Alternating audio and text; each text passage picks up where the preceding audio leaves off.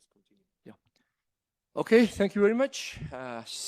Welcome again. And we first of all, we announced that we are gonna continue with yesterday's session, session 4, the item of session 4, which is about ongoing development with the relevance for the work of the Joint Task Force. Practically it is a last part of session 4, and in this time frame we have 5 presenters, representative from Belarus, Bosnia-Herzegovina, also Armenia, Montenegro, Serbia, and Armenia. Yeah. So during the first part of this day, I lead this session, and our general chair, Sevalas, has a presentation and is one of the presenters. So please take 10 minutes for the presentation, and please take time management. So I no longer waste our limited time, and I want to invite first presenter from Belarus, Katerina Maslovskaya, who represents National Statistics Committee of the Belarus Republic. Katya, please, floor yours.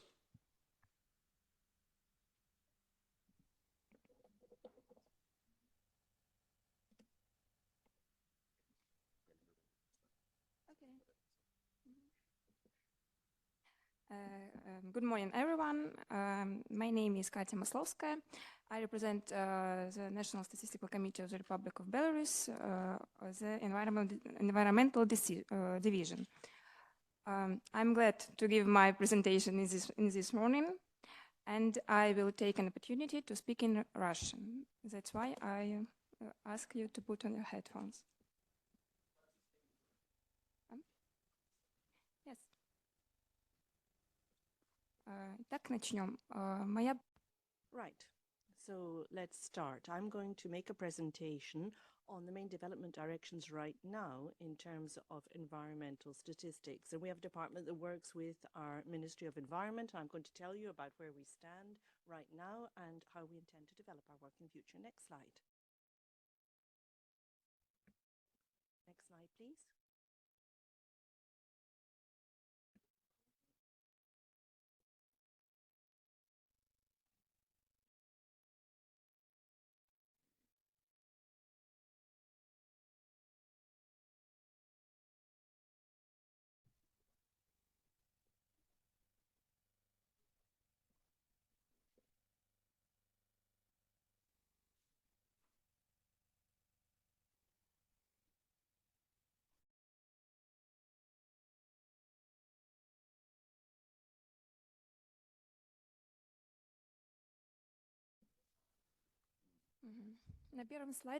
So this is the first slide. And here you can see the 4 indicator sets that we use for the environmental monitoring in our country. We're actually working on another set right now. However, as was said yesterday, problem about translation. We'll deal soon. So. Can you hear the English translation? Can you hear the English interpretation?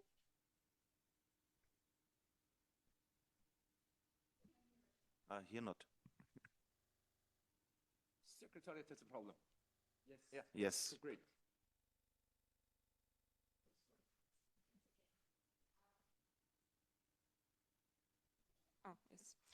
На первом слайде представлено 4 набора показателей, в рамках которых осуществляются экологические показатели, мониторинг экологических показателей. Это показатели СЕЙС, показатели ЦУР, показатели зеленого роста, а также система СПЭУ. В настоящее время разрабатывается еще один набор показателей. Я остановлюсь на этом позже.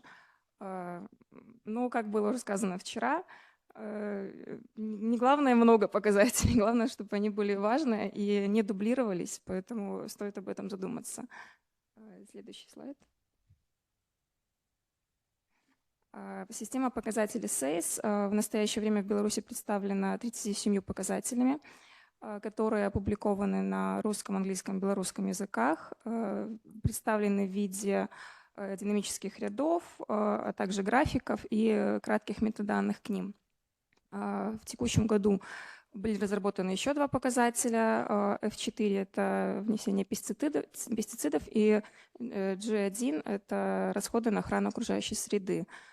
Кроме того, был актуализирован показатель А1, поскольку в Республике Беларусь была пересмотрена методология расчета выбросов загрязняющих веществ от мобильных источников.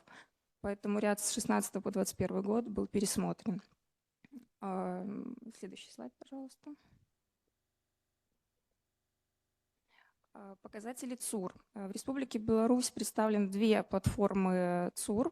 Это национальная платформа и региональная платформа. На национальной платформе в настоящее время представлено 66 показателей, которые относятся к экологической тематике, и это примерно 30% от всех опубликованных показателей. А региональная платформа введена в действие с этого года, и на ней представлены 27 экологических показателей, которые затрагивают как областной, так и районный уровень.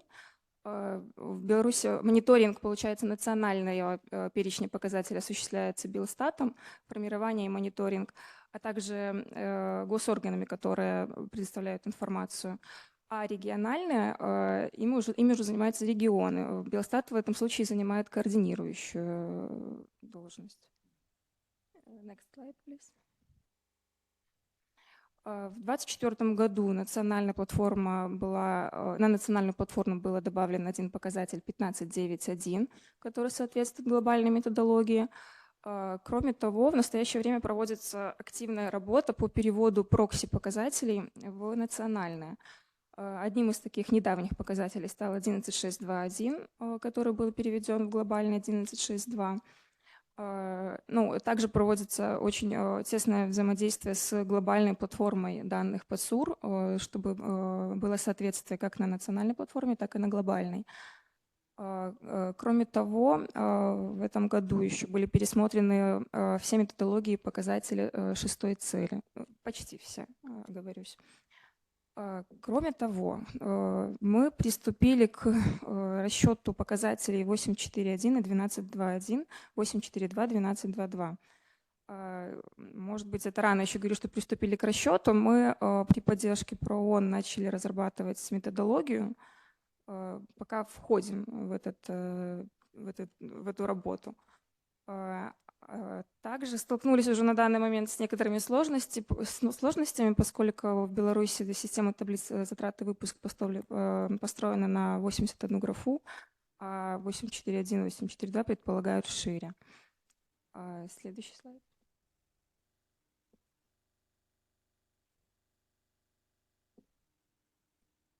А также одна из новых работ в Беларуси – это была модернизирована платформа базы данных ИСБД. Данная платформа в настоящее время уже дает более легкую работу для того, чтобы писать показатель, как он надо, чтобы пользователь мог отобрать именно то, что ему надо, сделать выборку, построить самостоятельно график в любом виде, там столбчатый, линейный, либо круговой, карты и так далее. Также в 2024 году, получается, ведется именно наполнение этой базы данных, поскольку теперь она позволяет расширять свои ряды и представлена более мобильно. На ней представлено на данный момент 59 показателей экологической тематики, 20 по статистике окружающей среды, 30 по статистике лесного хозяйства и 9 по статистике охотничьего хозяйства. Однако ведется работа по наполнению иными показателями на основании административных данных, которые мы получаем, чтобы эта платформа аккумулировала все данные по стране. Платформа представлена на русском, английском и белорусском языках, поэтому можете пройти по ссылке, посмотреть, как она. Но она пока в опытной эксплуатации. Next slide. Одной из ключевых частей показателей на этой платформе были выделены показатели зеленого роста. Раньше они были представлены у нас в виде Excel-таблиц на сайте, то есть нам надо было скачивать каждый показатель. Теперь выделили именно отдельный блок в ИСБД, Опять же, он пока наполняется, но мы планируем к концу года наполниться всеми показателями, которые мы относили к зеленому росту. Вот представлено, как мы, вот сразу видно картографию, мы можем выделить там. И это, конечно же, позволило нам расширить динамический ряд, поскольку у нас раньше были представлены с 2010 года показатели зеленого роста, теперь подгружается сразу показатель, например, численность населения, подгружается весь ряд очень глубокий. И текущая работа, которую вот надо проделать, это наполнить все группы зеленого роста, увеличить динамический ряд, разработать краткую методологию для них и разработать графики, которые сможет пользователь для себя формировать. Следующий слайд. Также одна из новых платформ, представленная в Белостате, это геостатистика. Платформа позволяет, ну, она задействует несколько областей и позволяет спускаться на районный уровень, который представляется именно картографический районный областной уровень. Пока на этой платформе экологические показатели загружены немного, только 10, но мы планируем загрузить больше, в том числе показатели рассчитанные не абсолютные, а относительные. Представлена платформа также на русском, белорусском и английском языке.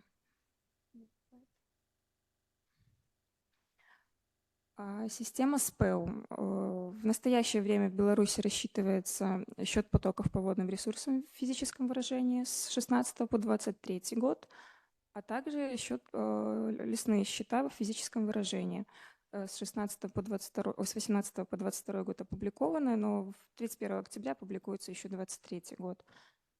Кроме того, начата работа по разработке методологии функциональных счетов.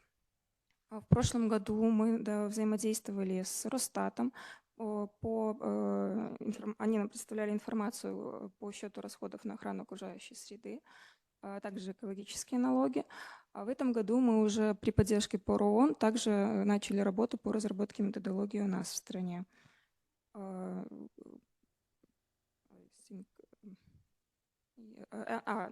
all. Next slide.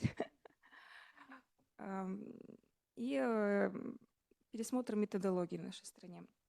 В 2021 году был введен классификатор виды природоохранной деятельности, который разработан на основе СЕПа 2000, после чего мы внесли изменения в формы ОЗ-затраты, текущие затраты на охрану окружающей среды и форму по инвестициям.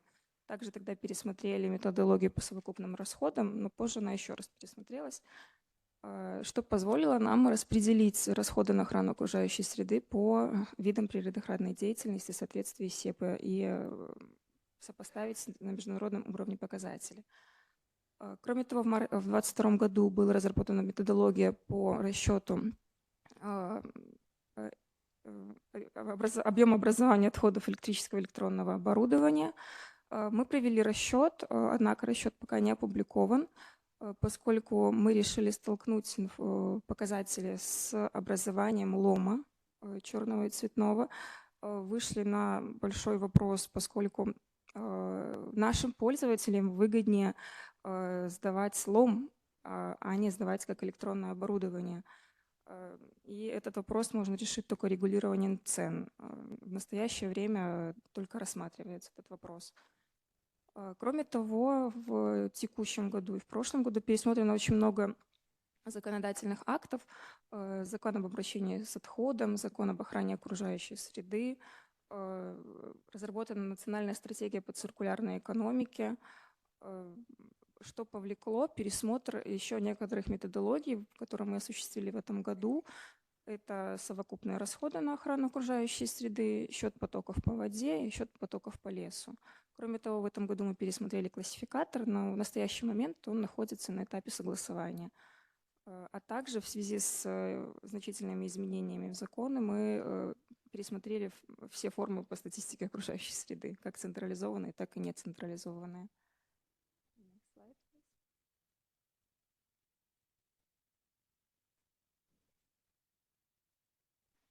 И наши планы развития – это, естественно, расчет функциональных счетов, на которых я останавливалась, Думаю, мы можем пока отнести его к долгосрочному плану. Также вот разработка системы статистических показателей по изменению климата. Мы за основу взяли 158 показателей UNSD. Пока находимся на начальном этапе. Ну, какие-то конкретные показатели мы уже определили и рассматриваем каждую методологию отдельно сейчас. А также разработка показателей ЦУР 841, 842. Next slide. Пользуясь случаем, я бы хотела поблагодарить нашу целевую группу, поскольку за проделанную работу, а также за вектор развития, который вы задаете для нас. Thank you. Thank you very much, Katya, for the impressive and informative presentation. So now I want to turn to audience for the questions, comments, and feedbacks.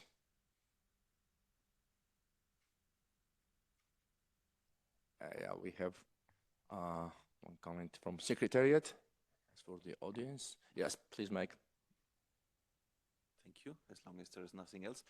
First of all, thank you very much for the presentation and congratulations on the achievements made so far. So the platform looks really impressive, but also your plans. So my question to you is, first of all, with the dissemination of this information on the website, do you also monitor how many users are actually visiting this webpage and who are these users?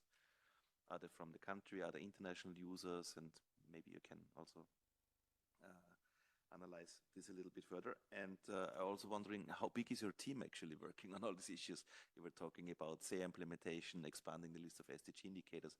That's a very ambitious work. So how do you organize work in that regard? Thank you. Спасибо, Майкл. Мониторинг посещения нашего сайта, этим занимается наше управление международного сотрудничества.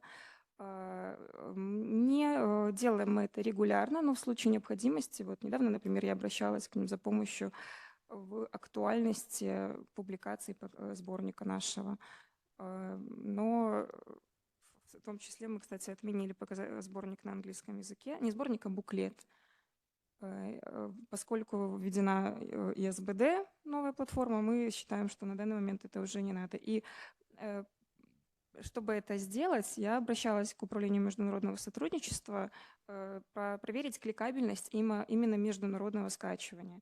Сами конкретно мы это не видим. Ну, при необходимости, конечно, работаем. В отношении того, сколько у нас человек, в моем управлении работает 5 человек, включая меня. Мы находимся в составе управления по статистике сельского хозяйства и окружающей среды.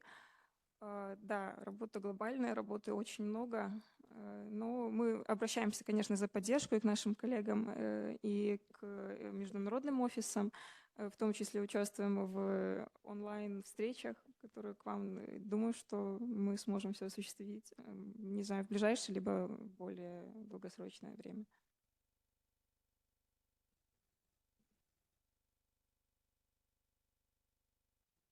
Any feedback? Okay. Now I want to invite next presenter, who is our chair, Sevala Koracevic, which also represents Agency for Statistics of Bosnia and Herzegovina. Dear Sevala, please, floor yours. Thank you very much. On behalf of Agency for Statistics of Bosnia and Herzegovina, I will present to you last achievement, in fact, statistical achievement of the regarding implementation of environmental economic accounts. Next slide, please.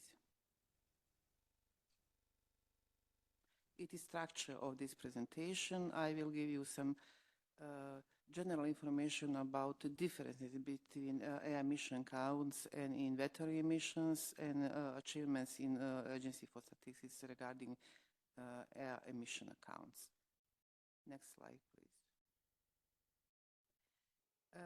The presentation is about air emission accounts, which is one module of Europe's environmental economic accounts, for which legal basis regulation on regulation number 691/2011, Eurostat records and publish this module annually. So purpose of the emission account is illustrate emission of greenhouse gases and other air pollutants related to industry and households energy consumption and other activities. Emission accounts developed according to Eurostat manual based on system of environmental economic accounting, which is international statistical standard published by UN. Next slide, please. IPCC, Intergovernmental Panel on Climate Change, has drawn up specific guidelines to estimate, report on national inventories of anthropogenic greenhouse gas emissions and removals. On the other side, air emission account are emission of greenhouse gases and other air pollutants related to industry and household energy consumption and other activities. So, the most important differences between emission accounts and IPCC totals are adjustments for residence principle. Emission accounts follow residence principle, where on the other side, national emission inventories follow territorially principle. Second, emission inventory is process-based allocation of emission. On the other side, air emission account is allocation of emissions to economic activities. And in air emission inventory, emission breakdown by 7 sector. In air emission account, emission breakdown by industries, NACE classification, 2-digit level, NACE ISIC international, and household.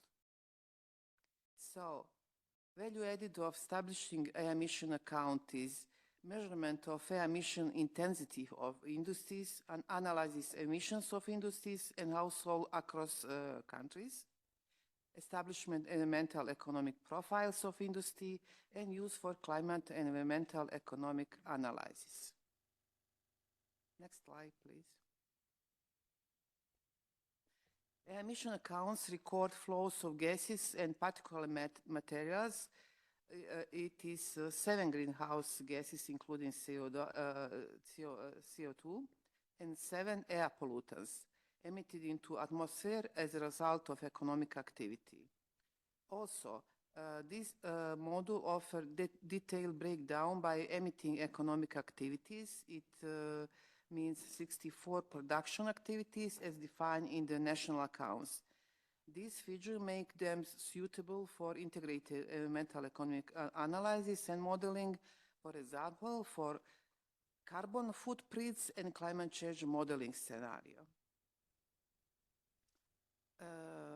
In addition, data shall be produced for household air emissions, breakdown by 3 purposes, and bridging items. By bridging items is meant reporting items which clarity reconcile the differences between air emission accounts reported under this regulation and those data reported in official national air emission inventories.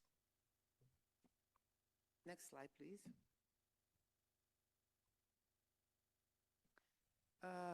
Previous slide, it is about generally about emission account inventory accounts. So what's happened in Agency for Statistics Bosnia and Herzegovina?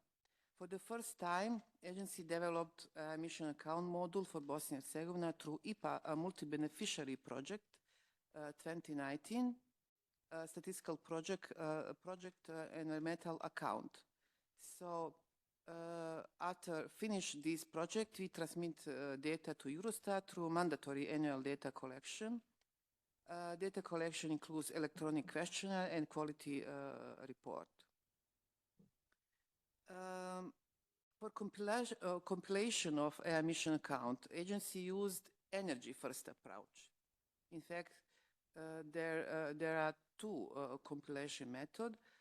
We used energy first approach. Starting point using energy statistic balances for air emission accounts and some brief guidelines regarding conversion from energy statistic balances to energy accounts and then to air emission accounts is provided in compilation guide for Eurostat air emission accounts.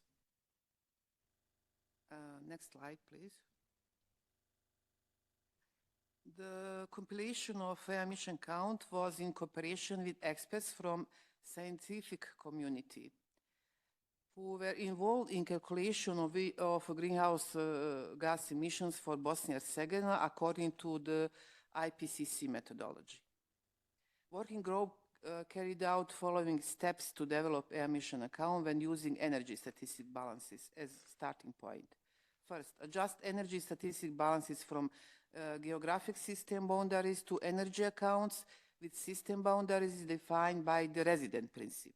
Second, assign energy use to industry NACE categories and household to arrive energy accounts that are according to NACE categories and household. Third, calculate emission from energy use industry by industry and household with help of energy industry and technology specific emission factors. And finally, calculate emissions from non-energy sources and add to emissions from energy sources.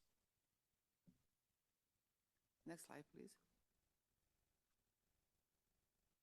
Results, the allocation of emissions to economic activities, data compilation, data transmission to Eurostat for the period 2070 to 2021, 5 years. Data submitted to Eurostat through a questionnaire in September last year. Also a quality report transmitted to Eurostat in September last year. Next slide, please. So, why are emission important? Policies to manage air emissions need reliable data on amounts produced and who releases them and where. In further calculation of emission counts, agencies should provide information that will provide answers for key questions. It means, is this changes over time? Who are the main polluters? Is there a decoupling between emissions and economic growth? Is the emissions efficiency of economy industry improving or not? How much energy does economy consume and how many tons of greenhouse gases are emitted? Next slide, please. So at this moment, agency implementing IPA multi-beneficiary program 2022 and statistical project elemental accounts again in this project. One of the modules is again air emission account. Through this project, agency will, I hope, calculate air emission account for additionally 2 years, 2022 and 2023. Provide data for emissions according NACE ICIC on more detailed level. Harmonize emissions from economic activities, production, consumption, consistent with data of the national accounts. Conduct some specific survey if necessary. And use for the composition and footprint analysis, it means emission intensity, calculated emission intensities. Next slide, please.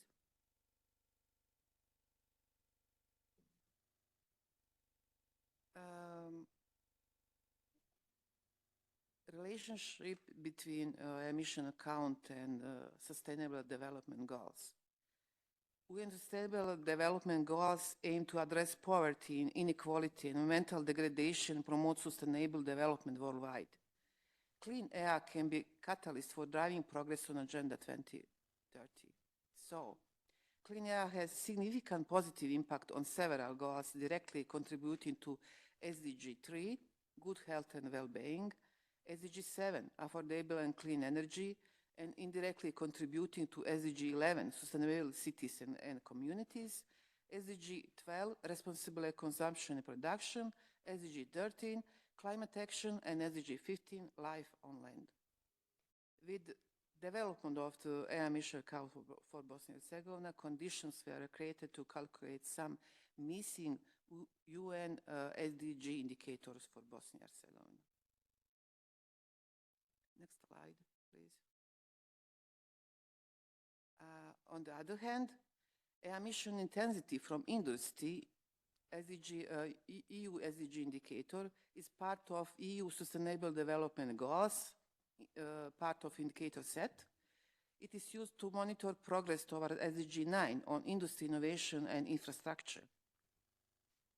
This indicator measures emission intensity of particulate matter from the manufacturing sector, NACE-REV 2 Sector C. Emissions are defined as flows of gases and particulate materials emitted into atmosphere. Emission intensity is calculated by dividing sectors' PM emissions by its gross value added, which is defined as output at basic prices minus intermediate consumption at purchaser prices. Data provided for this indicator are statistical offices of the European Union, based mainly on a national emission inventory and energy statistical balances. Data collection is regulated by regulation I mentioned before, 691 on European environmental economic accounts. With the development emission account Bosnia and Herzegovina, conditions were created that this SDG indicator can also be calculated for Bosnia and Herzegovina. Next slide.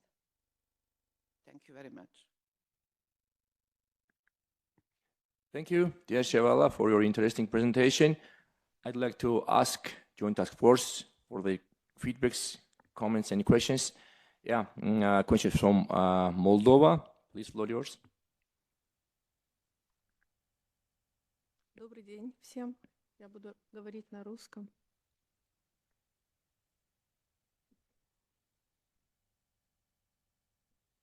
У меня такой вопрос. В своей презентации вы говорили, что используете расчеты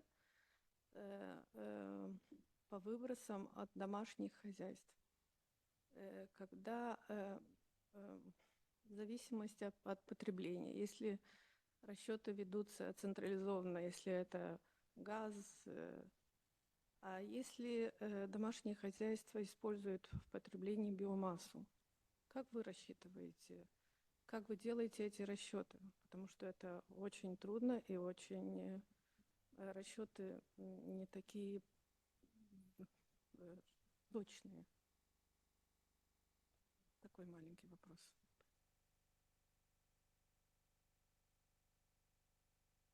Question. In fact, I'm not this part of working group to calculate the emission count. It is my colleague.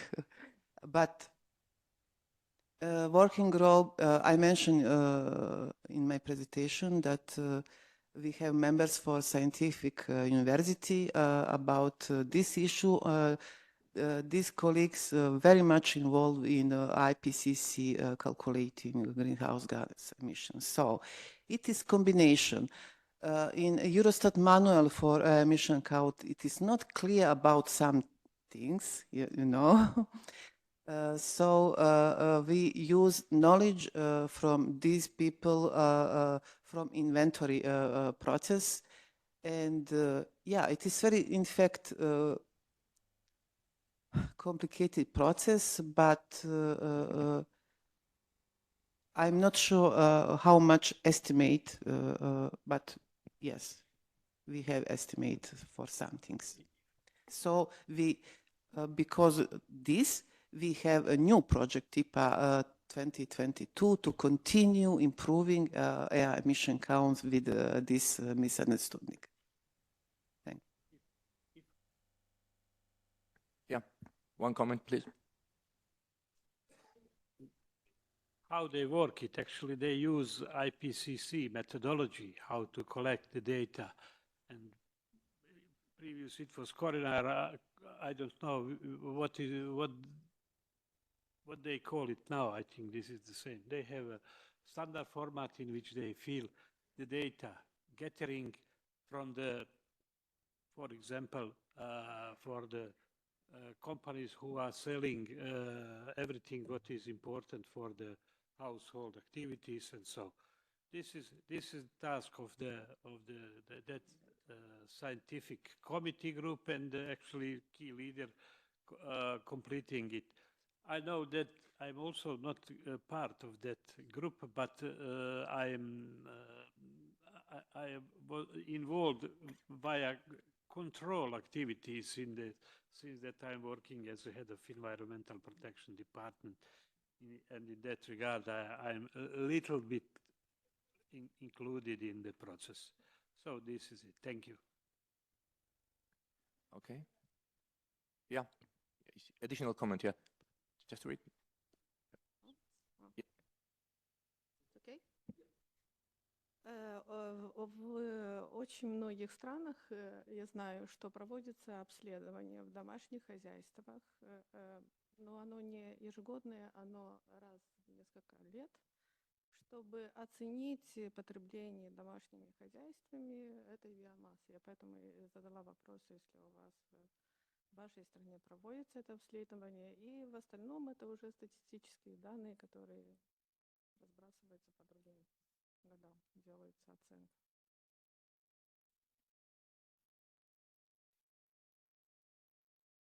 Would you like to add?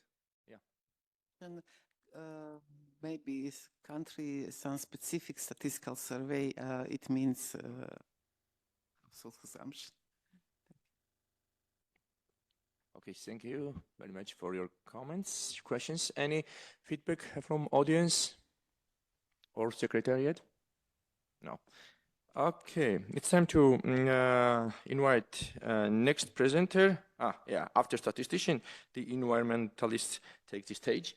Now, so our next two presenters came from Environment Protection Area Agency.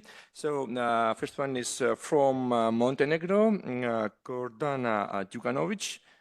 Please, floor yours, dear Gordana. Thank you. Good morning. I'm Gordana Djukanovic, and I'm working in the Environmental Protection Agency of Montenegro, and I will present you some relevant information about ongoing activities in environmental sector in Montenegro.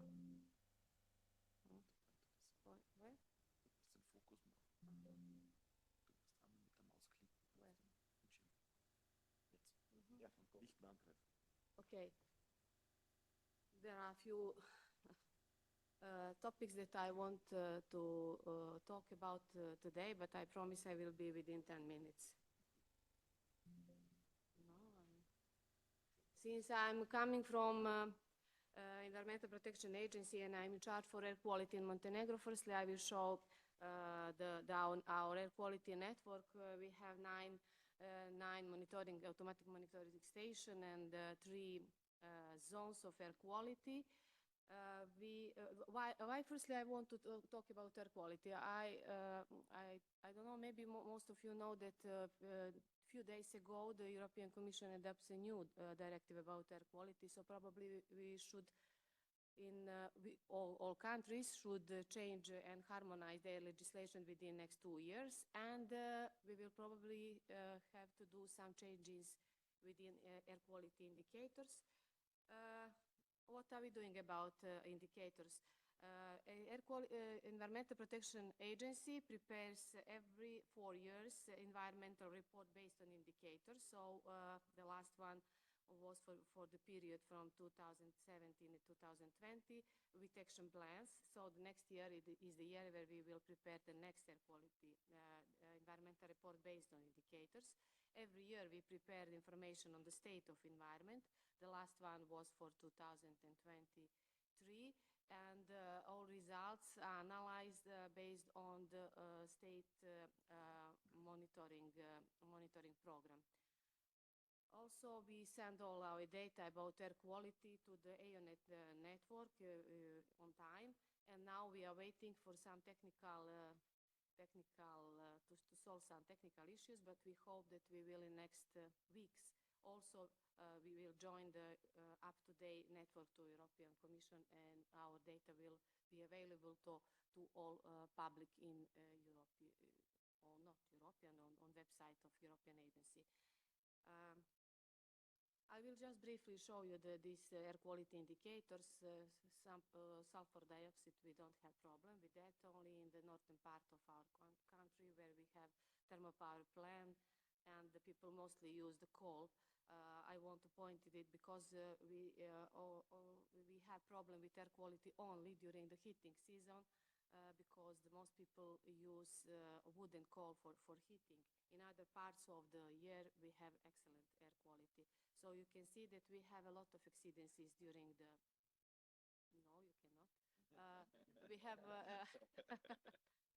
we have a lot of days with exceedances during the winter season in our north region and in central region, and also problem with PM 2.5. What I did? I'm not sure if it's you. Okay. So I just want to share with you that we have an excellent experiment this year in Montenegro. The fourth EPR Montenegro is under the preparation, and this experiment was in April this year. So the Montenegrin delegation accepted proposed recommendation last month, and we expect that a final adoption of this report next month also here. So yesterday our colleague from Austria explained structure of SOER report and all important details about it. So I will just mention that Montenegro, in accordance with that concept, working on SOER 2025. So I will just go through this slide if you agree. This is prepared by my colleagues. So we are preparing that important report too. About biodiversity, you all know what is Natura 2000. The project started in Montenegro to 2017 so far. As you can see, we mapped 60 territory of our country about habitats and about 80% of the territory about species. And this final proposal of the Natura 2000 and Emerald Network of Montenegro should be done before the I think the end of the next year. And what is also very important, development of communication strategy, as you know how the public can react when we are talking about protected area. So we will also prepare this document next year. What is also new, PRTR register. We didn't have this register before. So we had one project which was funded by the Federal German Ministry of Environment, and it was finalized this year, in May of this year. And we have a help of the experts from Serbia who prepared this software, and I will just go through the structure of the PRTR register. You can see what we want to collect the data about water emission, about emission to land, emission to air, and waste generation. It is very important report for us also regarding chapter 27. Another very important information system, the name is 3R in our agency. We want to use, and not want, I hope, we will use this software for a cadastre of pollutants. And as I already mentioned, the register of waste and the cadastre of pollutants is one of the final criteria for closing chapter 27. So almost half of my colleagues from the agency, we are all involved in this activity. Also, what is new? It's a quite new law on waste management, and I just want to mention this extended producer responsibility. This activity will be first time implemented in Montenegro. It will be very interesting to see how this implementation will be work on field. And also from the next days, from the October 20, will be in regards of this law also ban of the use of the single-use plastics. also will be very interesting to see how the people in Montenegro will accept this ban. So that's all for me.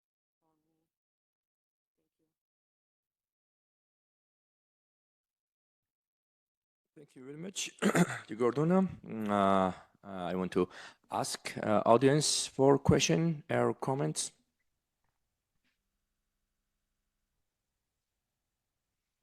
No feedback from audience. Any feedback from secretariat?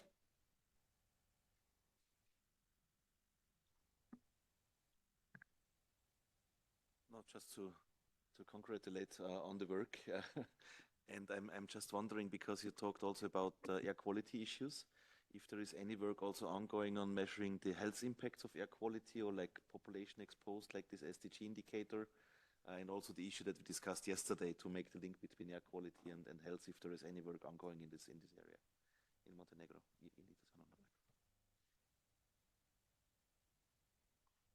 Yes, I was involved 10 years ago. We prepared some formula how to calculate this impact. The first idea was to use the data about air quality concentration and in correlation with the percentage of the citizens which are exposed to the exceedances. So we have this data, and also there are some ongoing projects within Institute for Public Health that we will use these softwares to calculate the impact on health. And we have one excellent study which was performed by the WHO during and finalized on 2016. They prepare all calculations how the air quality can impact on the four cities in Montenegro which are affected by pollutants. So we think about it.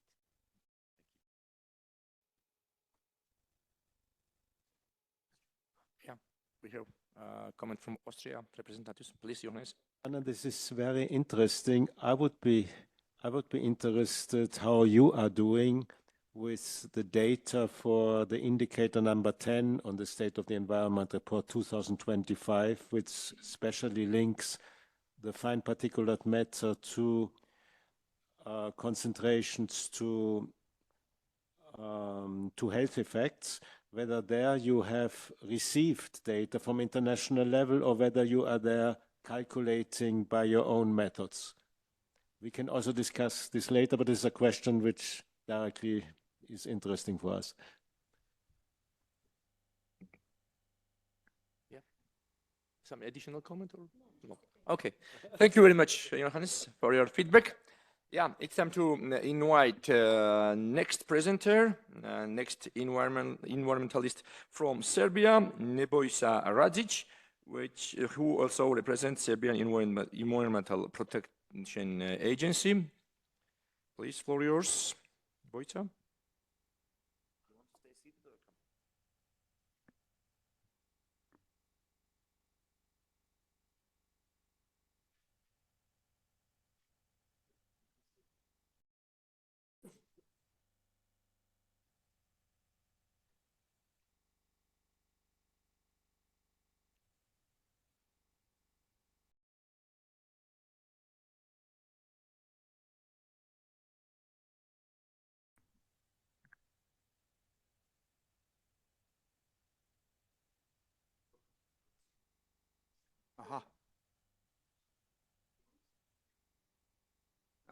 Okay.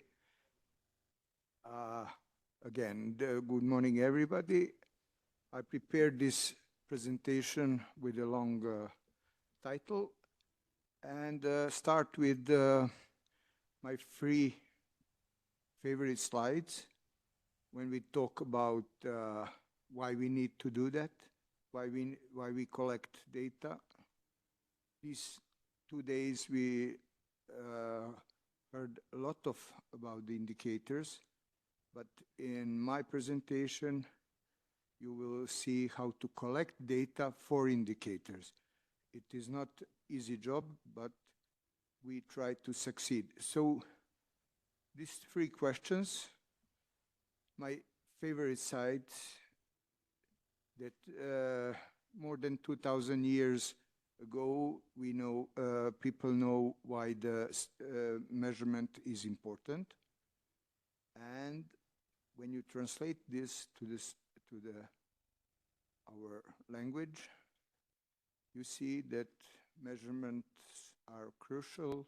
Without measurement, you couldn't control, manage, or improve any kind of system. We start with this National Register of Pollution Sources. We start in 2007. During 2009 and 10, we complete legal framework, but every year we adopt something new, so we try to be online with the EU or UNEC. So what is consist of National Register of Pollution? PRTR register is a starting point for us. Oh, sorry. What I do now?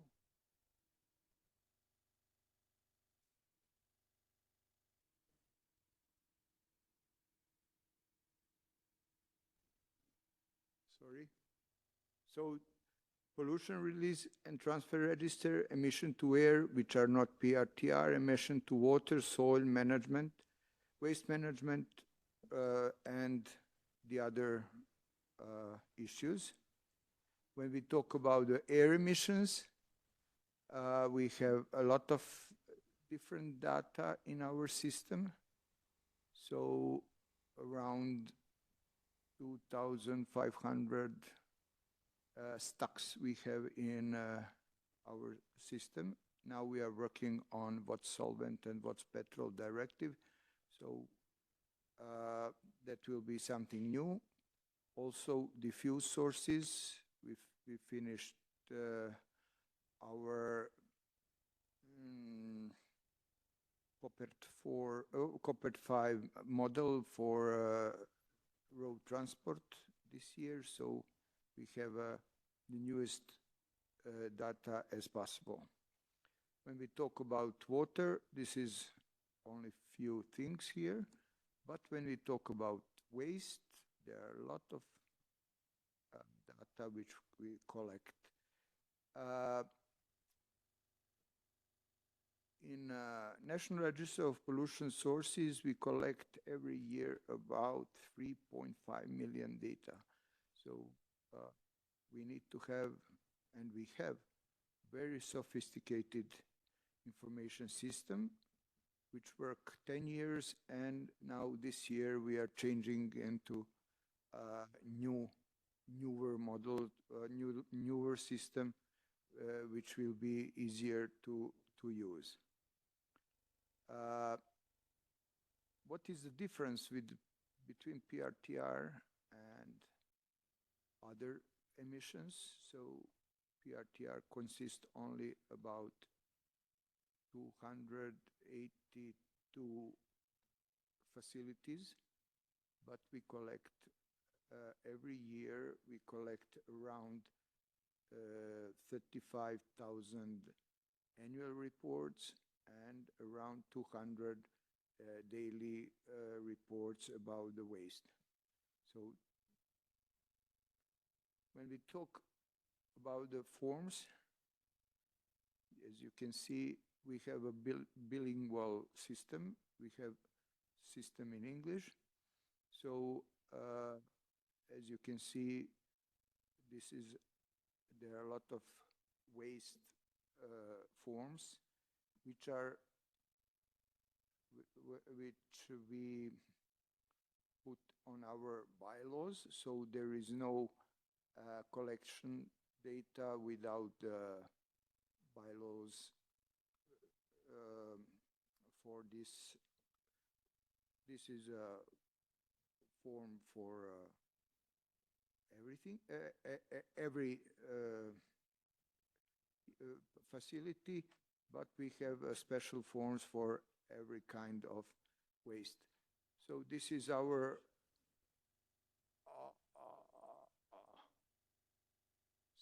sorry, So this is forms. This is forms in bylaws.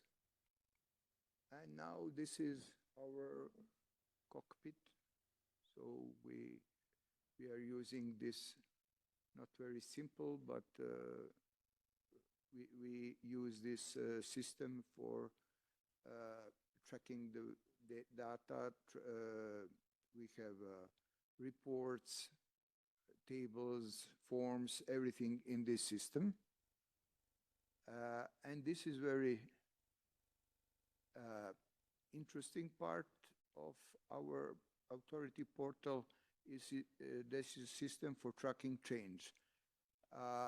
When we put some company or facility to the court, they said agency changed the data or something. So we developed these tracking changes, and we know, and we send to the court this this form and said we need to who changed the data. So very easy to use. This is one part of information system which we use for tracking who sent data and who don't send data. So we have every company in our system who send data or not. As you can see in this graph, everybody want to send data on the last day of our timetable. So that's 31st of March. So in this between 29th March and, for example, 1st of April, we receive about 10,000 reports. So that's very tough to use it.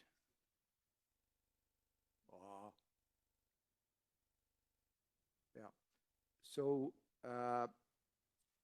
it is very important for us for have this on in this system.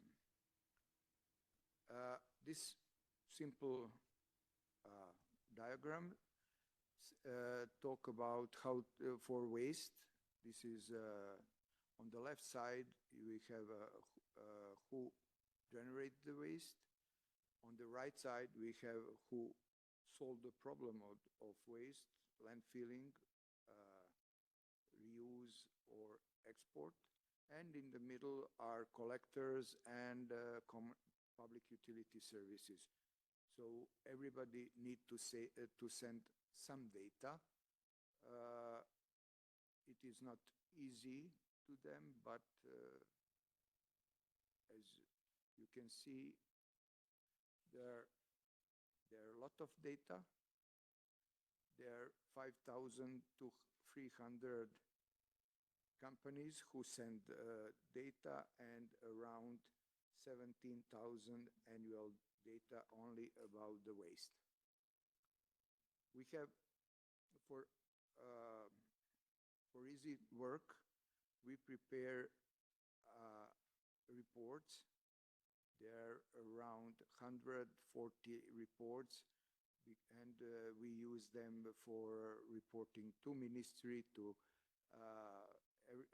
every person who wants data, they will receive this. This is not a system online, but in the new system, I think that we will try to build them online. When the company send the data, the amount will be changed automatically. This is indicators. The list of indicators which we used for Chapter 27 negotiation with the EU. So in this list, you can see also indicators from UNEC list. So you can find Yesterday I checked the list of indicators in a guidance document, and we have all of them except I-free. This is recycling of construction and demolition waste. All of them, all of others we have in our system immediately. When we talk about packaging waste, you can see here the problem with the difference of packaging recovery and recycling rate. When we look on the left side of the equation and right side of the equation, so who put on the market and the waste generated, there are differences around 5%. So we need to solve why this occur. Every year we have our waste management report. In 2008, 17, 18, we stopped translated in English. We don't have financial money, finance for this, but we have. Last week we adopt this waste management in Republic of Serbia from 2011 to 2033. So this 12 years we have in one report. Everybody who sent the data to the Eurostat and OECD joint questionnaire, as you can see, we have data also for them, and we use their acronyms what they in our methodologies for calculation. Every line in these tables are explained in our systems, in our methodologies. So when I go to the retirement, somebody else can do that normally. So this is second table. So from communal waste reporting, as you can see, we have a lot of data, but what we don't have, and maybe this, I think yesterday about this, for the quality of UNEC indicators, we missed reuse. So there is no reuse in indicators, and I think that is very important because national ceilings for waste also covered reuse. So maybe you can think about that in the next reporting. This is a table for packaging waste. So you can see that we also have this. And this is for public access to data. This is our GIS system for waste. You can see on the right legend. This is a generation, collection, treatment, landfilling, export and import. And when you click on this, you receive something like this. So this is all treatment facilities in Serbia. Oh. Yeah. So this is sorry, what I do now.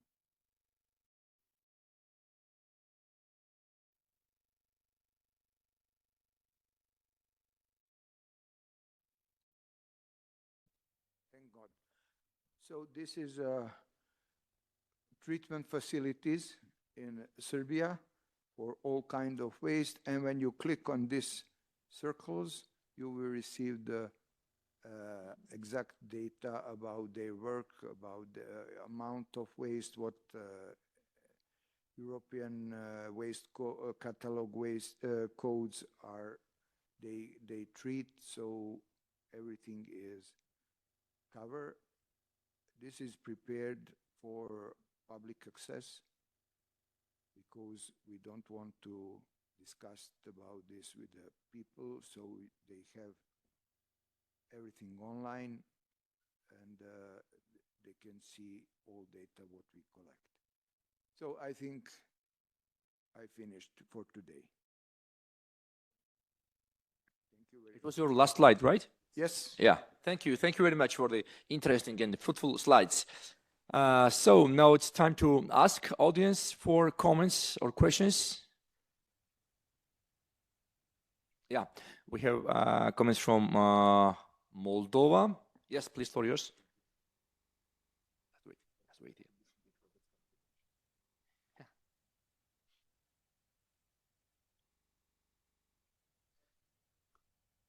Yes, please, Moldova representatives.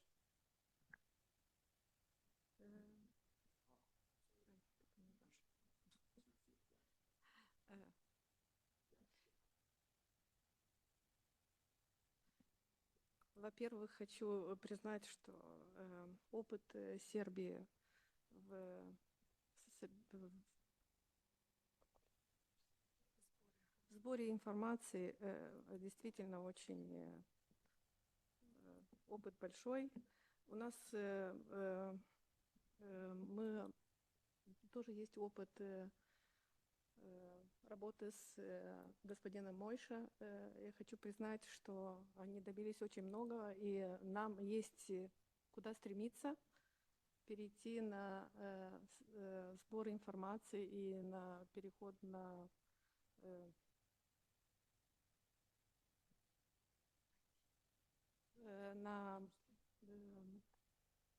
перенос данных и переход на информационную систему ихнюю. Я сама ознакомилась с этой системой, очень удобно и очень привлекательно. Но в вашей презентации вы говорили, что у вас есть ежегодные отчеты, есть квартальные, наверное, но говорили в том числе есть и ежедневные отчеты. Можете нам объяснить, что это за отчеты ежедневные? Потому что это подразумевает еще больший объем информации, то, что очень сложно. Это маленький вопрос. Спасибо.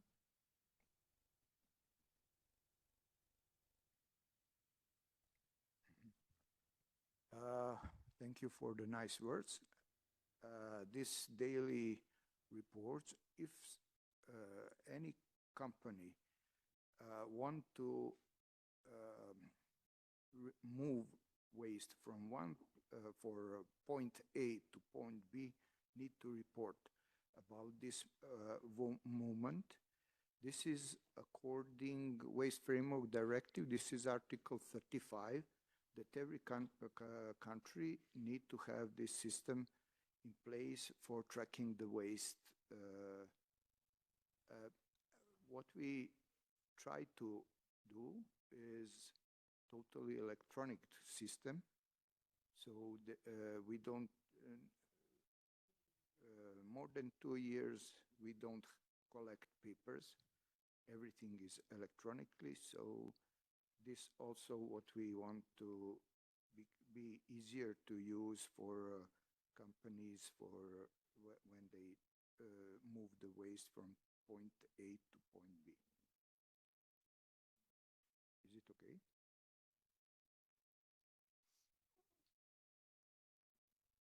Thank you very much. We have one comment also. Thank you. It was very interesting presentation from Serbia, but I have one little question to you. What do you do when you see mistakes in your national database, and how and what do you do then when you create national annual report for industry with these mistakes?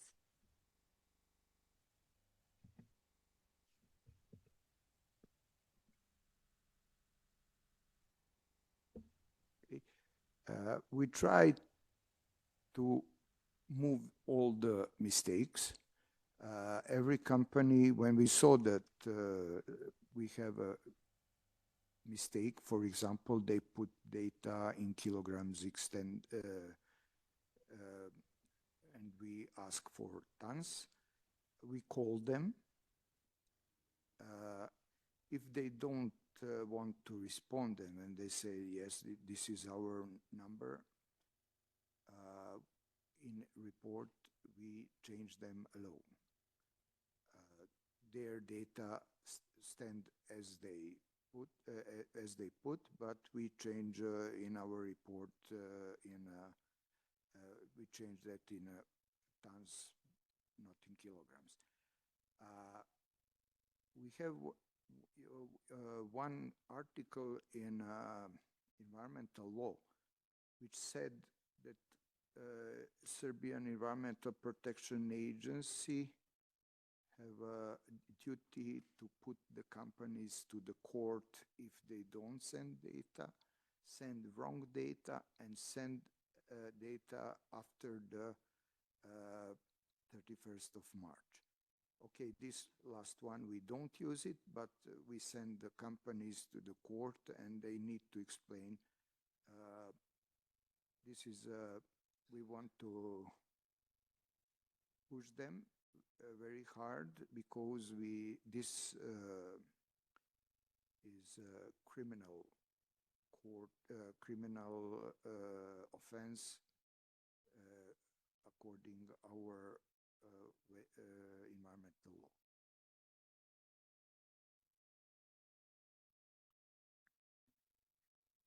Okay, thank you very much.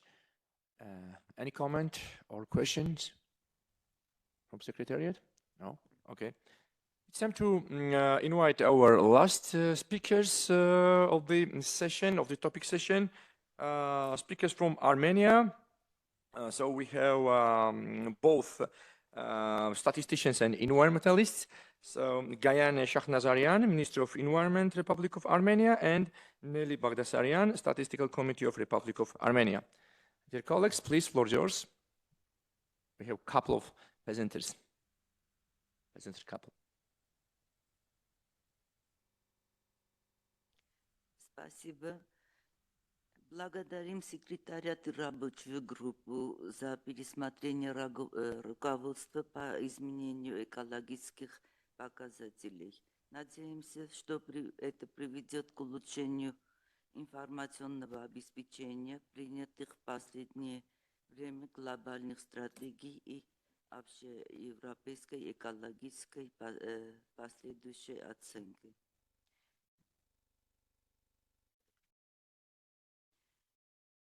Из 49 экологических показателей ЮНЕСИ в информационной базе Армстадбанк публикуется 43 показателя, в том числе 7 национальных показателей. Хочу отметить, что в качестве отправной точки для разработки статистики окружающей среды мы использовали руководящие принципы ЮНЕСИ. На основании Армстадбанка и показателей ЮНЕСИ сформированы индикаторы SDG, которые размещены на отдельной платформе, и платформа доступна на нашем сайте. Платформа использует международно признанные стандарты и показатели для измерения устойчивого развития.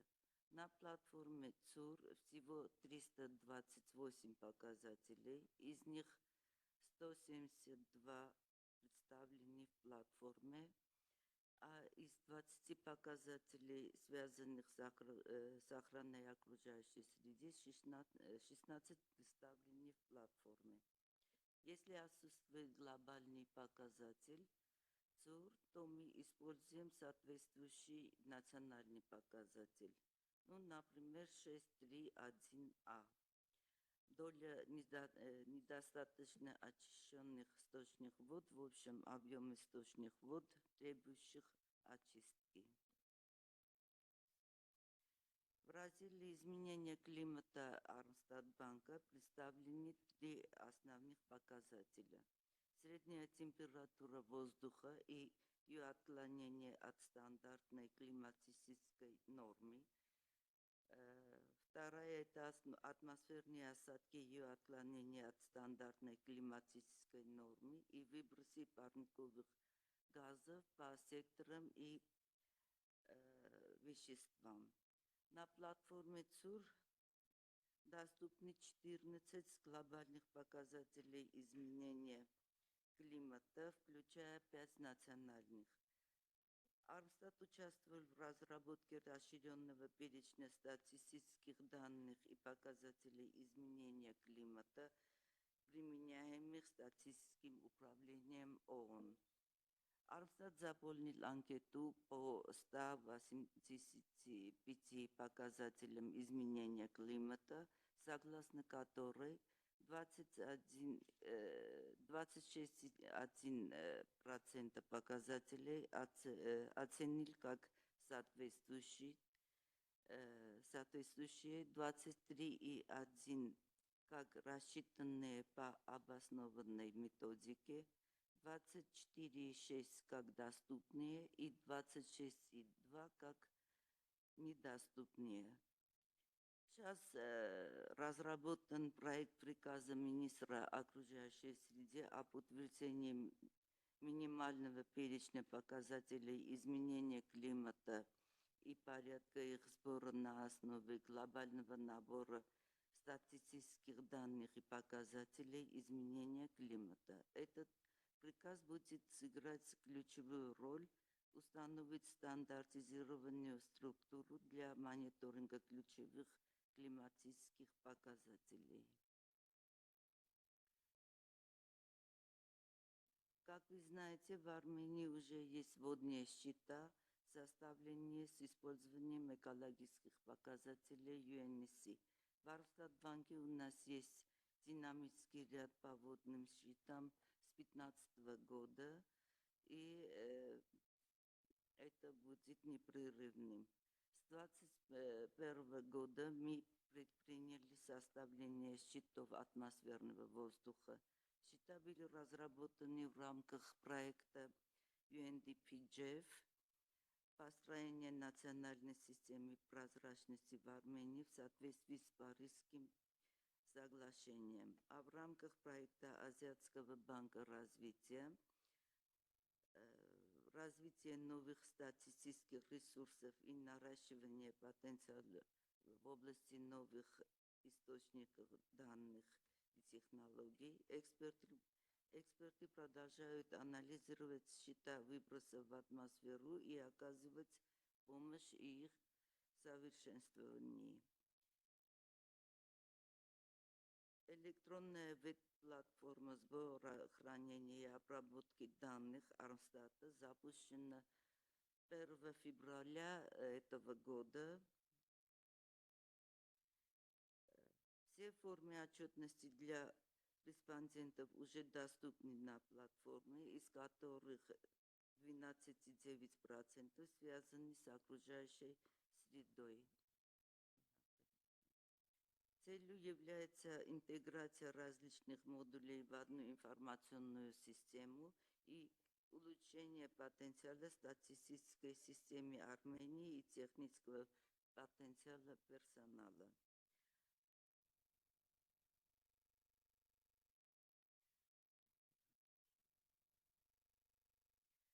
В этом слайде приведены статистические публикации, национальные экологические отчеты и специализированные отчеты. Из статистических публикаций основным является ежегодный сборник «Окружающая среда и природные ресурсы Республики Армения», где подробно представлены все экологические показатели. И с 11 октября у нас начался агросенсус. Данные цензуса будут использоваться для составления показателей, экологических показателей, в частности, изменения климата. На этом все. Спасибо. Сейчас продолжит моя коллега Гаяне. Thank you. I'll continue in English. I will highlight the key national environmental reports that provide crucial data on various environmental indicators. First of all, I would like to mention State Environment Report. This report, State Environment Report, published annually and present environmental trends, challenges in progress during a year. I would like to mention that in 2023, new environmental indicators such C10, C11 and C2 were included in the report. Second, National Greenhouse Gas Inventory Report. These reports provide detailed inventory of Armenia's greenhouse gas emission from 1990 to 2019. Now we are in the process of preparation report for 1999 to 2021. Air emission and informative inventory reports. These reports we develop under Convention LRTAP and include the reports provide national data on national air emissions. Besides of this, we have specialized reports on groundwater monitoring results, on surface water quality monitoring results, on air quality in the Republic of Armenia, and also this year we develop soil report on soil quality.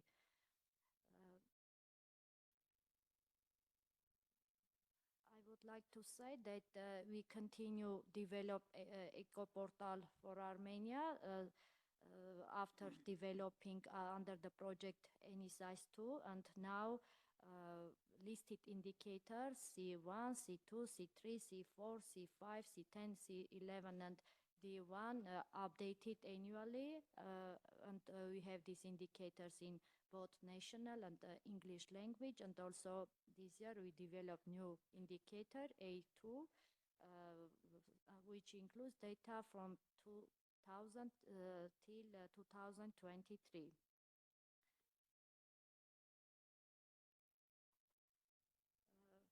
Also, this year we developed new page in Eco Portal under the project EU47.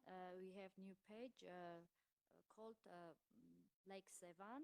This page presents deeply information related to program related to Lake 7, policy development documents, reports, scientific articles, publication, and IT products and tools and data. And each of these sections has subsections where you can see detailed information about Lake 7 and also links to data sources. This year we have developed also page metadata page. This metadata page was developed under the project EU for Environment, Water Resources Environmental Data Project. This page offers users access to wide range of data sets and data resources for environmental monitoring and analysis. We have here 4 sub-pages, list of data sets and data resources, services, interactive maps, and application. Again, you can see for each section data sources. The next achievements during this year, we finally develop a unified database for environmental monitoring, and also we develop a mobile application for this database. This database provide information, all environmental monitoring data, meteorological data, hydrological data, surface water quality data, hydrogeological data, forest monitoring data, and application provides real-time data on weather condition, environmental quality, and other key metrics right from RED devices.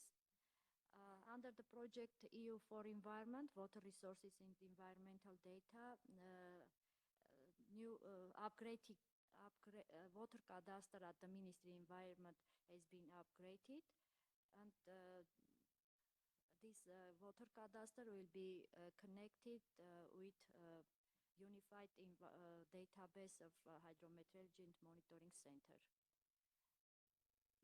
While this significant progress we have made in modernizing Armenia's environmental platforms, information systems, but still we have several challenges that need to be addressed to ensure a fully functional and efficient system. Still we have weak technical knowledge of administrative staffs. Many administrative staff members lack the technical expertise, and continuous trainings and capacity building programs are essential to address these gaps. We need improvement our administrative registers as a source of statistical data. We have weak infrastructure in territorial government entities. The IT infrastructure within territorial government entities remains weak. Stronger digital infrastructure along with trained staff, clear procedures and technical standards is required to support efficient digital public administration. Still insufficient legal basis for open data access, although we have law on freedom of information, but which provides some framework for open data, but there is still a need for more comprehensive legal provisions to promote open data access. And we need lack of some technical equipments. For example, modernizing environmental monitoring system include new technical instruments will enhance accuracy and capacity to have online data. Addressing these challenges will be crucial in moving Armenia closer to fully digitalized and efficient environmental information system. That's all. Thank you very much. Thank you very much. Thank you, Gayane. I want to ask audience for questions and comments. If not, I have a little question with Nelly. So, Nelly, you mentioned that environmental indicator, climate changing indicator, that 26.2% of climate change indicator is qualified as a non-available, right? So my question is, what is the main reason? So there are case of some administrative sources, lack of administrative sources, or lack of human resources, or some capacity buildings, or some specific circumstance for Armenia. So my question is, why is not qualified as a not available? Thank you. Спасибо за вопрос. Это связано с административными регистрами. В основном это Министерство экономики. Потому что сейчас у нас нет Министерства сельского хозяйства. Он входит в состав Министерства экономики.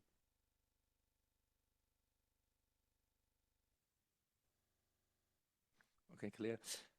Any comment from Secretariat? No? Okay, it means that, yeah, we have questions from Azerbaijan, our neighborhood too. Please, lawyers. Thanks all presenters for the interesting presentation. I have some information about new activities in Azerbaijan. Just briefly information, we have endorsed green growth indicators in August.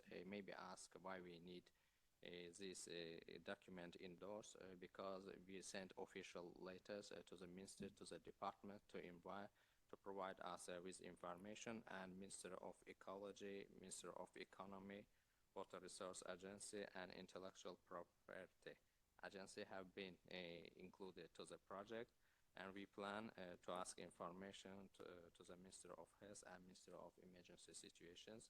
And then we have new activities related to DMC. Also, we have begun to collect information. We have some difficulties. Some of them is related convention. I talked with Irakli yesterday about this, and other difficulty is some departments has difficulties to cover all information in the country level. And for the time being, all departments will provide the data they have, and I hope that at the end of the year we will have at least proxy data. Then we are in a dense contribution with policymakers this year due to COP event. And regarding this, we have added some new indicators to our statistical yearbook that I stated yesterday. And Minister of Ecology works densely on the updating legislation, especially on the waste, plastic waste, packaging waste, and construction waste. Until now, statistical reports was the main base of the data, but if legislation approved, Minister of Ecology will be responsible for the data collection, and it will help to increase the quality of data waste statistics, and electronic information systems are planned to be created for better management and exchange waste. Thank you. Yeah, thank you, Emil. Mike, please add some comment about this division. Yeah, thank you very much, Chair. First of all, thank you very much for both presentations from Armenia and the short update from Azerbaijan. Regarding Armenia, it's great to hear that the EC guidelines have been a very good starting point and very helpful. And we will come back to this also in the next session. But I also I'm a bit curious also about your work on the climate change indicators. You were referring to the global set of indicators, which is a large amount of indicators. So I'm just wondering if you also have considered to look at the ECE set of core climate change indicators that we have developed a couple of years ago, and there is also a guideline, which is a smaller set of indicators, and maybe this could provide a good starting point or like also a good guidance for this work to limit the focus a bit, because we had a task force working on this and looking specifically at climate change related issues in the region. So therefore the focus and the number of indicators is a bit smaller. So maybe it could also be helpful to look at this to keep the focus right. Thank you. Any addition? Okay. Please, Nelly. Сейчас мы работаем с Министерством окружающей среды. Этот, я сказала, минимальный набор. Это приблизительно 35 показателей. И мы будем использовать показатели ЮНИСЕ. Спасибо. Thank you, Nelly. If any comment or questions or feedback of all presenters. So if not, it's time of proposed decision. The Joint Task Force thanks this. Okay.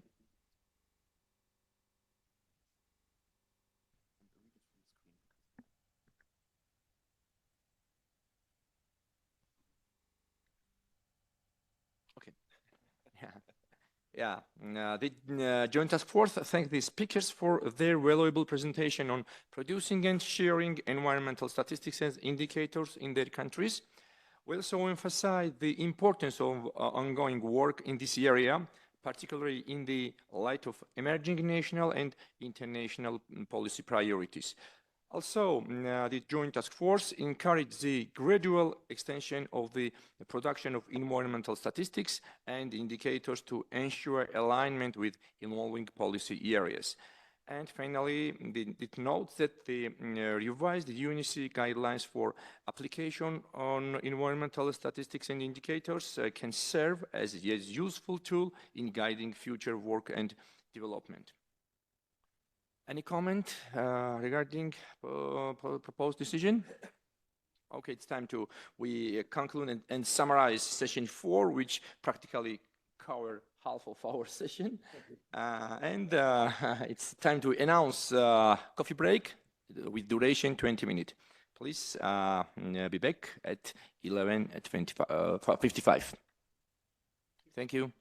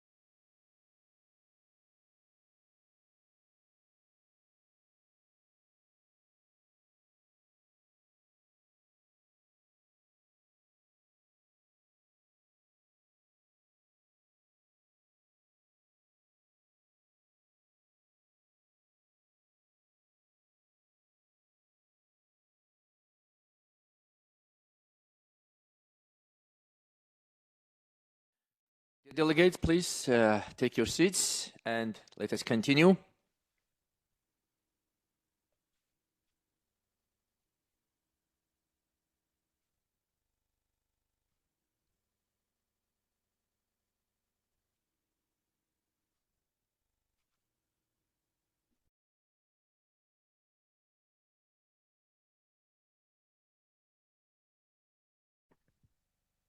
Okay, welcome back from the coffee break.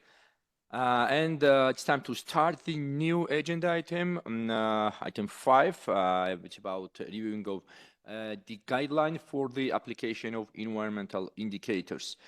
Unfortunately, we have a little adjustment in our agenda, so we will not have a presentation by the European Environment Agency as planned.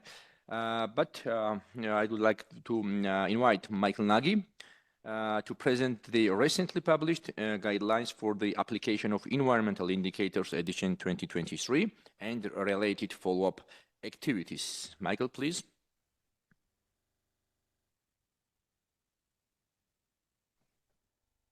Thank you, Chair.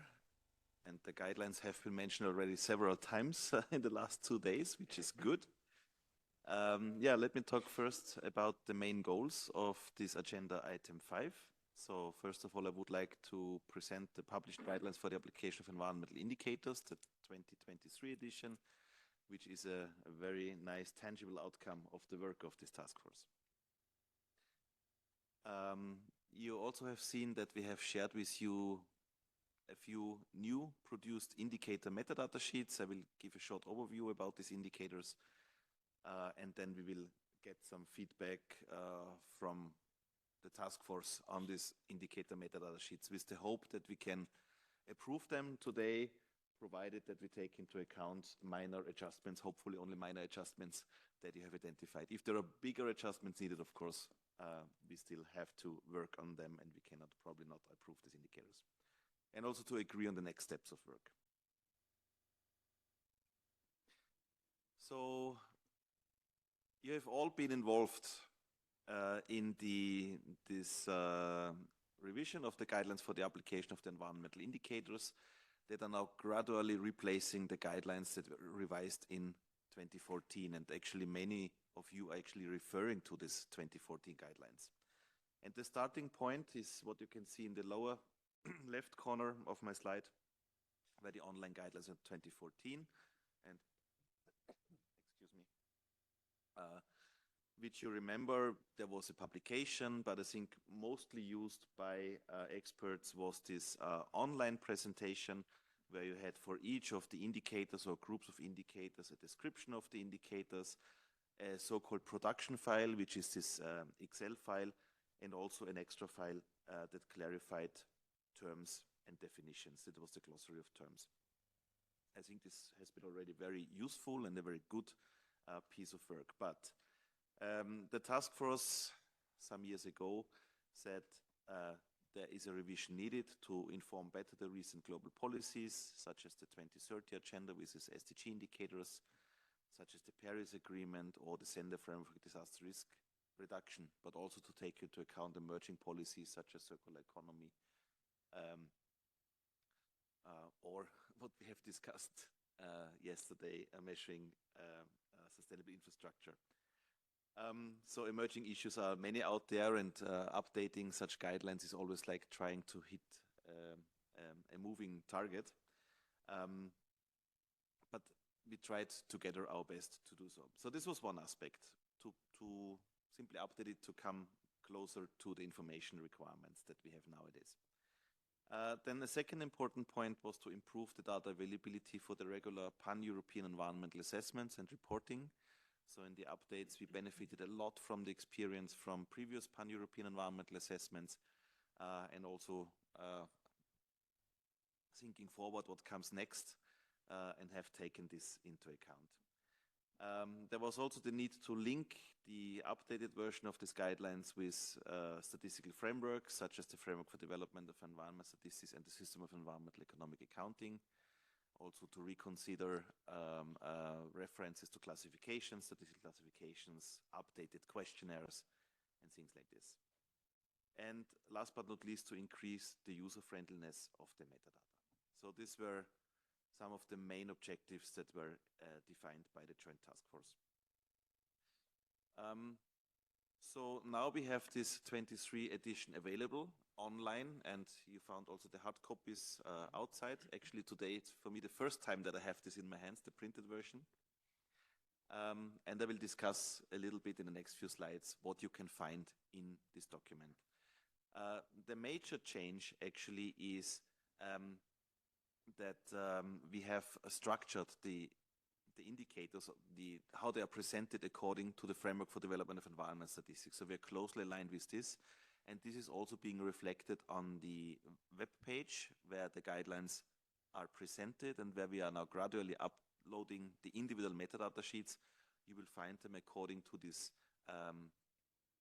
categories: environmental conditions and quality, environmental resources and use, residuals, extreme events and disasters, human settlements and environmental health, and environmental protection, management and engagement. So this is one of the big differences to the old guidelines, that you find them in a different way and they're organized in a different way. So yeah, what can I find in a 23 edition? So first of all, a carefully selected list of proposed indicators for regular production, considering global policy priorities, our regional ECE policy priorities, and the needs of the pan-European environmental assessments. I have not noted down the number of indicators, but I think it's 230, roughly, there. Then there is guidance on how to use the guidelines in the national context, and I think this is something which is really of relevance. We have heard many presentations from you showcasing how you develop national indicator sets or national dashboards following international guidelines. And we know there are many indicator lists out there, and it's very important to understand how can I navigate and how can I make best use for my own situation from these indicator sets. And this is what we discuss also in these guidelines. How can you make best use in your specific national context? There is also some recommendations on data disaggregation, which is also new compared to the other guidelines. And then we have metadata for priority indicators with reference to other international indicator sets, agreed international methodologies, links with the Framework for Development of Environment Studies and SEA, and so on. So this means in the publication, you find indicator metadata for all priority indicators. These are about 70. I will come back to this later. This has to do also with the situation that we had to prioritize also in terms of producing this publication, and it makes sense to prioritize priority indicators.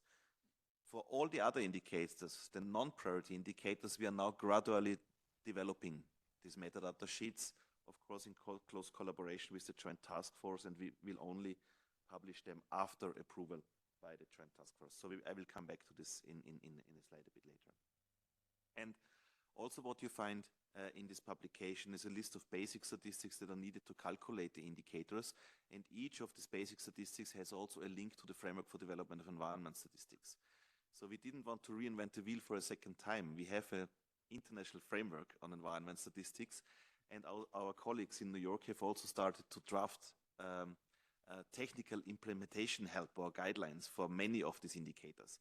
So with that, you can link the basic statistics to the global work, and you can, for many of them, also find technical recommendations or recommendations on how to produce these statistics.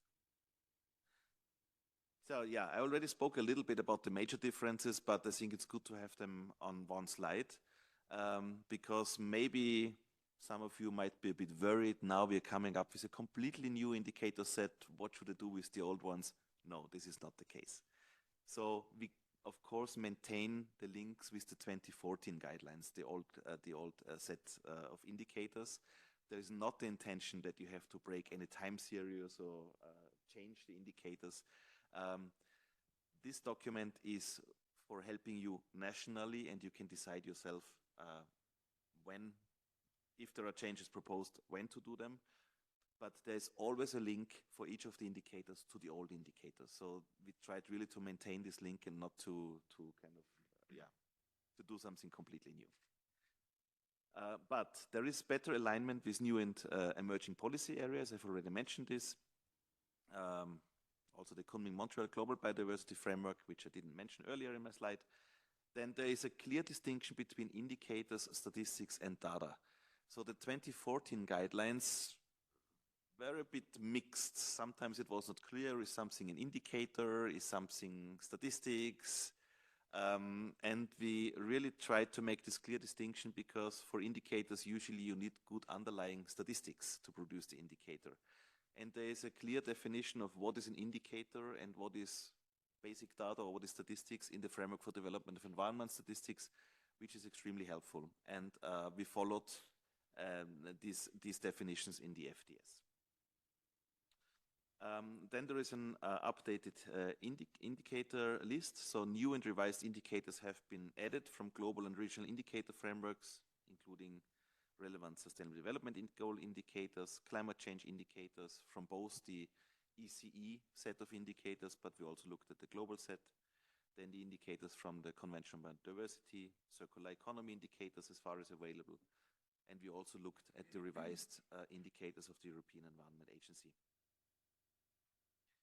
Yeah, then the enhanced structure, I already spoke about it. So we use the Framework for Development of Environment Statistics to organize the indicators. So you will not find these traditional topics like water, climate change, waste, whatever, but you will find it in a different organized way in these 6 main domains that I have already mentioned.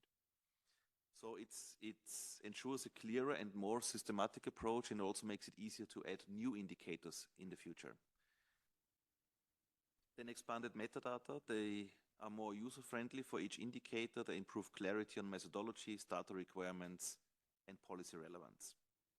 And then there is a focus on data disaggregation. There is a discussion on the importance of disaggregation data by geography, income, gender, and other dimensions to support the 2030 agenda principle of leave no one behind.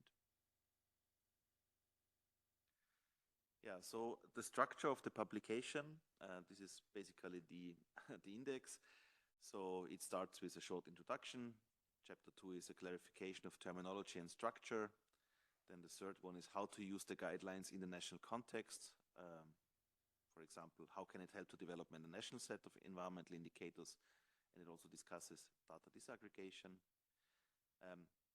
Then the fourth is describing the selection process and how the indicators and metadata are being presented.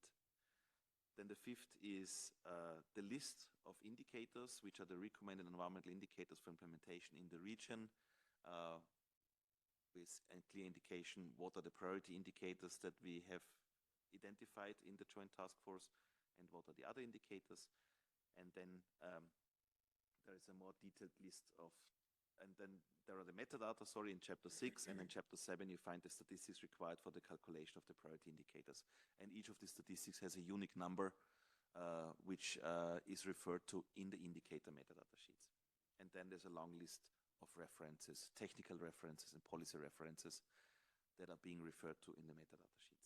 This is also why the document has, I don't know how many pages, more than almost 300 pages. It's 290 pages roughly. Yeah, a short overview about the priority indicators. This is a list that has slightly changed over time, but these priority indicators is the result of a discussion that we all had together over the last few years. And 74 priority indicators looks like a very long list. And what does priority mean? So priority means from the point of view of the Joint Task Force that they have priority for implementation in all countries of our region, because we discussed that most of these indicators, or almost all of these indicators, are relevant from a national context, but also relevant from the regional context.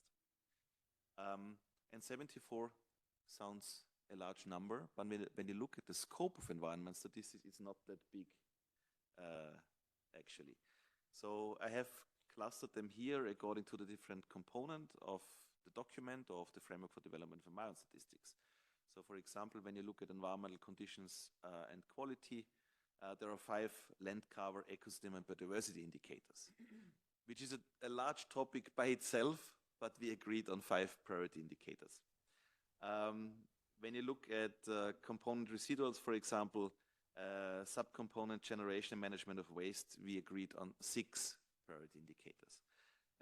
The list in emissions to air is a bit larger because here we have lots of individual pollutants that we're looking at from different perspectives, and this explains the larger number.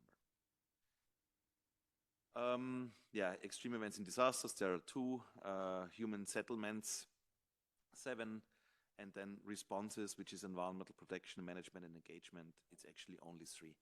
So this adds up to 74, which at the first glance looks an overwhelming number of indicators, but when you look at the individual components of the system, then it's not that many. Yeah, I think you're already familiar all with the structure of the indicator metadata sheets. I will not go through this in very detail, and it's difficult to read on the slide. But basically it starts with a short overview on the indicator itself. Where does it belong to in the way how we present the indicator? How does it link with the 2014 guidelines? So this is where you can find the link. We also have here a bit the reference, when did we produce this metadata sheet for the first time and what was the last update, because there will be continuous updates. There is the definition, we discuss coverage, unit of measurement, and so on and so forth. And there is also very important the policy context. So it should also help a little bit to understand in which policy context you can use this indicator. We also have updated this policy context part from compared to the 2014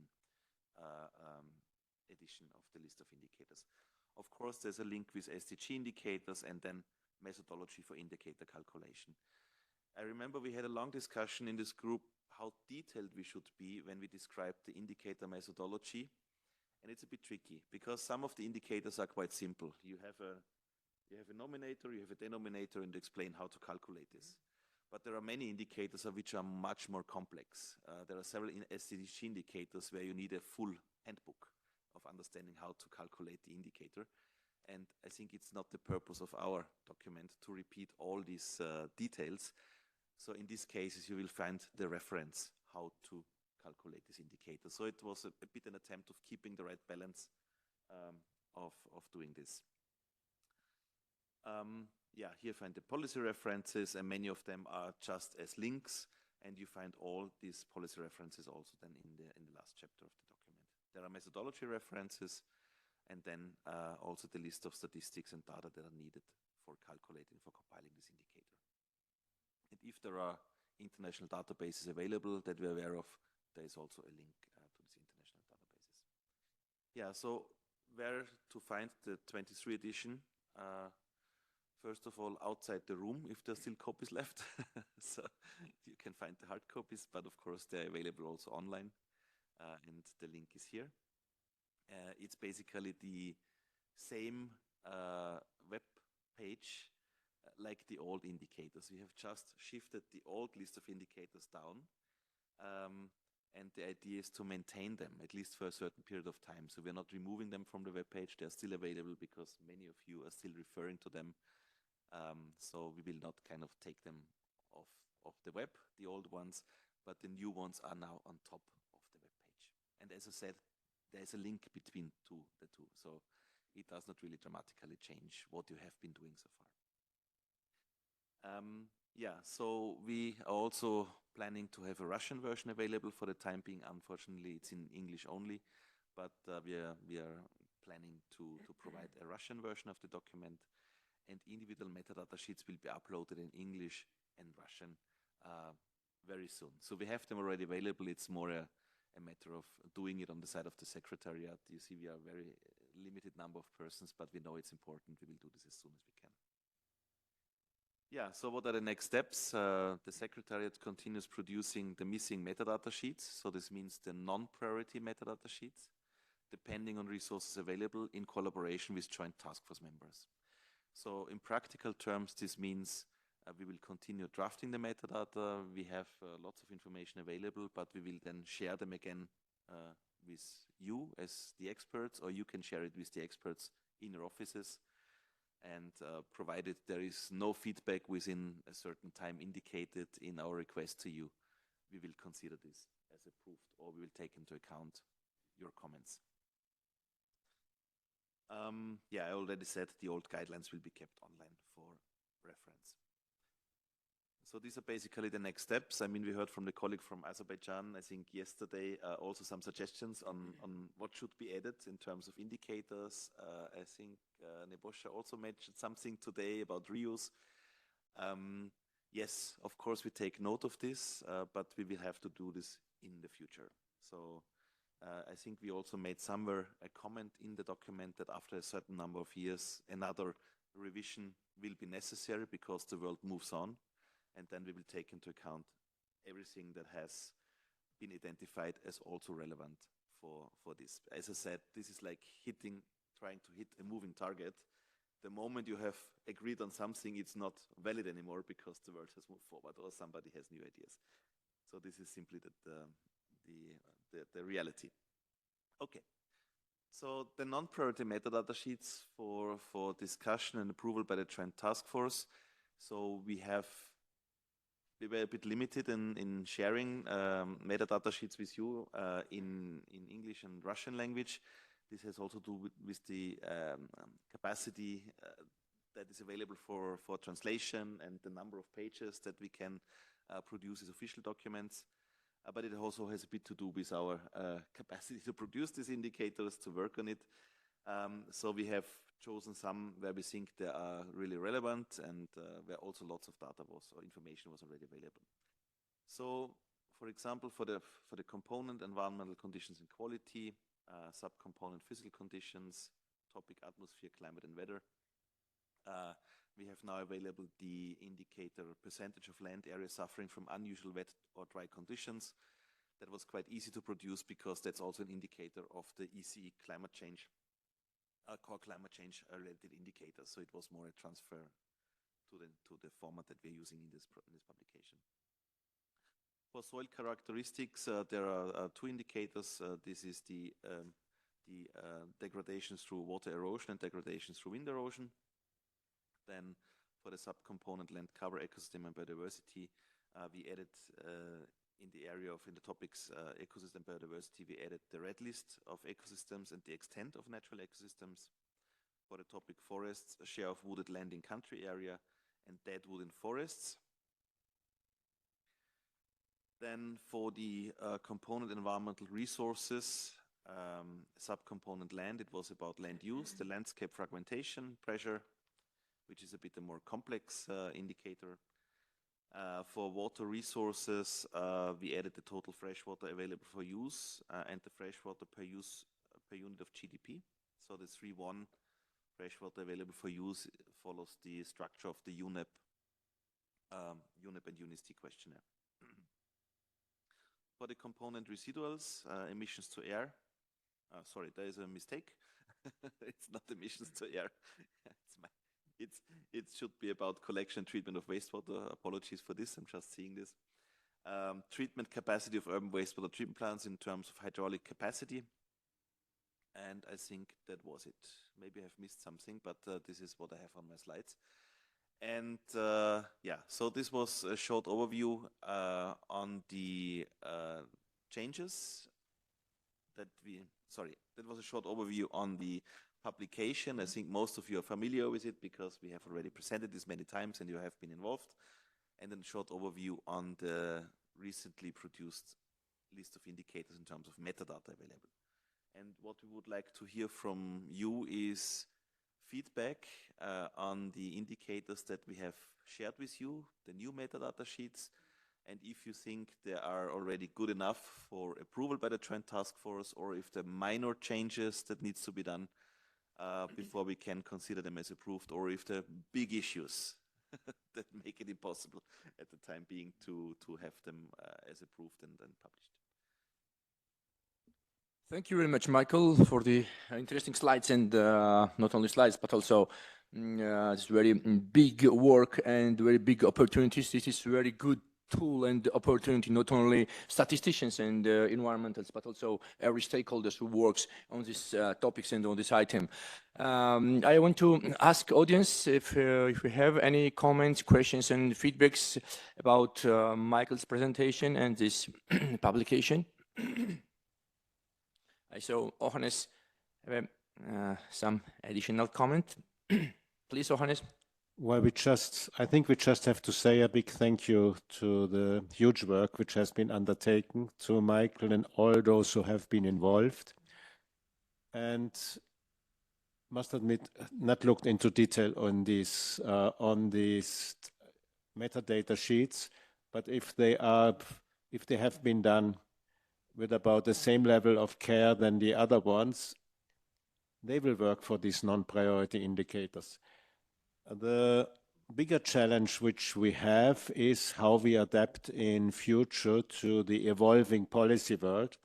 And when you look to the overall list of indicators which we have now, we have, for instance, the field of circular economy, which is very, very fast developing, with Michael as one of the main drivers on the indicator side.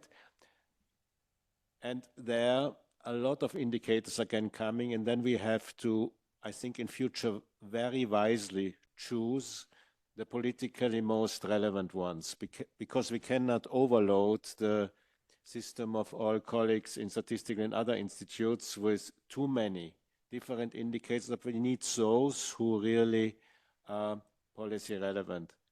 That's why such discussions on domestic material consumption, circular material use rate, just to remain in this field, are relevant, but this refers also to all the other thematic areas.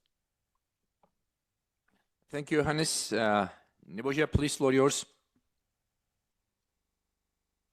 Okay, thank you. I saw one indicator, what I read yesterday is area which are covered with wet or dry. You have this on your slide. What is the condition which we need to have in a place for collect data for these indicators? Indicators is not simple, but it's but the problem is data collection for this. Every country have their conditions for wet and dry. That's what I saw the problem.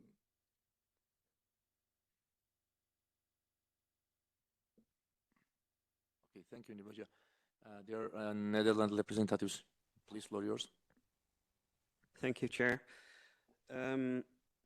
Of course, I also want to say that thank you for all the amount of work done. It looks impressive, so excellent done.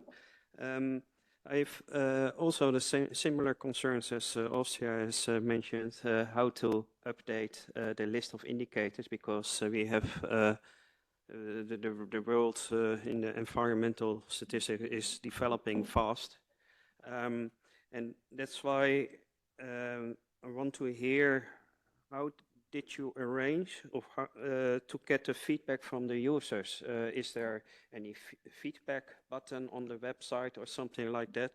So maybe you can say something about that. And the other thing is, when you are completing all the metadata, then it's connected to the work of UNSD in New York, the FDES. Do you see some methodology sheets missing where UNSD should work on it to get it more complete, or that it should be adapted to our current wishes? Thank you. Thank you very much. We have also additional feedback from Armenia representatives. Please, Gayane. First of all, I also would like to thank you to working group for updating these indicators on metadata sheet. I found a small technical issue related to metadata sheets in E 2.2.1 and E 2.2 indicators. I think have the same methodology for calculation, because previously these indicators was included in one indicator, and when they divided two indicators, the methodology remains the same. the title of definition of indicator change, but methodology, for example, again in the description, write on that wind or water erosion. I think it in one indicator should remain wind and the next indicator should remain water. Just, I think, technical.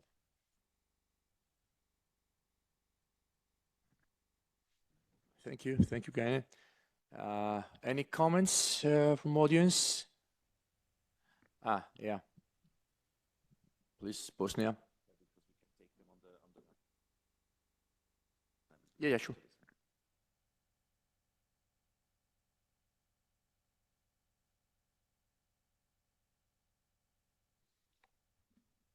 Thank you, Chair, for giving me a floor. I would like to thank Michael for excellent work, for his team for excellent work in preparation of this document. It could be very, very useful for all countries, and I hope we will implement that in the future on the best way. I would like just to say some technical so-called remarks on this document. In the pages 32, we have a metadata about the water and, of course, fresh water. And in the document, in the draft document, we have some formula. Total fresh water available for use is fresh water abstracted plus desalinated plus reused and so. According to my opinion, this is not methodology. This is part of methodology. It is only formula for calculating. So, should we remain this like methodology or so-called renamed this formula as a clear say calculation for fresh water? Because in methodology, maybe you should add, as you add in the other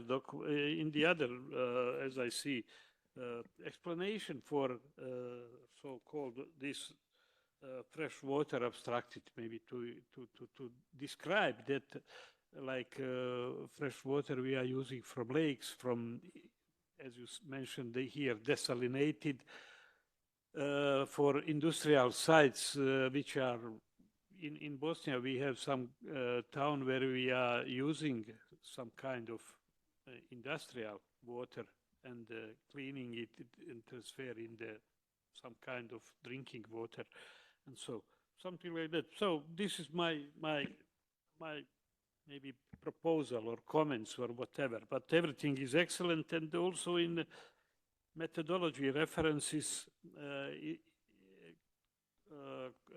making a so-called consultation with colleague Ms. Ševala Korajčević. Actually, I would like maybe to add that data collection manual this is in methodology references, to add maybe, if you think it is okay, data collection manual for OECD, Eurostat questionnaire on inland waters, which was held 2023.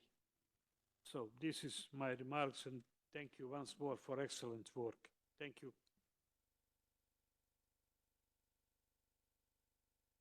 Thank you. I will come back to other comments, but maybe in response to yours directly. First of all, maybe you can send me these comments in writing. This would be good, your observations. If I could have that as an email or so, that would be extremely helpful. And secondly, the point that you raise with explaining what these individual data items mean. This is exactly the question. Should it be really in this metadata document, or there is a list of basic statistics in the metadata sheets that actually refers to this definition. So if you want to know what means reused water, for example, the question is, should we really explain it again and again and again in each of the metadata sheets? The basic idea was to say you need information about reused water, and if you don't know what exactly the definition is, you go to the list of statistics at the very end of the document, and there you will find the reference about in the FDS, for example, what it means. So we try to avoid repetitions because many of these data items are needed to calculate many indicators. And if I start to explain each data item again and again and again, this will be not 300 pages, it will be 3,000 pages. So this is just what we tried to address. So the information can be found, but you have to do 2 steps to get the information. This was the approach that we have chosen. So I hope this somehow addresses your concern in that regard. But it's a good point. Any doubt that you will do excellent this job and so, but sometimes in this situation, like in this situation, it is good that we explain something, not in each metadata, but in some. Thank you. I think the take-home message here is not only to put the formula, but maybe to have a short explanation. And this is this level of detail that I said is sometimes a bit difficult to keep because it's very difficult to make everybody happy because one person might expect all the details, another one says, just give me the formula. So yeah, thank you that you have trust in us that we find the right balance for this. Thank you, Senat. Okay. Any other feedback? Yeah. Please, Aida. Yeah. On Russian. Yeah.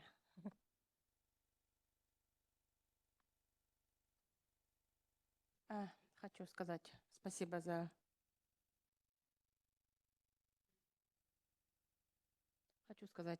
за проделанную работу. Да, мы также получили эти показатели по метаданным. Для себя сделали такую небольшую инвентаризацию. Отметили, какие показатели у нас есть, мы можем формировать, и мы согласны. А какие можно как бы альтернативные показатели предложить. С показателями Е2.1, Е2.2, да, мы согласны. Как бы эти показатели у нас есть.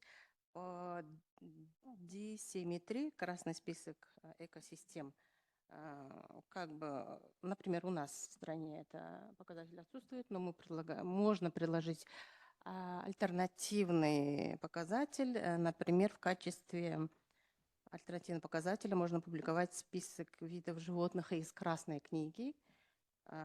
Ну, опять же, здесь немножко требуется методологическое разъяснение. Дальше есть показатели, которые, ну, для нас этот показатель мы немножко отложим, потому что, например, по площади природных экосистем у нас мы можем немножко отложить пока до построения счетов площади экосистем, так как этот показатель рассчитывается на основе СПО. Есть еще 2 показателя, которые, может быть, это родственные, может быть, это как бы с нашей точки зрения дублируется. Например, показатель C3.1, общий объем пресной воды, доступный для использования. Так как у нас в рамках экологического мониторинга ЕЭК есть показатель данные по забору и использованию воды. В заборе указывается опресненная и оборотная вода. И второй показатель потребления пресной воды на единицу ВВП. Также, может быть, дублируется, ну, на наше мнение, как бы, да, общее водопотребление на единицу ВВП также публикуется в рамках экологического мониторинга. Может быть, это дублируется, но наше мнение такое.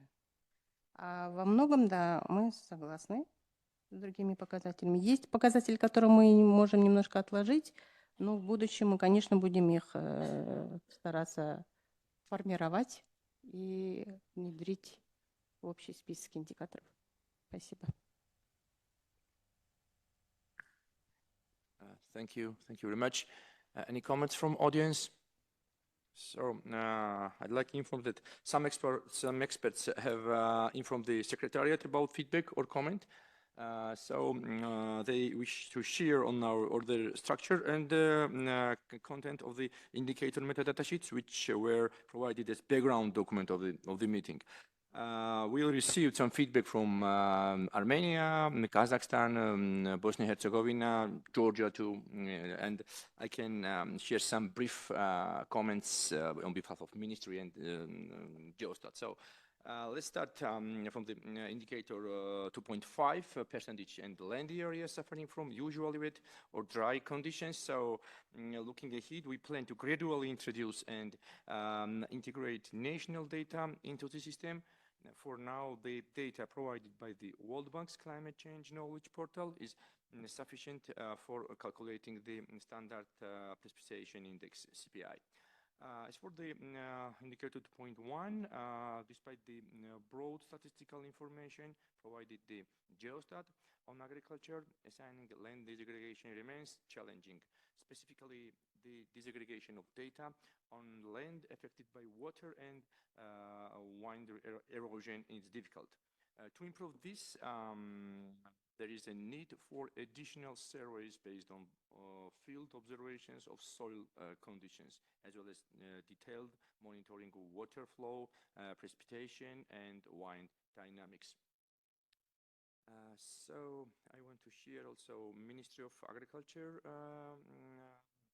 observation about indicator 7.3, red list of ecosystems.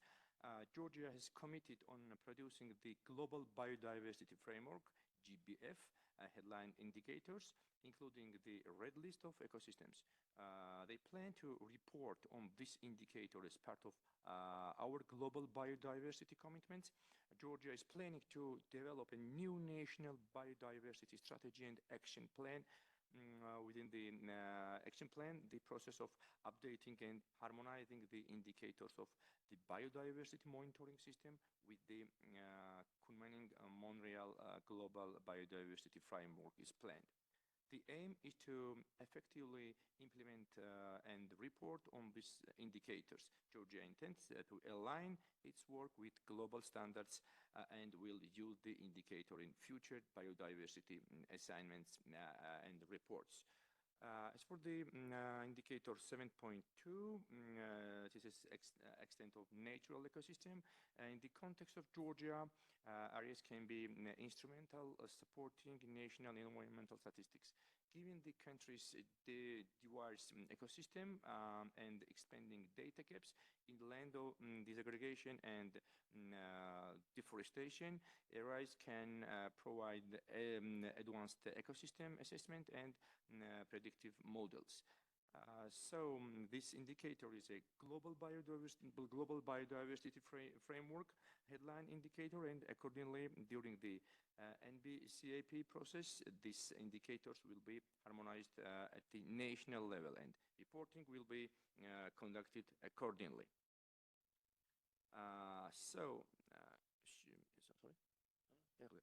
Indicator 3.2, share of other wooden and land country areas. In Georgia, forestry data is gathered from various agencies, including the National Forest Agency, the Agency of Protected Areas of Achara Autonomic Republic Forest Agency, and National Forest Inventory, which was conducted in 2023, using 2022 as the reference year.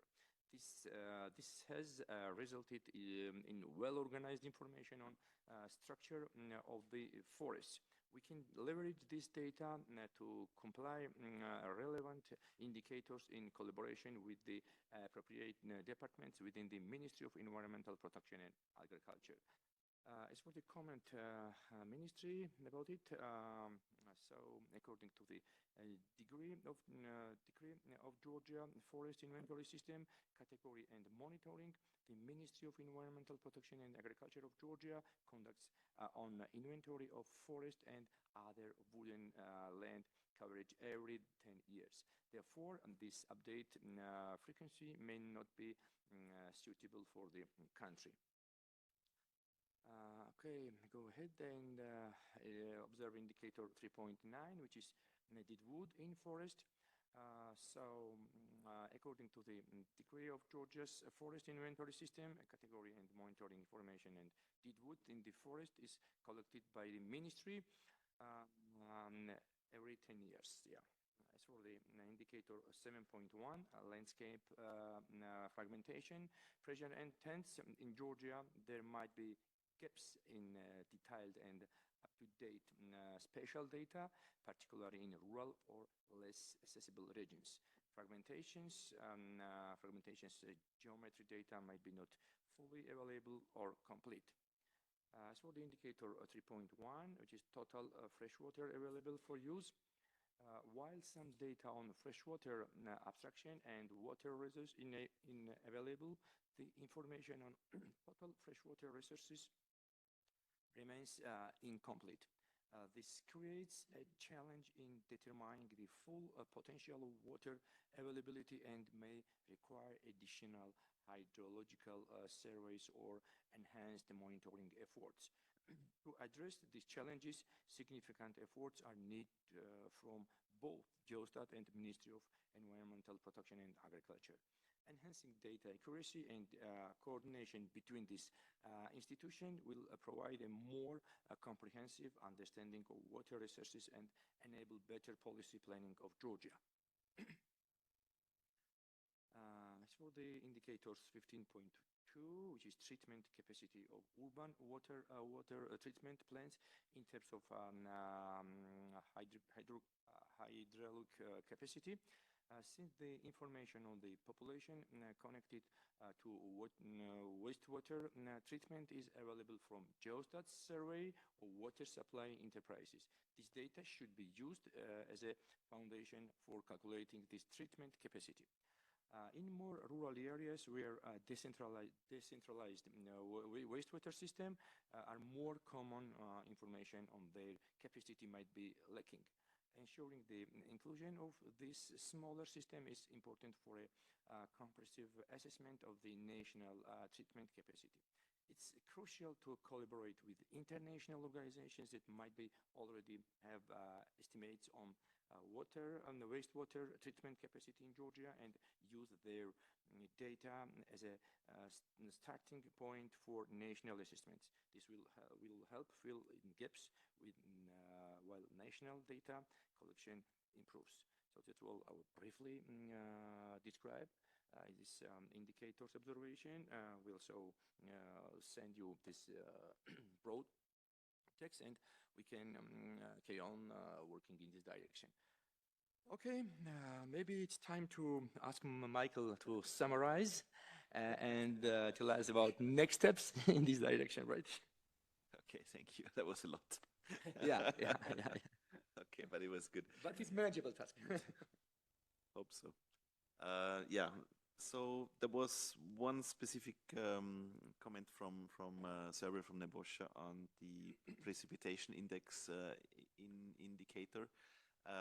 So actually this indicator is a World Meteorological Organization indicator.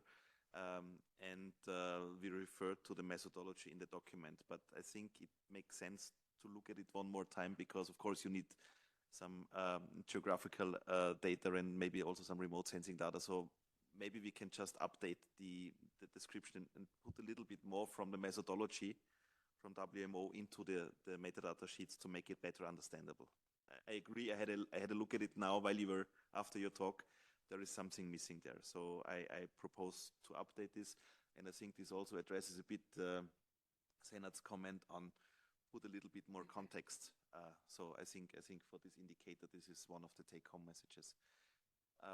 Yeah, then the two comments from Austria and from Netherlands together. So yeah, I think focus of work in the future should be to pick the right indicators and to not to reinvent and to find, to identify new indicators.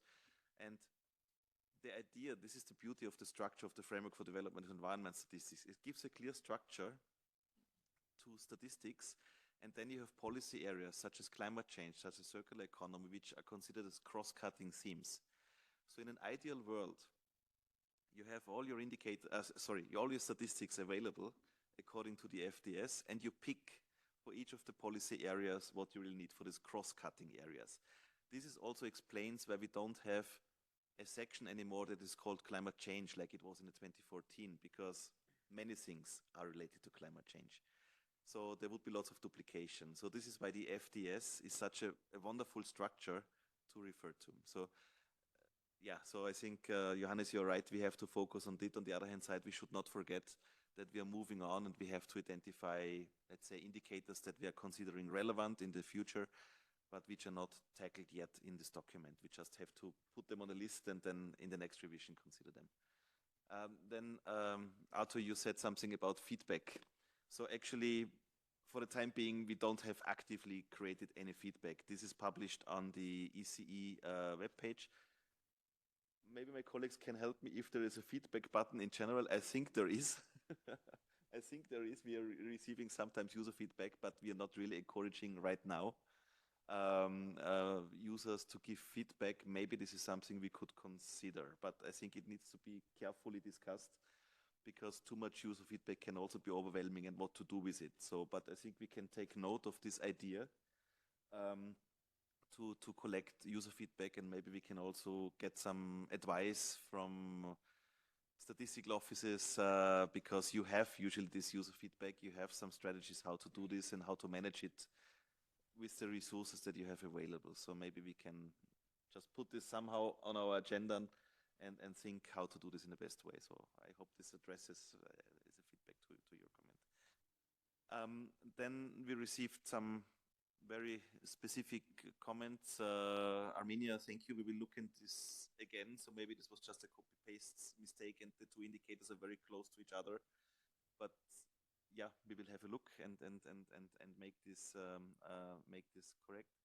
Then Kazakhstan, you had some information about indicators that you can produce or where you have proxies possible. I think this is a good hint also to think about indicating proxies. And you will see many of the non-priority indicators are actually proxy indicators, but we are not referring to it as proxy indicators. When we discussed the list of indicators in previous sessions of the Joint Task Force, many of you said, please keep this indicator, even if there is a SDG indicator now replacing this indicator, but you said we don't want to break time series. One example is, for example, the water stress indicator of the SDGs, which is a bit complicated to calculate because you have to take into account the environmental water requirements. And this is a very difficult thing to calculate. A good proxy indicator for this is the water exploitation index, which is almost the same, but not exactly the same. So I fully understand this. We don't make enough reference in the document to it, and maybe at least for the new indicators, it could make sense maybe to think what could be good proxy without encouraging countries to use the proxy. We would like to bring it to the other one. But sometimes it's better to have a proxy indicator than non-indicator. So your comment is well taken care of. And at least in the next revision of the indicator guidelines, maybe we should spend more efforts also on thinking of this. And in the new indicator sheets that we are now producing, maybe we can consider a bit a link as you suggested. So thank you for this. Yeah, then you had a very specific comment on some of the water related indicators. I think there is a bit of misunderstanding. Maybe it's also because of the translation of the indicator metadata sheets. We have to give it a look. Because you said there is a duplication, there is the indicator, the volume of fresh water for use, and then there is something about the water use, and actually these are two different indicators. This is at least as I understood it from the interpretation, but maybe you can send me a written document. It can be in Russian or in English, and then we can better understand the concern. But actually these are two different indicators, but maybe in the explanation it's not clear enough. These are two different indicators.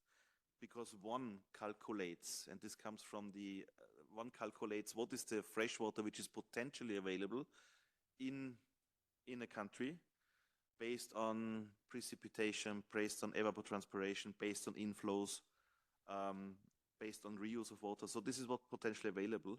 And the other one is what is the actual use, what is the abstraction of water from the water reserves. So these are two different indicators, but maybe some information got lost either in the English version or maybe in the translated version. We have to give this a look. This is at least how far I understand your comment. But maybe you can send it to me again in writing or your colleagues who have identified this, and then we can investigate, please. Perfect. That's exactly what we need. Then, yeah, Georgia, you have a long list, but I think this was also a strong focus on what is feasible in Georgia. I saw you already sent the comments to me. There were 2 or 3 specific comments up to how to improve the text. I think we can take this into account. I think it's not really huge issues in terms of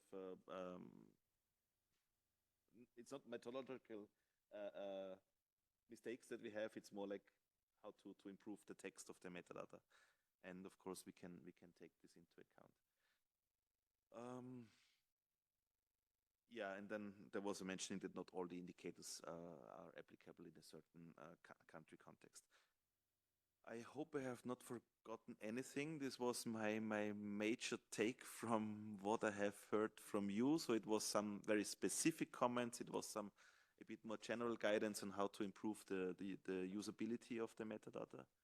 And it was also a hint, please look at the erosion indicator, please look at the water indicator for a second time. Maybe there is something wrong. Or maybe something is wrong in the translation. This could also be the case. So we will have a clear look into this. Thank you, Michael. Such an impressive and fruitful summarize. And so I want to ask audience if remains some additional comments or feedbacks about it. No. Okay. If not, maybe it's time to summarize and read the proposed decision. Yeah. Thank you. The Joint Task Force welcomes the finalization and publication of the UNICE guidelines for the application of environmental indicators 2023 edition. It approves the new indicators metadata sheets with the understanding that the amendment discussed by the Joint Task Force will be incorporated.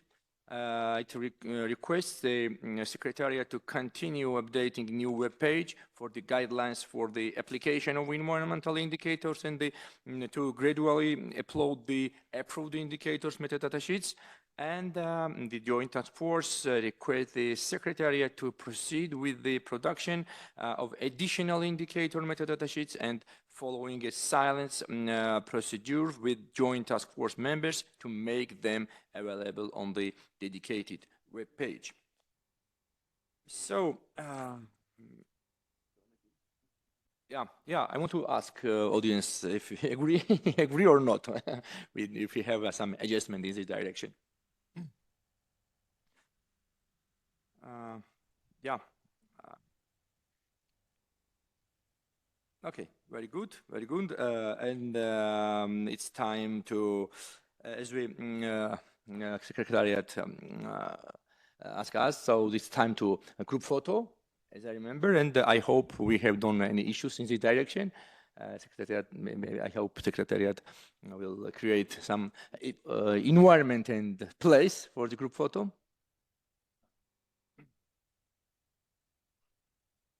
Yeah, thank you, Irakli. So, and yeah, thank you for all the feedback again on this and for concluding. I think this is very useful on how to proceed. Okay, now to the relatively easy part, I hope so, is we would like to have a group picture. You got an early warning yesterday to be ready to take last preparations. Sorry, I didn't find the time to go to the hairdresser, but it's okay. The proposal is that since the weather is not so nice, I think, Stella, yeah, we do it here. So Stella will be our photographer. We only have a cell phone today that we can use. And the idea is that we all leave the room, move to the right side. There is a nice area in front of these old paintings where we can gather and take a nice So group we should picture. follow Stella. We follow Stella, and of course everybody will get this picture. Thank you very much again.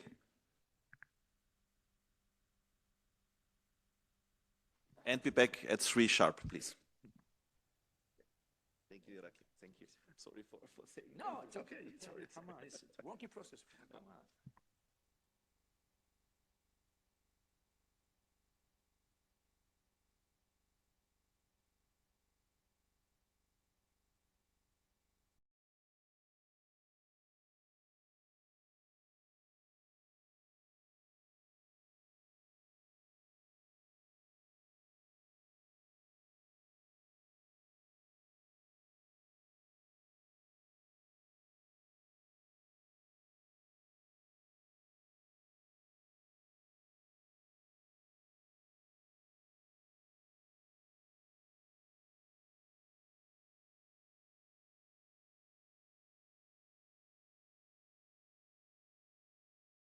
to continue with item 7 of agenda joint task force meeting. Item 7, data needs, statistics and indicators to manage environment-related human health issues. So I invite Michael to say a few words of introductions. Thank you very much, Madam Chair. Yeah, I just would like to mention that at the last session, the 20th session in 23, the Joint Task Force reiterated its invitation to its members, international organizations and partners to continue to provide these regular updates on recent developments related to environment and health statistics and indicators. And we have addressed this topic already in our discussions earlier and also yesterday. The issue of the nexus between environment and health came up in several of our discussions, so it's getting more and more relevant. This session will so based on examples from the World Health Organization Europe, the UK Office for National Statistics, and the International Network on Public Health and Environmental Tracking, the acronym is INFET, discuss the environment health nexus from a measurement perspective. What we expect is to better understand how environment statistics and environmental indicators can inform this work. Having said this, we would like to also encourage other countries, in addition to the United Kingdom, who have already presented lots of aspects in these sessions. We also would like to encourage also other countries in the future to share their experience in this area. Yeah, this is all I would like to say as an introduction. We have, maybe I can also say this, Chair, we have 3 speakers, as I already said. Unfortunately, 2 of them could not make it to Geneva, so we're going to have pre-recorded presentations. But I'm happy that we have Vichendra Ingole with us today. And in order to make it a bit more exciting, we will start with an online presentation, then we have the intervention live, and then we have another recorded presentation. So this is the idea, and in between there will be opening of the floor. Over to you, Chair. Thank you, Michael. So we'll hear a pre-recorded presentation, overview on who work related to environment and health indicators, Sinaya Netanyahu, WHO Regional Office for Europe.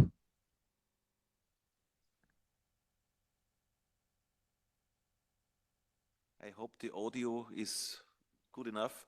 Please again try to use your headphones and turn the volume to the maximum if necessary. So we will see during the presentation.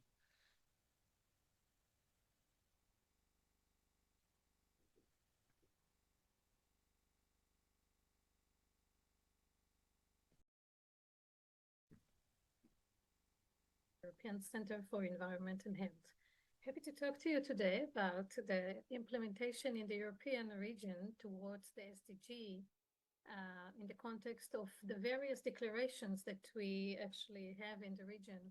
WHO in Europe covers 53 member states, and we work with them on implementation of the environment and health agenda.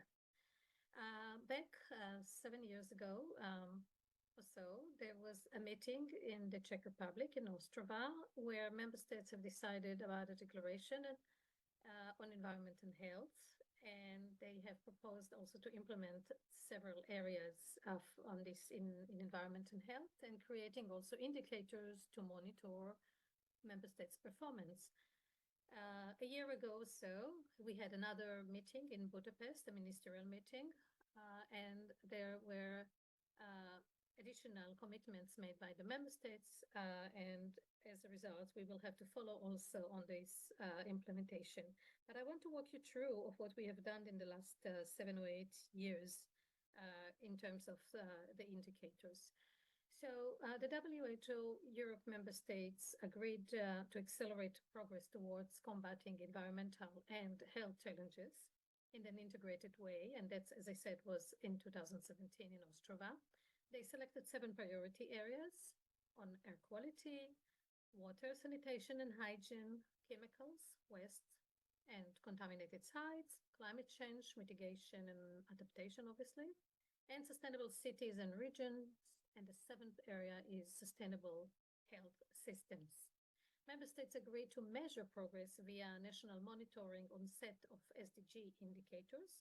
And this report that we have created last year for the Budapest meeting to reflect on progress since Ostrava to Budapest is a complementary to the national reporting and provides an internationally comparable evaluation of the progress made in implementing the Ostrava Declaration across the region, the WHO European region, and it uses official data only and indicators that included in the monitoring framework that put forward by the European Environment and Health Task Force back a few years ago.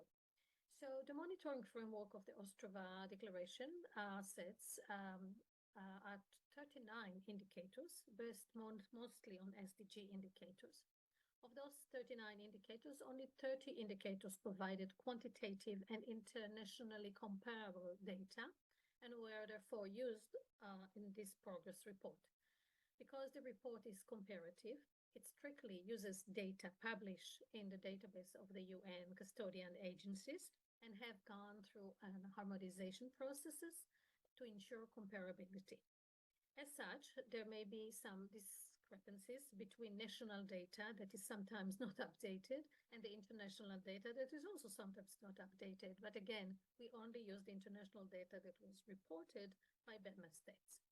Countries can and should complement the official indicator set with national indicators for more comprehensive monitoring because it's impossible really to cover the entire implementation of the environment and health agenda only with these indicators. And another point is that behind each indicator, there's a lot of stories about how much financial investments are being put, what are the policies, how much transparency, data sharing, etc. So the explanation behind the performance is another story which is not covered by this report. We only bring the facts that is provided throughout the data. So when it comes to data availability, most indicators chosen to monitor the Ostrava commitments have good data coverage. Most also have time series, which allows us also to measure progress over time. Some indicators, however, still exhibit subpar country coverage and are not optimal for international comparison. Also, other indicators, albeit having good country coverage, only had one data point over time, which we couldn't therefore look into the trend, but it was good enough for the baseline.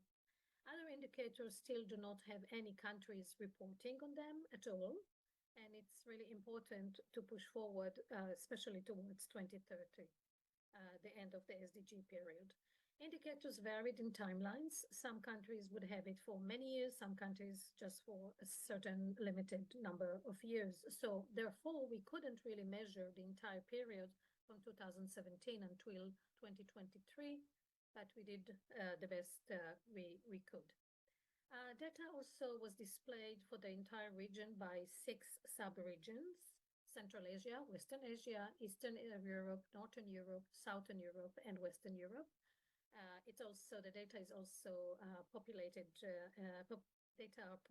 weighted, to compare progress, the WHO European region average of 2015 was taken as a base 100 for all analysis and comparison. And as you are going to see very soon, scores higher than 100 indicate better performance than the average for the region, and scores below 100 indicates worse performance. Indicator scores were aggregated for an overall scores per priority areas. So we do have information about per priority areas like chemicals, water, etc. We do have information per country. We do have information for the sub-regions, and we do have information for the entire region that consists of the 53 member states. For example, let's take a priority area, such as these two indicators. One on the left one, figure 3, reflects the proportion of the population with primary reliance on clean fuels and technology. where, as I said, the best score of 100 for the WHO European region was in 2015. And this, for example, graph shows the trends from 2010 to 2020. I'm sorry, to 2020, showing the region, but also the sub-region, the progress in the sub-region. One indication, for example, we can see countries in Southern Europe, actually, the performance is declining. On the right side, we see an indicator that looking at the annual mean levels of fine particulate matters, PM 2.5 in cities. And again, the base score is 100 for the region, for the entire region in 2015. Here we have limited data from 2010 to 2019. And we do see that most sub-regions, are performing better than they used to. So there is a good positive trend with Northern Europe doing best relative to the other region. When it comes to the methodology, where we use the time series, we used it when available, of course, to estimate how fast a country has been progressing and whether this pace will be sufficient to achieve 2030 performance thresholds, or whether the progress is moderate, stagnating, or even regressing. And we did find some regressions.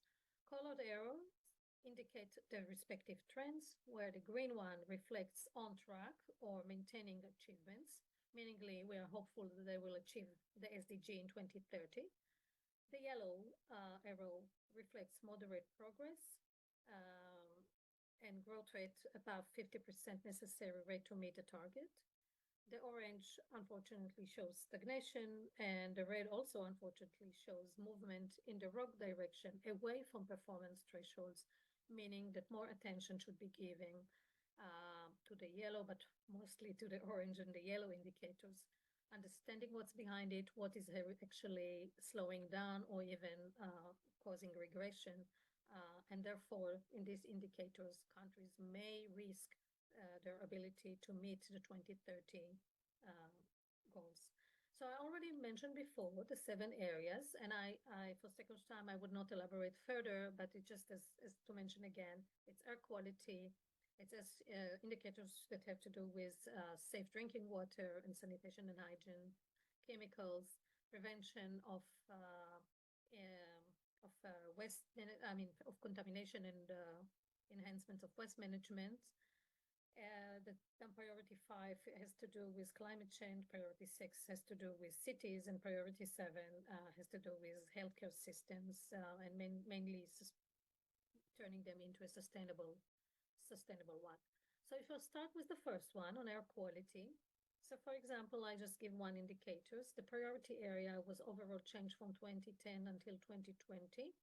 And what we can see that the overall score of air quality is basically stable with some progress and some increase.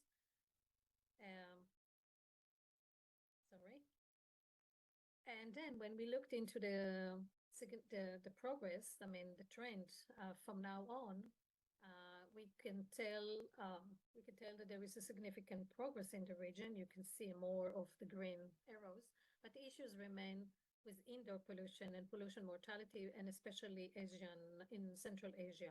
So if I took the first column of Central Asia, sorry about it, we can see that when it comes to proportion of population with primary reliance on clean fuels, it's declining. Annual mean of level of fine particulate matters is moderately progressing, and overall assessment for the entire indicators under these subsets of air quality is stagnation. So if I look at the bottom line, we can see that the overall assessment when it comes to the various sub-regions in the area, only Northern Europe and only Western Europe are progressing to, or they are on track in implementing indoor and outdoor air pollution indicators. So there's lots of work to do, and with this we can have a greater focus in our work actually on the areas that are performing worse than the other. In this case, as I said, Central Asia, Western Asia, and also to a certain degree, Eastern Europe. When it comes to water and sanitation and hygiene, we did look into the overall, again, assessments. Behind that, there are several indicators. You can see them on the right side. We use proportion of population living in household with access to at least base drinking water. We looked at the indicators such as proportion of the population living in household with access to at least some basic sanitation, not just water, etc., etc. We have several indicators. This is the list of the indicators.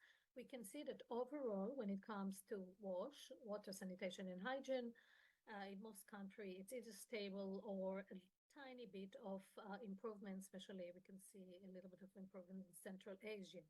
But with such basic services like water and sanitation, you would expect the region to do better, but you can see performance is good, but uneven across indicators.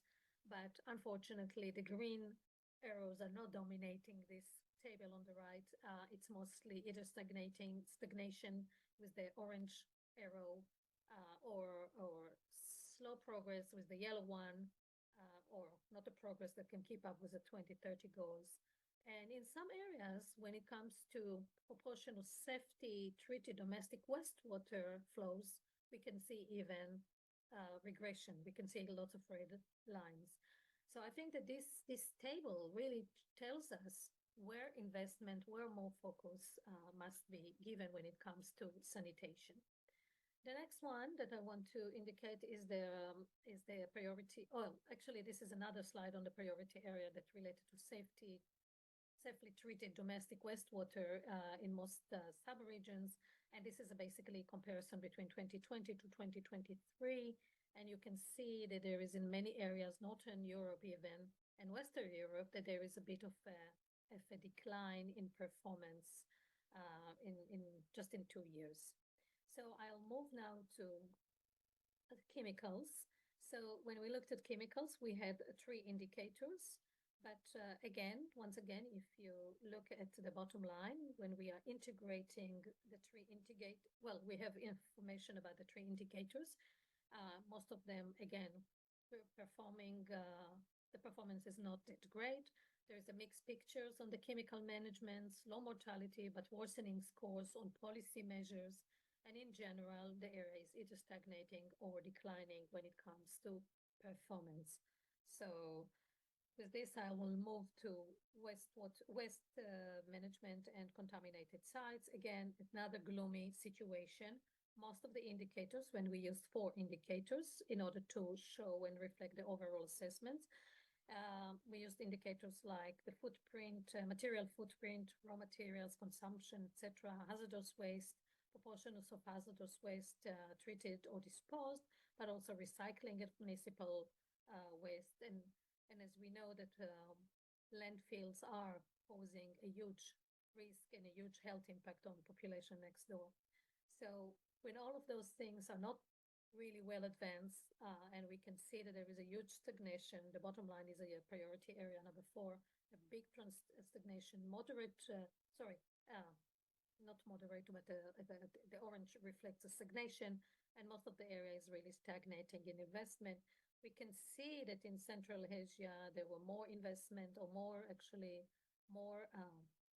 investment that reflects that there is a higher proportion of hazardous waste that are being treated or disposed since 2017. But overall, you could see that the overall trend reflecting a very, very poor indication that those countries in those sub-regions will meet the 2030 goals. So this is another area of concern. The other one has to do with, with climate. Climate, again, was just represented by 3 indicators. And what we can see that some information about how many people died or went missing because of the disasters. We don't have information, and limited information on the adoption and implementation of the national disaster risk reduction strategies according to the Sendai framework. But when it comes to the first one, first indicator on renewable energy share, in the total final energy consumption, which means that if it's large, then it means we have less air pollution from other resources, hopefully, if it's being consumed, the produced energy is being consumed in the same country. But what we see is basically either a reduction or stagnation. So also here, the situation is gloomy. So even if we see good progress until 2020, when it comes to looking at performance until 2030, it doesn't reflect that progress will keep up with the intended goals. When it comes to priority areas that has to do with cities and region, I must be the first to admit that indicators are not the best indicators in town, but that's what we had at the time and agreed with member states. One of them had to do with death rate related to road traffic. One of them was population living in slums or informal settlements. And the other indicators about feeling safe walking alone, we didn't have data. So here it shows lots of green, but again, I would be very cautious and careful. There is some improvement when it comes to road traffic injuries, but it doesn't mean that sustainable cities in general was captured really in this indicator. So I'm less happy to share that, but that's what we have. So that's why we are sharing that. So we need to improve in this regard. When it comes to healthcare systems and how sustainable they are, we had a problem with lack of data and insufficient reporting in more than half of the European member states. So it was not possible really to calculate an aggregate score or time series for this priority area. So we had some information about the data, but we mainly were seeking data on implementation of sustainable public procurement policies and action. We were looking on data on proportion of the population using basic water services in healthcare systems. Sounds basic, but we're still behind, even in reporting on data. And also proportion of population using basic sanitation services and proportion of population using basic hygienes. So what we are really showing here is the data availability. And as you can see, very poor. Most of the time, it's around the 10% data availability, except perhaps the Northern Europe, which is usually better when it comes to reporting on sustainable public procurement. But in general, and also, I guess, in Western Europe. But in general, the data is missing, and this is an important data that we hope that the gap will be filled in the next few years. So to summarize,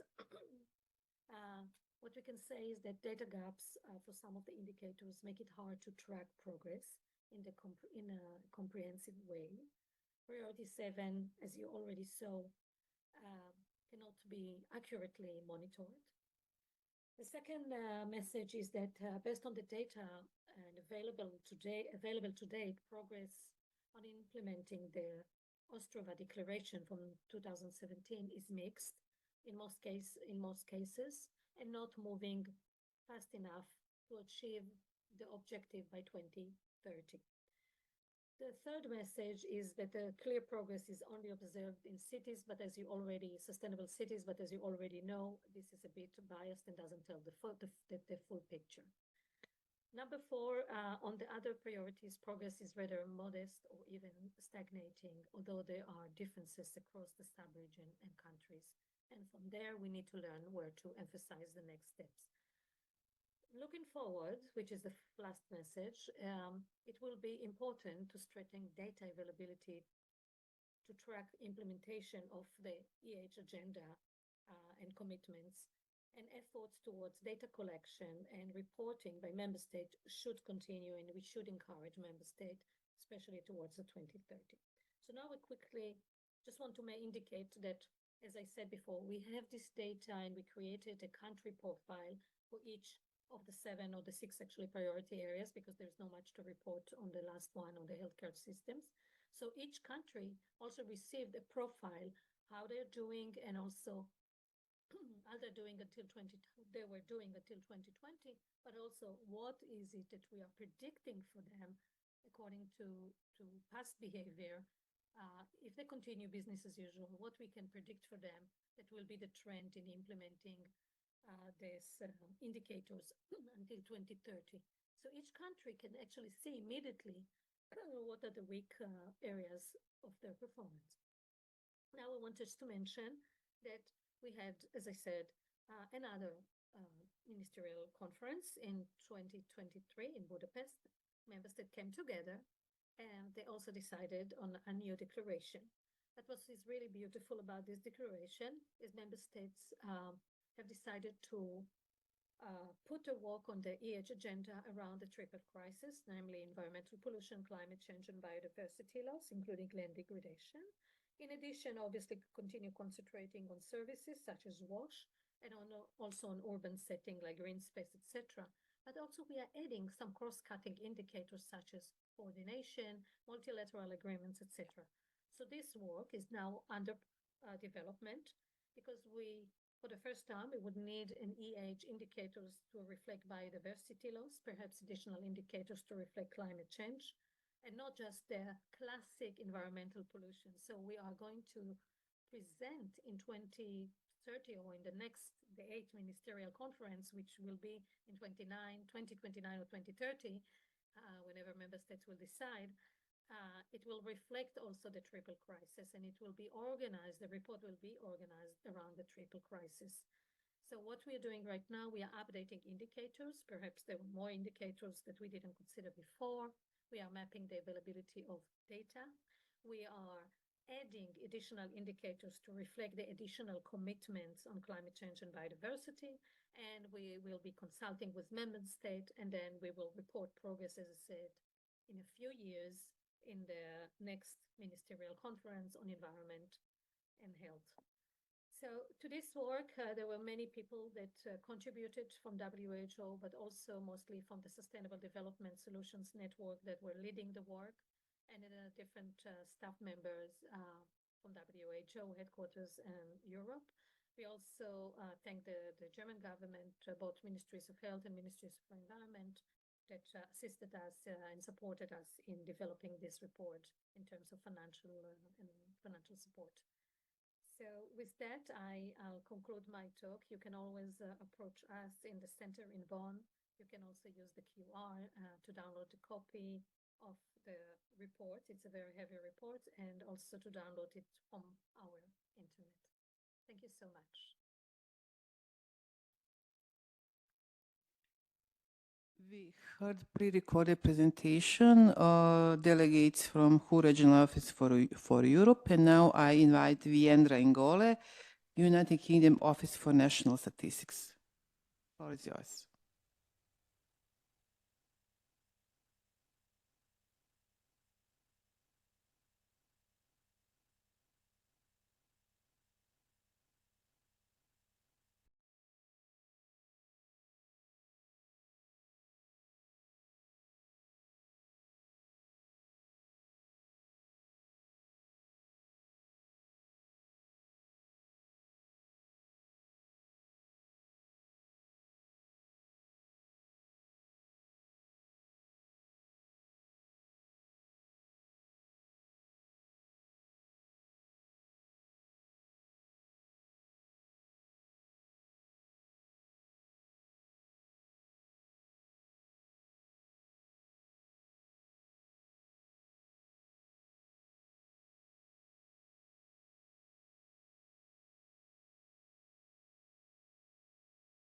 Thank you, Madam Chair and Michael and all the participants.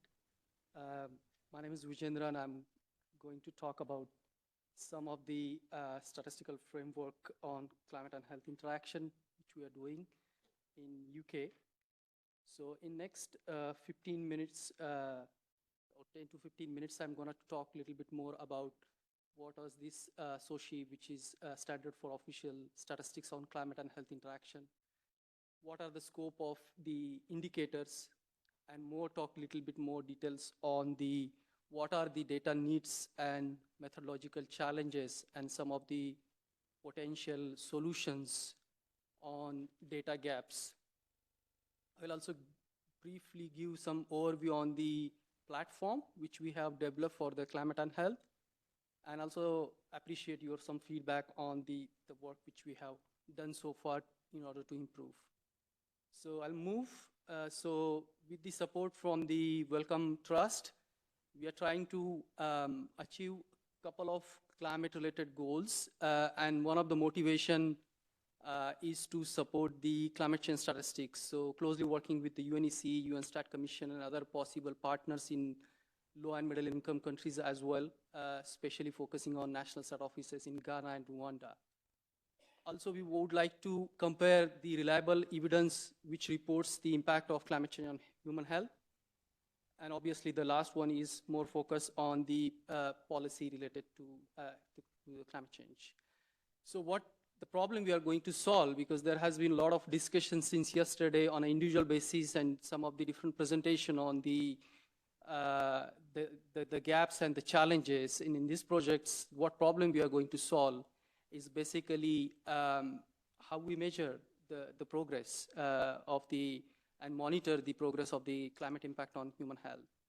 And we are doing with these two sort of a main objective. One is to develop the framework, and the other one is to develop the platform, which I'm going to talk about a little bit more details in a couple of slides. So we started this project last year, and this is in collaboration with UK Health Security Agency, the University of Ghana, the AIMS in Rwanda, which is African Institute of Mathematical Science. And we wanted to replicate and test the framework and the platform using the local data sets from low and middle income countries. So it is not only focusing on UK, Europe, or any particular geography, but also widely for the global use. We are currently in the beta phase, so we have already done some sort of the alpha draft of the framework, and now we are moving to more sort of a project partner testing and also engaging with the potential users and stakeholders in order to improve the framework, which we will refine in next year. And the final year in the publication, we plan to get the UN endorsements from the UN Stat Office and also launch the platform and the framework in early February 2026. So there is no single climate change indicator which quantify the impact of health, because there are multiple climatic factors needs to be considered. And this is also not only often only based on the exposure, but also the vulnerability of the population. So based on the literature, based on the local needs, stakeholder engagement, user engagement, we come up with these 10 to 11 indicators, which every country is leading on these topics. So for example, the extreme weather events is leading by the ONS team in UK as well as the AIMS in Rwanda. So we're working on wildfire and flood indicator included in extreme weather events. I will not go into detail for all the indicators, but only 2 indicators has been descoped in the sense because the non-communicable diseases, which we already covering in heat and cold, because we are doing the disaggregation by cause of death. So, and the chemical contaminants, because the data is the big limitation for the chemical contaminants indicator, the exposure to chemical contaminants, and based on the experts' advice, we are using the qualitative approach for the healthcare system. So apart from this, we are working basically on all those indicators, and I will go to, in the demonstration, more details how the framework and how the platform will look like.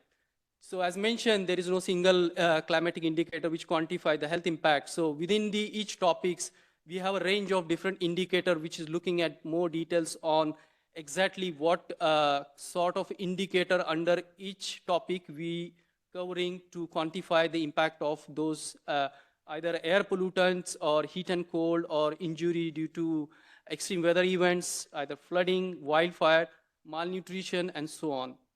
So in terms of the framework, so the framework will look like something like this, which will contains the topic summary, which will have current state of knowledge on the topic, as well as the climate and health impact pathways, because the effects are complex and there are multiple confounders and so on.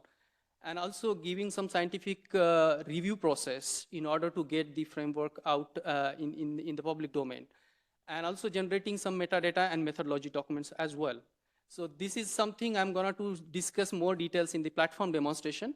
But the other important aspect, because a lot of discussion offline and online since yesterday in different presentation I'm hearing, getting the data gaps, but discussing data gaps more details to understand where are the data gaps, because we know that it's a overestimation to say that something like data gap, but when we're talking about the environment and health, the scale is extremely important because the exposure vulnerability depending on the scale of the data. And when we say scale, both the spatial and temporal scale, because currently we're working on those 10 indicators and we are seeing a lot of challenges because for the climate data or for the disaster related direct impact, it is more useful to use the national scale or a global scale. But when we're talking about the local scale impact on human health, we need a more granular data. So spatial and temporal scale is the big challenge, and we are covering some of the challenges in development of our methodology. The disaggregation, this is something like a big gap we're trying to address, especially thinking no one behind which Michael was presenting this early morning in the indicator document. So this is something age, gender, and the urban and rural. So these are the basic three sort of a disaggregation we wanted to include in all our indicators. The other thing which is, we often say in epidemiology is exposure data, because how the population exposed to particular weather events or climate data. So there are different sources of exposure data, but we need to have a standardized approach, which definition to be used for heat and cold wave, for example, because there is no global one definition which can be used for impact of heat on health. So we need to standardize, and we're using the same approach what Sendai and the HEAP, the hazard information profile is using. But we are combining this in our methodology documents. The disaster events, which is not oftenly concluded and included in epidemiological analysis, because this is more sort of a direct impact, but we also want to cover all sort of impact. And finally, the integration of both the environment and health data. So this is something very important, and this is something I wanted to discuss more details in the discussion after the presentation, how we can integrate all those environmental data, because the environmental data, the health is not only depending on only the risk factor, but how the air we breathe, the water we drink, and so on. So this is something, the integration of both the environment and health. And the other socio-demographic parameters, because the impact is not only directly through the exposure as mentioned, but modulating mainly by the socio-demographic indicators. The other main challenge or the lesson we learned throughout our project. Okay, sorry. So the other important factor is the methodological challenges. Especially working in the low and middle income countries, as well as some of the feedback we got so far from other users, is on the generalizability of the method. Because when we trying to understand the impact, we also need to understand the local context. And the methodology needs some sort of a local context to be included in the analysis. And this is something we are trying to address through using some of the methodological approach, which I'm going to show in the next slide. The other important factor mentioned earlier slide, the exposure data, because there are different sources of exposure data has been used by different organization, by different institute, and in different scientific and non-scientific publication.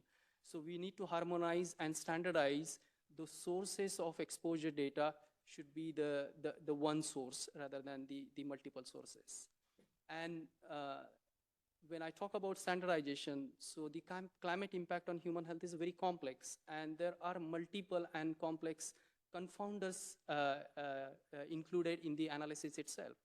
So it is very hard for us to include, but some of the advanced methodology, especially the statistical methodology, has been addressing these issues, which again I'm going to talk about in next slide as example for the heat and cold related deaths. The other factor or other challenge is attribution and detection, because here we are talking about more sort of environmental exposure or the weather exposure rather than climate exposure, because we are not talking about the last 30 to 40 years of climate events. We are more talking about a short-term sort of effects. So how we attribute this to the climatic events? Because we are already aware these are the big climatic changes we are seeing on a day-to-day basis in terms of weather forecasting and weather data due to long-term changes in the climate. So how we attribute those to the climate change. And the last one is, in all our indicators, we are using the epidemiological approaches. So we are not blindly using any statistical regression modeling, but take into consideration mostly the epidemiological. What are the risk factors? What are the relative risk at population level rather than individual level? Because most of the impact, for example, the air pollution related impact is more sort of a local level phenomena rather than the climate level, because temperature we can relate with one geography, but the air pollution, for example, which contributes local, the emissions and transportations and other factors. This is the example how we are addressing some of the challenges with the confounders and other potential issues with respect to methodology. So using some of the data from the UK, we are using the time series regression model in order to quantify the impact of heat and cold at population level. So some of the tool and the models are very complex. So what we are trying to achieve throughout these projects, all the methodology we are converting into the R and Python open source packages, and we put it in the public domain using our UN global platform. So where users, either from the National Stat Office, academics, or other NGOs can easily go to the platform, upload their data sets and analyze data sets and reports their regular monitoring on year-to-year basis. I'm going to show you some live demonstration which includes the data sets. As example, the data sets from England and Wales, and how we quantify using the open source tool sets which we have put it on the UN global platform. We also tested this platform using the real data sets from India as well, and we tested the real impact. So what is this, as mentioned earlier, this platform actually calculates and visualizes the climate and health interactions. So according to each topic, according to each indicator, we try to upload and showcase. So now I'm going to showcase the platform in less than 5 minutes, if the time permits.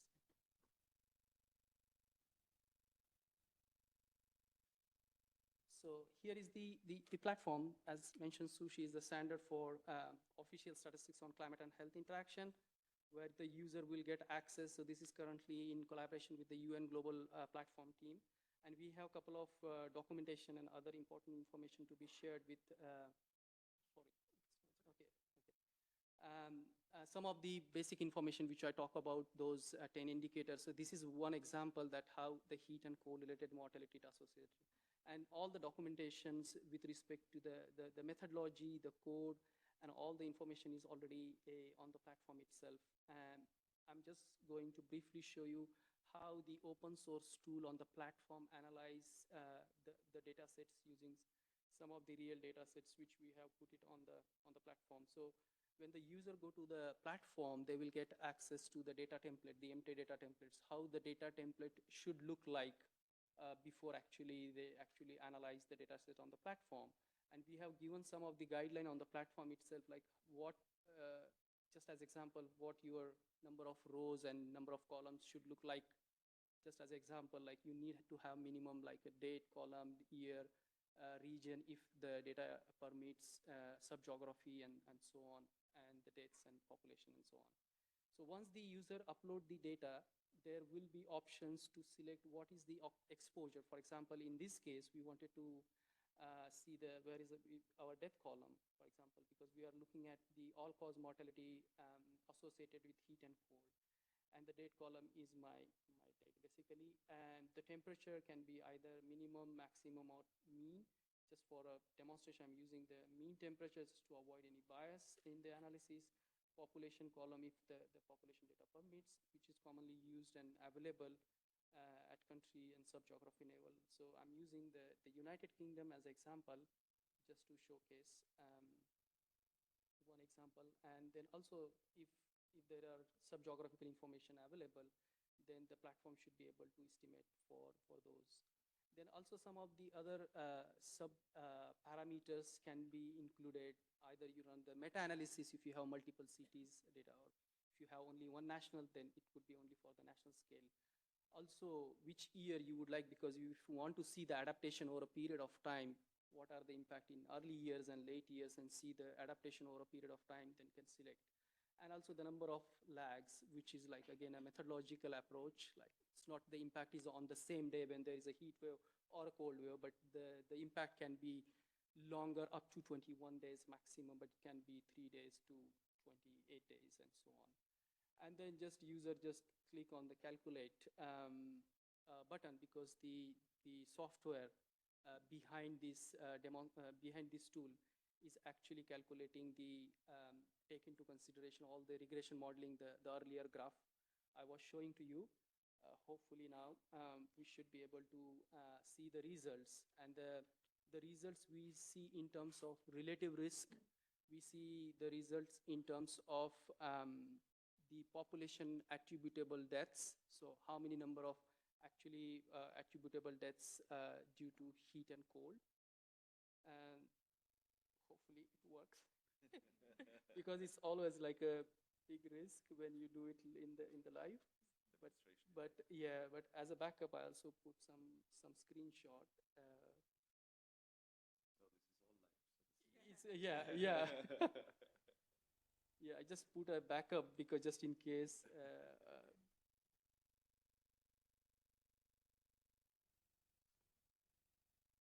So this is something we should be able to get it the result, but for a meantime, just to save time, I'm just gonna to show the view result tab should look like something like this, where if you go to the maps, you will see the region-wise relative risk for each region. And also you see the relative, the exposure response function. How much is the relative risk in terms of the heat and the cold, and some of the optimal range where the mortality is minimum throughout this the process. Oh yeah, we got the result. Yeah, so here are the results. So we can select the geography. For example, I want to select the London. I can go to London and I can see basically the temperature related relative risk in mortality in 2006, because that was the year we select. And here are the relative risk. If the temperature is, let's say, more than 25 degrees Celsius, the relative risk is 1.3. And we have full documentation how to interpret those results within the methodology documents itself. And the other important aspect I mentioned, the attributable number, because in terms of numbers, we want to see what actually attributable numbers with respect to heat and cold in London, for example, in 2006. And we can see the heat related both in red and in blue, cold related deaths attributable to heat and cold. So this is the first sort of a indicator which is live now on the platform, and soon it will be public. But we really wanted to get some sort of a feedback from all of you to how we can improve some of this work. And all the documentation as mentioned, that which includes the current status of literature, the impact pathways, as well as mostly the methodological definition. For example, as mentioned, the heat definition we use for the heat wave in this methodology documents, as well as the metadata, like what should be the minimum metadata sheet look like, and where we can get these data sets for other countries and so on. So this is some sort of overview on the platform, and we really wanted to get also your input to improve this platform and the framework. So if you can scan and give some sort of feedback, which has like less than 10 questions, should not take more than a minute to improve and giving some of us feedback in moving forward. And some of the other work where you can engage through our stakeholder engagement or through giving some feedback on your expertise, as well as our engagements on different aspects. So with this, I really appreciate the time and listening to me, and thank you again for the opportunity. Looking forward for the discussion. Thank you. Thank you very much for a very interesting presentation.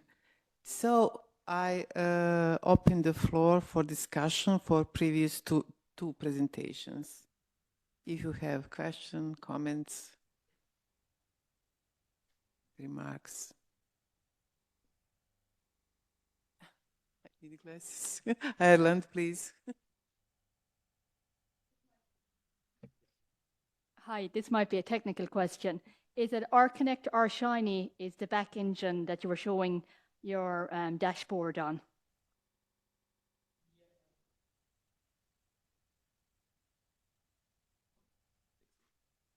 Thank you for your question. So the backend is developed in the R environments, but not the Shiny one. So we have included the R API on the UN Global Platform. So the UN is hosting the R API on the backend in order to showcase the results.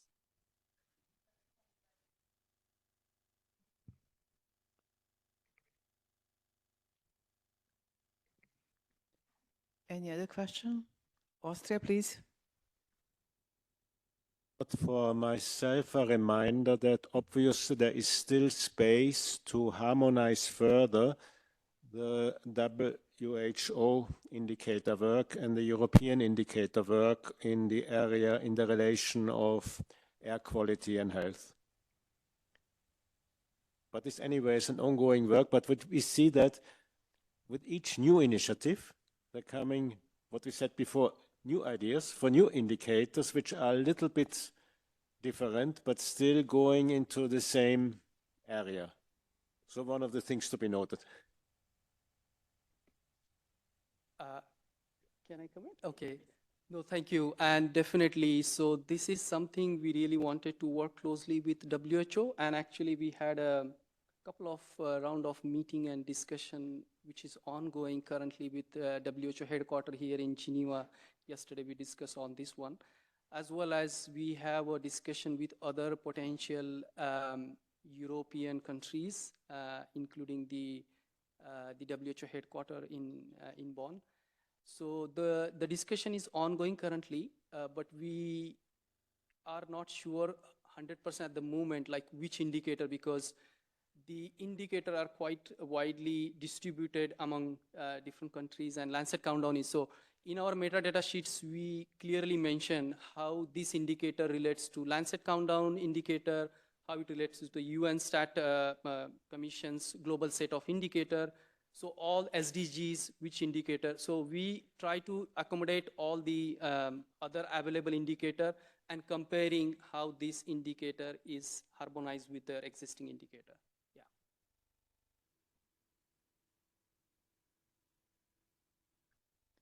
Thank you. Michael, please. The screens. That's why I'm standing up. Yeah, thank you for this excellent presentation of the excellent work. Is there anything specific you would like to recommend to people who are working in the production of environment statistics and indicators that can be,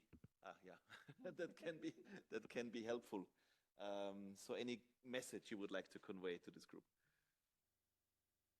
I would first to congratulate group. That group is taking some steps to thinking, at least from the starting points, the air pollution and heat wave is a major factor, not only for economy and other environmental factor, but for the health factor. So all the possible data sets which currently each topic lead and each indicator is gathering, I would say to think from the health lenses, how this can be integrated with the ongoing health surveillance. Because all these data sets are strongly related to health, especially the green space, for example, or blue space, or air pollution. So all these factors strongly linked with the health, including the socio-demographic census data. So I would say that to think health to be included in this group activity moving forward. Thank you very much. Yuna, please.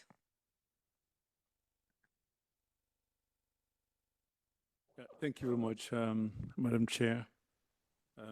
Good afternoon, colleagues. Congratulations for this excellent presentation. And I like the last elaboration that you have just made. In sense, it would be good at some point that the disaggregation speak more than what it is now. In this room, probably you have a lot of statisticians, database, and data experts, so it's okay for the level of data collections that it's required to complete it what this task force and expert group is supposed to be. But if we follow or listen to you from the lenses of decision maker and look into that dynamic graphic that you have just demonstrated, we collect data, we aggregate it, we validate, etc. We display, and the decision maker is to make a decision whether he will send an alert to allow people to, for example, in the classroom or school, to go outside for activity or not. So what I mean here is that we have to go down to that level of shifting from data gathering, data analysis to decision maker.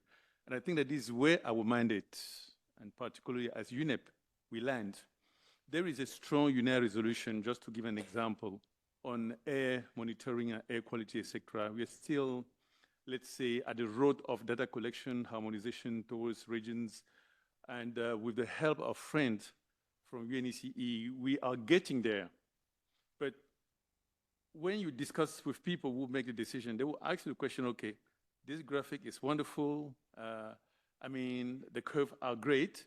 So me as a governor, as a deputy, as a mayor, what else for me? So it's also a call for me to perhaps explore the possibility. It might not be the mandate currently of this group, but I think that we can send some message outside to colleagues from WHO and say, okay, the task force has completed its own work by agreeing on the type of data to collect the methodology, everything, etc. But the pieces which is still miss is the action on health and probably on environment, where UNEP and UNECE come. And therefore, we can work now on a monography that can correlate it, the different colors, like the one that you have mentioned in North of London, etc. So that when a decision maker access your website, including this wonderful website this morning, with all these databases that we have seen this morning, so that we know that when you click on this color, it will tell you what to do. And this monography that WHO have developed, at some point even with ILO, it can be very useful. And therefore, if we succeed to have that type of 360 decision-making tool, etc., perhaps we will have achieved the SDGs, because that is what the SDGs is about. You know, when we talk about reducing poverty, educations, like the secret, this is what the SDGs is. And we can now correlate also easily with some of the SDG target. And I think that this is what also the presentation that we have had yesterday morning was saying. So I don't know how we take this and how this meeting will take these type of considerations, but I think that we have to risk ourselves to go to that level. I think that there will still be a question mark as of, okay, this group achieved the observation that we have developed a fabulous tools, but how can we connect that with what the WHO, with what ILO Nexus, with what UNEP does, etc. And perhaps this is something that maybe we will have to still see how to take this forward. Thank you. Thank you very much for these comprehensive comments, and I fully agree the approach what you are proposing here. And it's a very complex issue, right? Because there are so many disciplines involved. It's not restricted to WHO or health ministry, but also the urban planner, for example, with respect to developing the heat health action plan in the city. It's not the health ministry does, right? So actually sometimes the epidemiologist says that the saving the people's life is more sort of role of mayor than the role of the doctor, because they're contributing a lot of decisions. And this is the first steps. We really wanted the NSOs to engage and start, because we are already collecting some of the potential data sets. And we are moving from data gaps and data challenges and some of the aspects I earlier mentioned that we often see from those decision makers, where is the local data sets, where you cannot present something based on the national scale because the impacts are more on the local scale. So we wanted to emphasize and developing this standardized, harmonized methodological approach, which can be used and address those data gaps, because we have some data sets, but they are scattered. They are not harmonized. They are not standardized. This is something, a first step we really wanted to take to start with that. And you mentioned something about the forecasting and what, so in the next step, we wanted to move from the impact to more sort of a forecasting or how do you say, implementing early warning system on those particular indicators, especially thinking for Ghana and Rwanda, where the impact of malaria and other infectious diseases are more. So we wanted to move, but we wanted to establish some of the basic impact to showcase some of the ongoing work to UN bodies and other potential decision makers that we as a NSOs has this potential to work in this area. And we really want all of your support, basically, to work in this one. Thank you.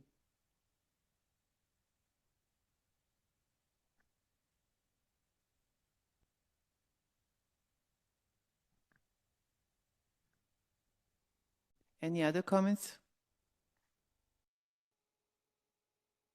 No? Thank you.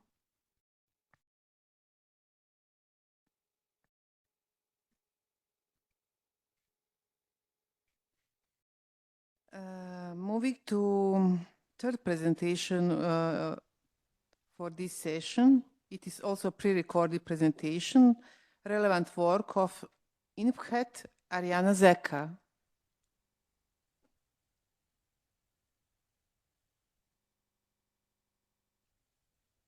Yeah, so as the chair said, it's going to be a pre-recorded presentation, but Ariana will be following the live stream. So if there are any comments after the presentation or any questions to her, she will hear them, and she promised me to respond in writing so I can read out her responses. This is the only workaround that we have in this unfortunate situation, that we cannot connect the remote speakers. But as we said at the beginning, this is beyond the control of the EC Secretariat. Yeah, I'm starting the presentation, and as usual, if the volume is not really good, please turn up the volume yourself on your devices.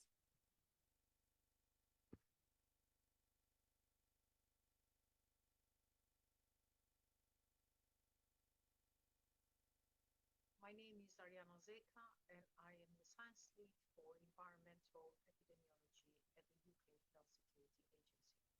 My talk today will be about the integration of environment and health data for public health action. With this opportunity, I would like to introduce INPHET, the International Network on Public Health and Environmental Tracking. INPHET was formed by a community of environmental public health practitioners to address common interests and activities that advance environmental public health surveillance and data systems. And their use is to inform public health actions. As a community of practice, INPHET main goals focus on sharing experiences and expertise, addressing common challenges to implementation, and enhancing the science of environmental public health surveillance. Improving understanding of the link between environment and health, and providing the appropriate evidence that informs public health policy. The network was formally launched in Modena, Italy in 2014 and has since carried out many international activities, including twinning cooperation with Euro-Asian and Balkan countries and sharing of expertise with African public health agencies. Environment and health monitoring and information systems are fundamental infrastructure for evidence provision for policy making in environmental public health. And INPHET aims to address the vast inequalities across countries and communities in their ability to monitor, assess, inform, and mitigate environment and health issues. I will continue the presentation highlighting three broad areas. First, general scientific advances relevant to environmental public health. Second, I will discuss the rationale for integrated environmental and health data success stories in environmental public health. And third, I'll run through some examples of this success story. Starting with the first broad area of highlighting some of the advances relevant to environmental. The context for environmental public health is a public health service that integrates health protection from environmental hazards in its routine work. This definition was developed in the UK, but similar definitions have been identified in Spain, the Netherlands, and many other European countries.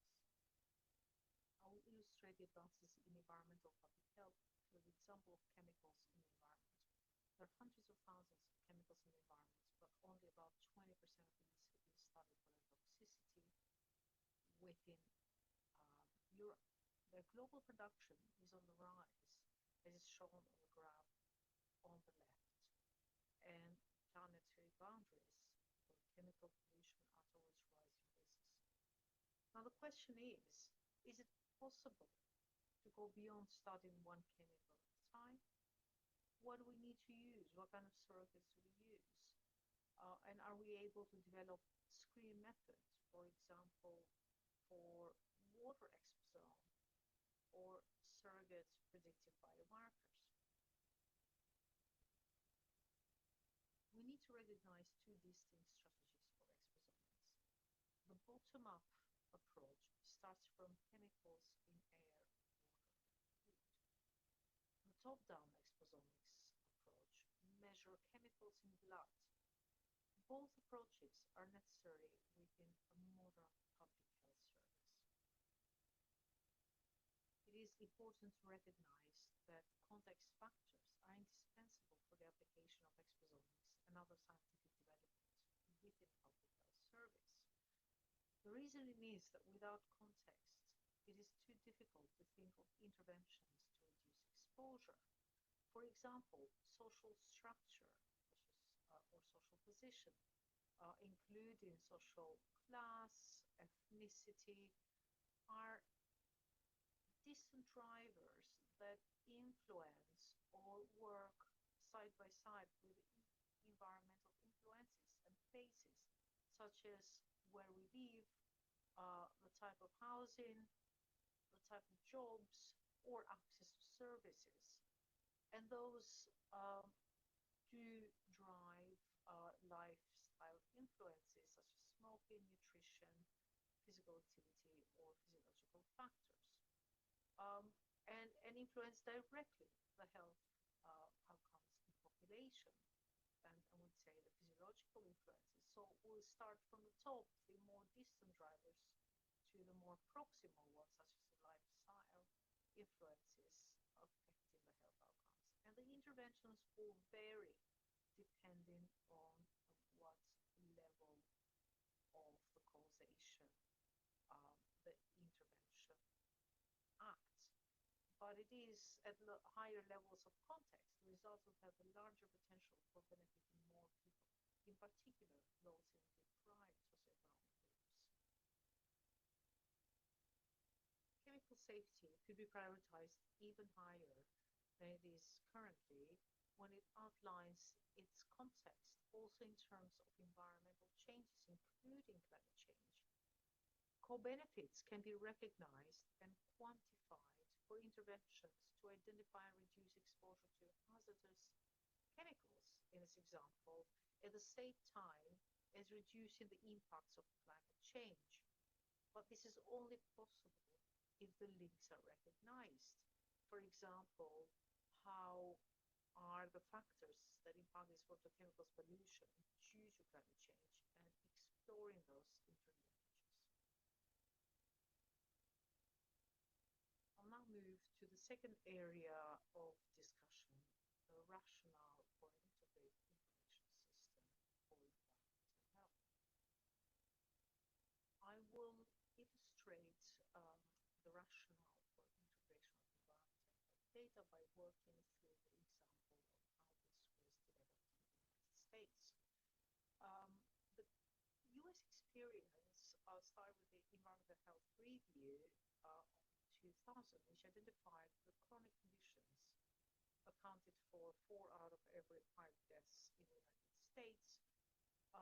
In addition, it identified that digital information was routinely collected on non-infectious diseases, and environmental monitoring was conducted mainly for regulatory purposes. That there was insufficient human exposure data, and also the need to have answers about the role of the environment on health outcomes. At the same time, the environmental health system was fragmented and the responsibilities scattered amongst agencies. This led to the inability to link environmental and health databases. And some of the other key factors of why this disintegration of different agencies was the separation of health and environmental functions exists at the national, at the state level in the United States. And there were lack of resources devoted to environmental public health, and also there was a categorical development of health and environmental data systems. So as an outcome of this review, there's a recommendation of creating a nationwide health tracking network for diseases and exposures. What the review clearly showed was that most environmental health factors that motivate integrated public health surveillance in the US was awareness of the chemical hazards, as also shown in this table, which ranked the toxicants based on their types of the health effects on the 1997 total toxic release inventory.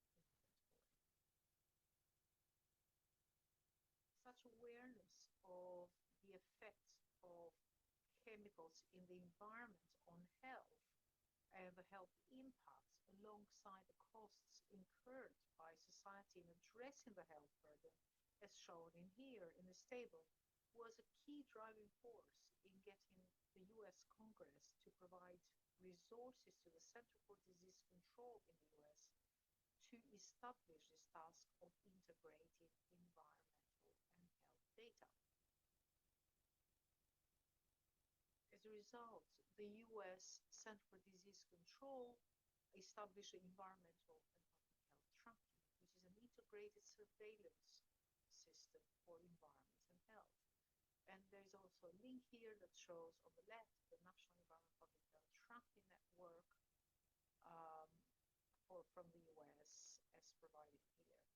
And what this system, this integrated surveillance system does is the ongoing collection, integration, analysis, and interpretation of data on environmental hazards, exposure to environmental hazards, human health effects potentially related to exposure to environmental hazards. But besides this, it also includes the dissemination of information learned from this data and the implementation of the strategies and actions to improve and protect public health. In the global review or global view of environmental public health tracking, such systems are called environmental public health systems in certain countries, such as Australia, for example. In China is a China environmental public health tracking system, or Canada and the UK as well. But in other countries, similar systems also exist, and they are equivalent, but they might not be called environmental public health tracking. For example, in the EU, there is the E3 network, or the biomonitoring network. In Italy is the mesoasbestosis or the Sentieri. In the Netherlands, there is a cadmium and lung surveillance system, and Georgia also is a med system, and so on. In England, in the UK, there is a similar definition of environmental public health tracking, but it's expanded slightly, and its aims are to identify populations at risk from exposure to environmental hazards, to review and establish the relationships between environmental hazards and disease, to inform public health policy making, optimize interventions and prevention strategies, and also to generate hypotheses for future research for evidence provision. Some of the examples that in the UK we worked nationally and internationally on include the methods for assessment of chemicals in the water. For example, we work on water fluoridation monitoring, lead exposure surveillance, and including the health laboratories, industry contaminant size assessment. We look at meteorological variables and climate variables, and also have developed a surveillance software, which is called Environmental Public Health Surveillance System. There is also work with HSA on poisoning data, and we participate, as mentioned, in the international community of practice that was established with contribution by UK HSA, some public funds, Italian agencies, the USAC, and many others. I will now illustrate with a few examples of success stories of how integration of environmental data has worked for public health action. Such examples of environmental public health tracking implementation will include water fluoridation in England, lead in Georgia, arsenic in drinking water wells in Hungary, persistent chemicals in the US, and very briefly a framework of chemicals in food. The first example is from the UK and concerns the fluoridation of public drinking water supplies. There is a delicate balance between the benefits and the harms, and with the benefits known to occur at lower concentrations of fluoride in the water, and the harms known to occur at higher concentrations of fluoride in drinking water. However, there is uncertainty in the range of concentrations between the two, and the UK Secretary of State has delegated a duty to monitor the health effects in exposed communities to the UK Health Security Agency. We have worked with the UK Drinking Water Inspectorate to access fluoride concentrations in each water supply zones across the country, and then we link this to population health data, as also shown in this figure. What we found was that the concentrations below 1 milligram per liter, the benefits of fluoridation in terms of dental outcomes, such as caries, are large at first, and then second, larger amongst those in the deprived socioeconomic groups. This has encouraged the minister to promote water fluoridation across all districts, with attention to delivering concentrations consistently below the policy maximum level. Another success story concerns the work on the widespread lead contamination in the Republic of Georgia. At first, a clinic in Tbilisi, Georgia, found too many children exposed above the World Health Organization guidance level. And then a UNICEF national survey estimated that more than 40% of all children across the country were affected. This had political impact at a maximum level, which led to a national program for lead laboratories in children be initiated in 2019. In the first stage, the National Center for Disease Control in Georgia established national programs to reduce lead exposure across the population. The UK Health Security Agency collaborated to assess the effectiveness of these interventions in terms of changes to blood lead concentrations in children. What the figure here shows on the right is that simple educational messages to families, including visits to the households, about the sources of lead were immediately effective. Later monitoring by clinicians did not have more benefits. The publication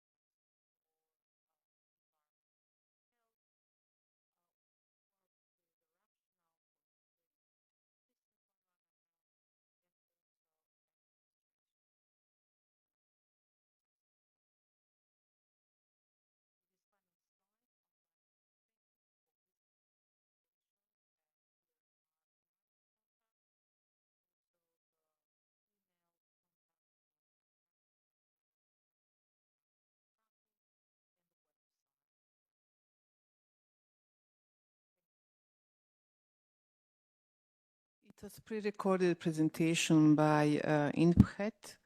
So do we have questions for this presentation?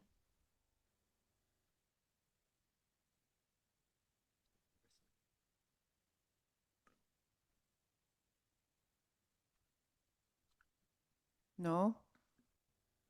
Thank you very much.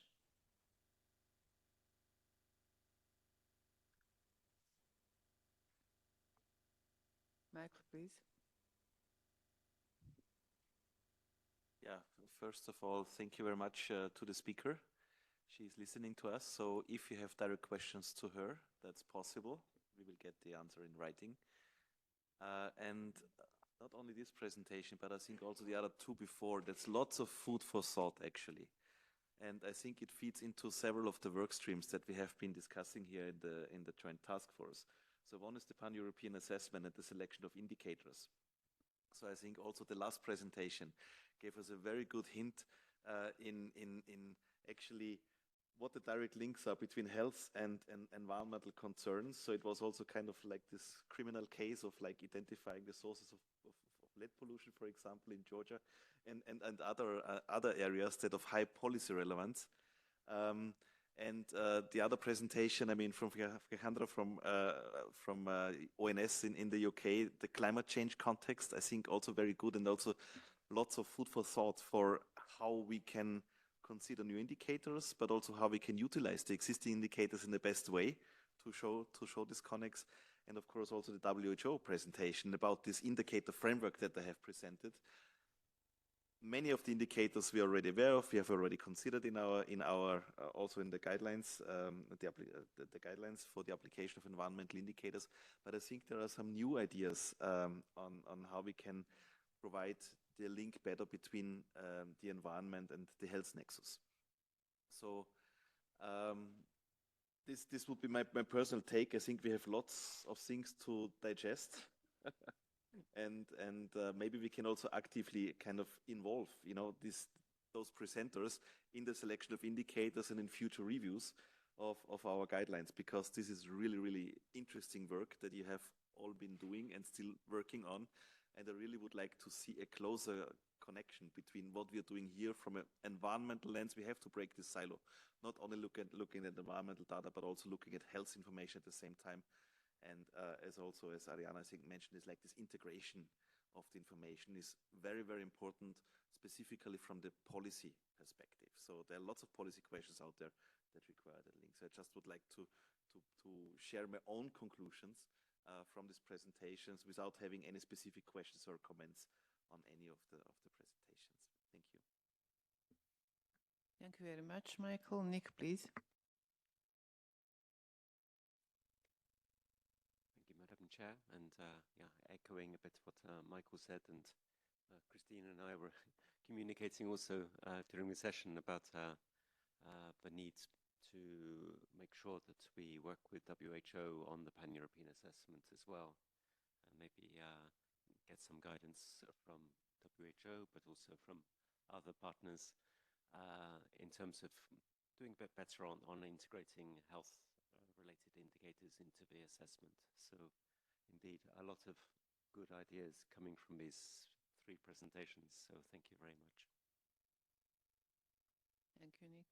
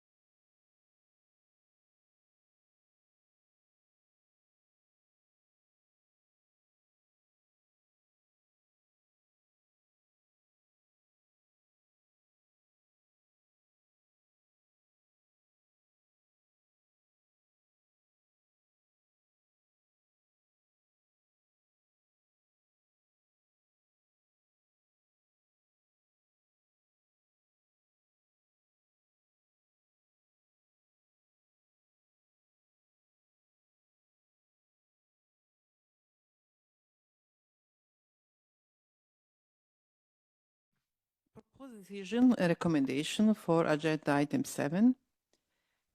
The Joint Task Force thanks the speakers for their insightful presentations on the intersection of environment and health from measurement perspective, including contributions from the United Kingdom Office for National Statistics, International Network on Public Health, and Environment Tracking and the WHO Regional Office for Europe.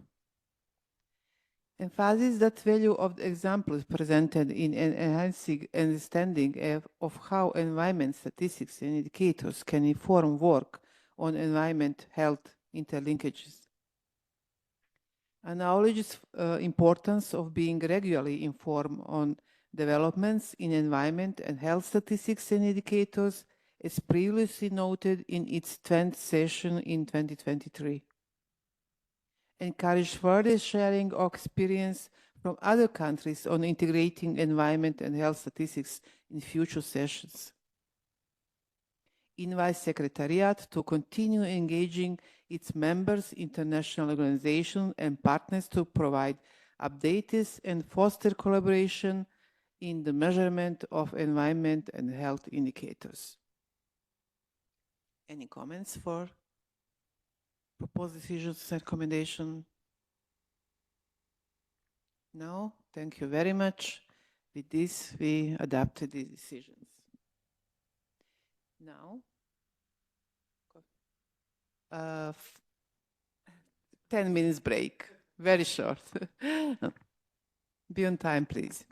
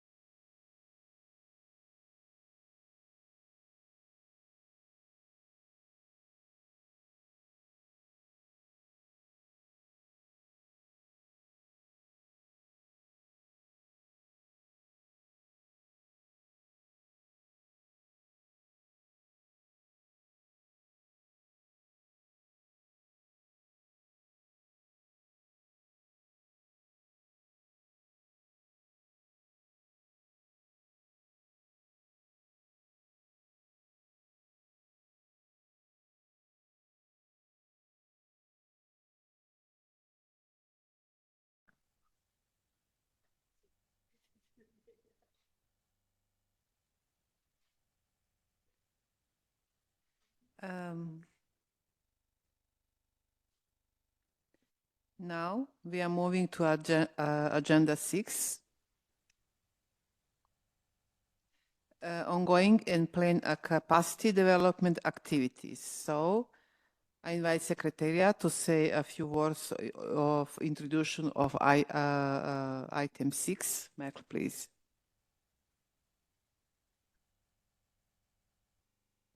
Thank you very much, Chair. Yes, in this session, we will hear about a few ongoing capacity development activities and also about the sector reviews of environment statistics in 2 countries, which I think has been a very interesting exercise. But I also would like to invite all delegates to use this session to express specific capacity development needs, because, you know, as the Secretariat, we can only react on country requests. We cannot promise anything, but it's always good to know if you have specific requirements, and then we can see existing funding, how we can match this. Of course, not only today you can mention it, this is also a call to, if you have some specific needs, send us an email, send us a request, and then we can see how we can match this with existing programs or budget available. This is what I wanted to mention up front, that this is also a place to mention this kind of things. That's all I wanted to say. Thank you. Thank you, Michael. Now invite Mr. Johannes Meyer of Environment Agency Austria and Mrs. Christine Kisler of UNECE to present progress and next steps in implementing EU for Environment, Water Resources and Environmental Data Program. Johannes, first. Thank you, Madam Chair. In fact, the presentation is not only my presentation, has been developed together with Natalia Usieva and Maria Krasteva, where we are focusing on waste management and circular economy issues. Now, as I told you yesterday, next year there will be published again the European State of the Environment Report 2025, also with so-called country spaces for the member states and cooperating countries of the European Environment Agency. Now, this at the moment does not yet include our Eastern Europe cooperation countries, of which 2, Ukraine and Moldova, are already negotiating accession with the European Union, and we have regular cooperation with the Caucasus countries, Georgia, Armenia, Azerbaijan. So all these countries should also become part of this family of cooperation.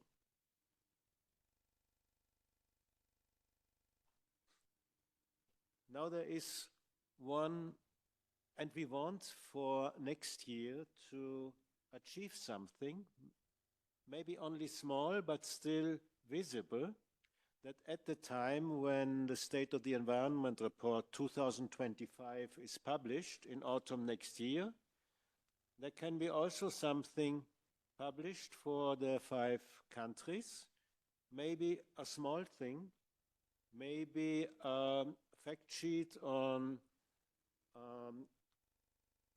transition indicators, so that one sees that some work has been going on the comparable issues, which can also be related to this European State of the Environment Report.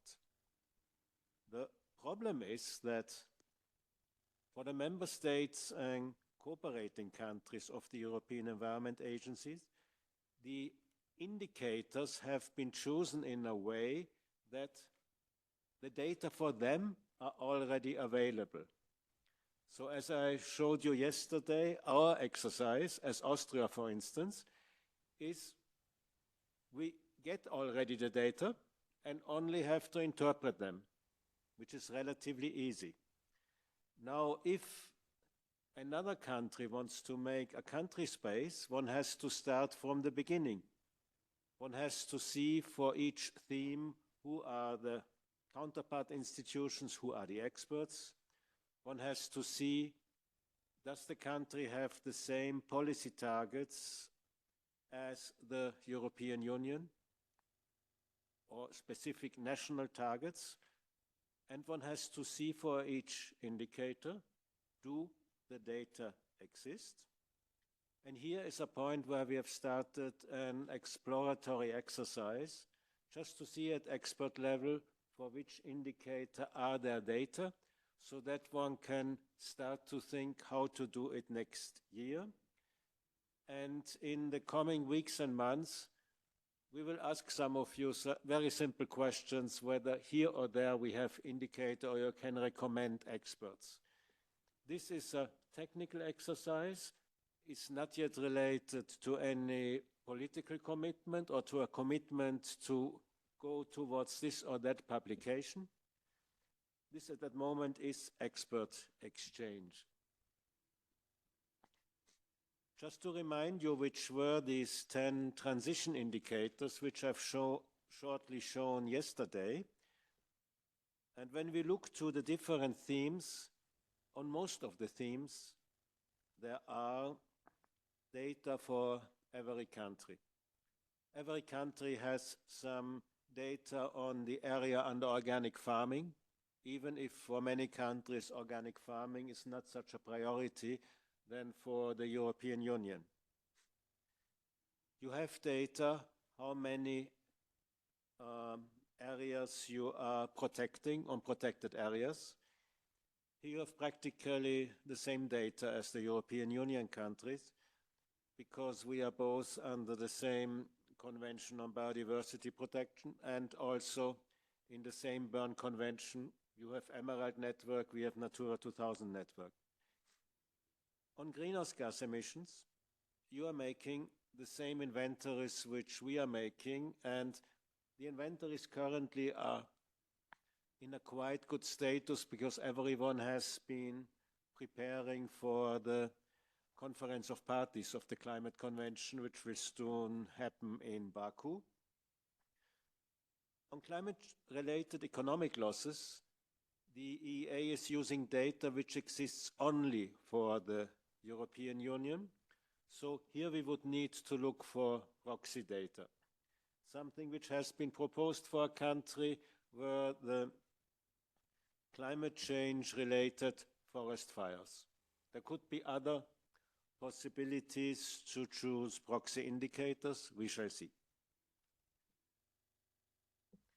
On the share of renewable energy in energy consumption and on energy consumption itself, typically the statistical institutes and the energy ministries and environment ministries have some data ready. Also on total waste generation, which is a traditional indicator of UNECE. Typically not yet on the circular material use rate, on which we will speak a little bit more in the coming slides. And on the health impacts of exposure to fine particulate matter, we have seen that the EEA has calculated very beautiful data based on a very in-depth analysis on all the air quality data which they have already in the European database. So here it would be difficult for other countries to have exactly the same data, but we will be able again to find good proxy information. Now, coming back to the circular material use rate, which is indicator developed by Eurostat a few years ago, and which at the moment has been adapted as one of the key indicators when moving towards a circular economy. Here we have until now a quite slowly raising values in the European countries, and basically until 2030 the European Union wants to double this rate, which probably we will not succeed to, but we will try to make efforts to that. But coming back to the data issue, that for instance, we have seen that for, come back please. Yeah. that, for instance, for Ukraine, this indicator has not yet been calculated, so we have started an exercise to see how it could happen. And I would like to ask Natalia to explain us what we have done. I want to continue presentation, and I would like to share the results of experimental calculations for the circular material use rate for Ukraine for 2019. I will try to present you in English, and if you agree, I will answer on your questions in Russian. The calculations, our calculations were carried out accordance with Eurostat circular material use rate methodology. Today, Ukraine has access to all the basic primary data necessary for this calculation. However, we face two main challenges. The first, the absence of an official body responsible for regular calculation and distributing the circular material use rate. The second, the lack of a key official indicator, domestic material consumption, which is essential for this calculation. In all European countries, the National Statistics Office are responsible for the production of this indicator. That's why we think that all countries statistical bodies of all countries can produce this indicator too. In the first stage, we divided the waste circulating. Next slide, please. In the first, you see this slide. It's our result. No. Johannes. Previous. Yes. Where is?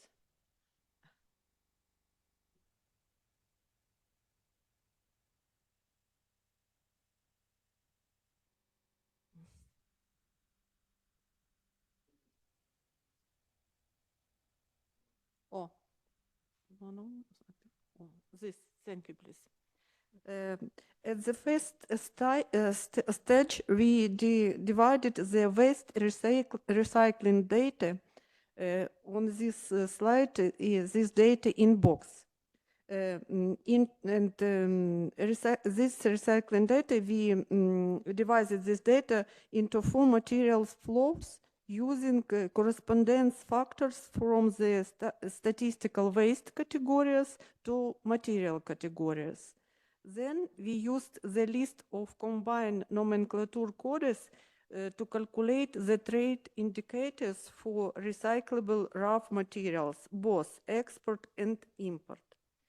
And then we start to think about domestic material consumption. In our country, there is no official national domestic material indicator. And that's why we utilized the United Nations Environment Program, UNEP database to calculate the domestic material consumption and its material flows. UNEP is responsible for global monitoring of sustainable development indicators 8.4.2 and 12.2.2, such as total domestic material consumption and domestic material consumption per capita. They use various international data sources, including agriculture, forestry, fishing, mining, and energy statistics from organizations like the International Energy Agency, the United Nations Statistical Division, the United States Geological Survey, the Food and Agriculture Organization, and Comtrade. On this slide, you see the first results of the circular material use rate calculation for Ukraine. The overall material use level was 17.1%, as you see. It was our first calculations. And then we start another recalculations. And in the second stage, we started recalculation domestic material consumption indicator using available national data, primarily from the publicly available state statistics service website. And in this slide, you see recalculation data for circular material use. For the calculations, we use Eurostat manual for economy-wide material flows accounting. And as you see, recalculation, it was recalculation for materials categories 4, 3, 2, second, third, and 4. As you see, it's metal ores, non-metallic categories, and energy, fossil energy materials categories. As a result, the overall revised indicator was 14.2%, which brings is closer to average of the European countries. The next slide provides a visualization of the revised data in comparison with the corresponding indicators for the European Union countries, which shows considerable difference for the second and third material flows. As you see, as a result of our calculation, I can say that there are the first experimental results based only on open data sources, which will be further refined once the State Statistics Service starts officially production and disseminating the domestic material indicator. We also recommend that the State Statistics Service, which is responsible for the waste recycling indicated in Ukraine, today it's only State Statistics Service, to review the methodology for its formation. The current data shows, as you see, a very low level of recycling for metal ores, while the recycling rate for non-metallic minerals appears usually higher, raising concerns about the quality of the waste recycling data. In conclusions, I think that other countries may benefit from our experience by conducting their own experimental calculation of these indicators. Next slide.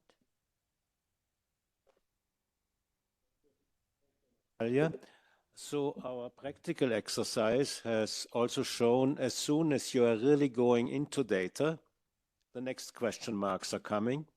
And then you see that maybe you have to critically look to some recycling data, whether different institutions, different ministries who have reported had the same conception about recycling, the same definitions. So this is an exercise which we have to continue. But in principle, it has shown that calculating circular material use rate is possible for all countries who have the data to calculate domestic material consumption and who have recycling data. So one can at least approach this indicator. And it is good to see that the figures on domestic material consumption, which were calculated for Ukraine, are not far away from the average of the European Union countries. So there is quite some degree of realism already achieved. Now, we will continue our cooperation. Just to let you know that the EU for Environment, Water and Data program, in which both UNEC and Environment Agency Austria are cooperating, is ending the end of this year, and there will be a follow-up program which is called EU for Green Recovery East, which will go from until the year 2028, with some components, also one on circular economy, which has become very important, again on water, on the approximation of the EU acquis, and again data and international cooperation, which means we can also our exploratory work on to do something in parallel to the State of the Environment Report 2025. We can continue it next year and bring it to a good result.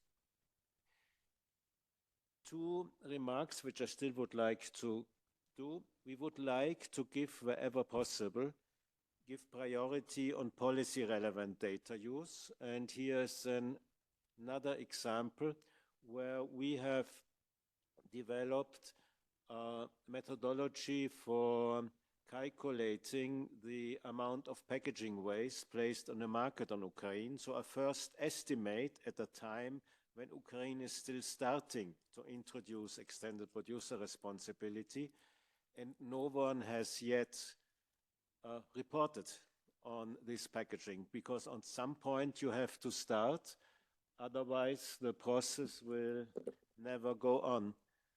So may I ask Natalia or Maria to say a few words?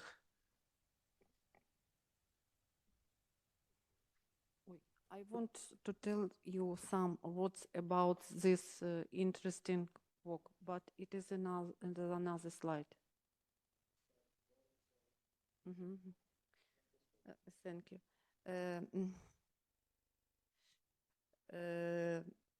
As you know, packaging placed on the market according to Eurostat methodology is equal to the generation of packaging waste. That's why it was very interesting and very important work to calculate amounting of packaging placed on the market.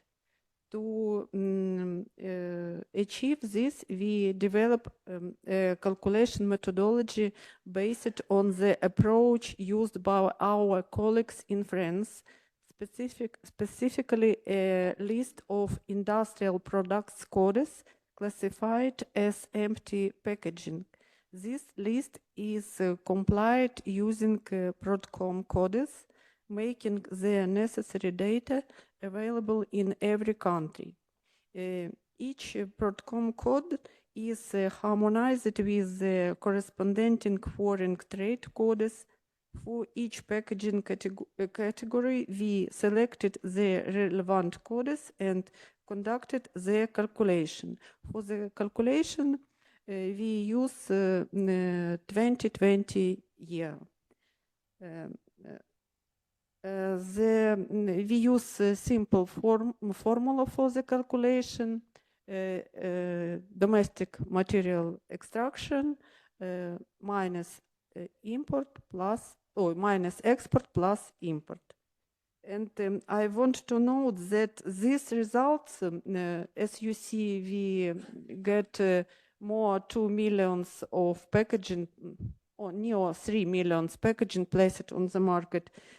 But these calculations are experimental, as soon the industrial production data on the site of State Statistics Service of Ukraine were marked as confidential. However, you understand, that's why we cannot use this data for calculation. But they offer a solid starting point for the country to initiate packaging and waste management reforms. Thank you. I think you understand me.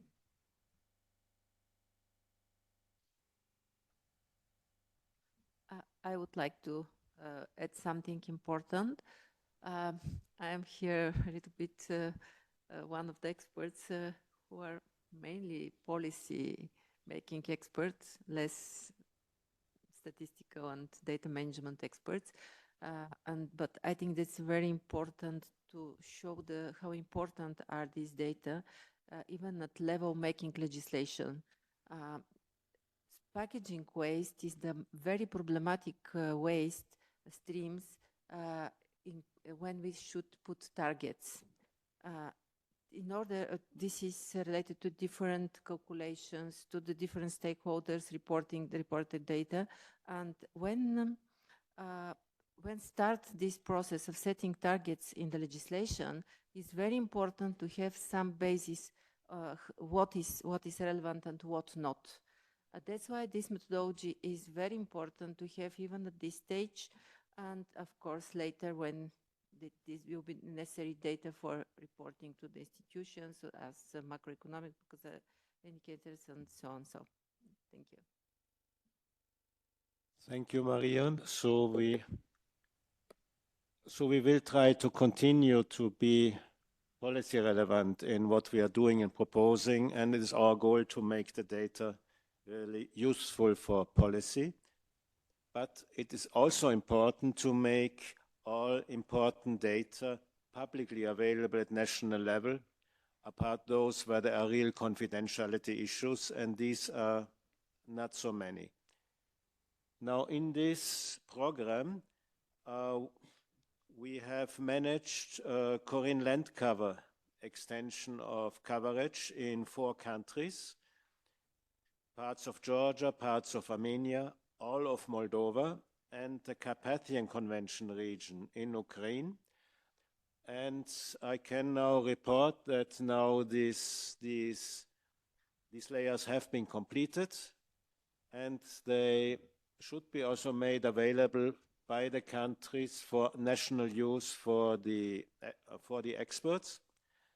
So we are currently in dialogue with the countries where they are published at national level, and how should I say, the gold medal for the Aarhus Convention goes this time to Moldova, because the Moldovan data set is already at the national geo server.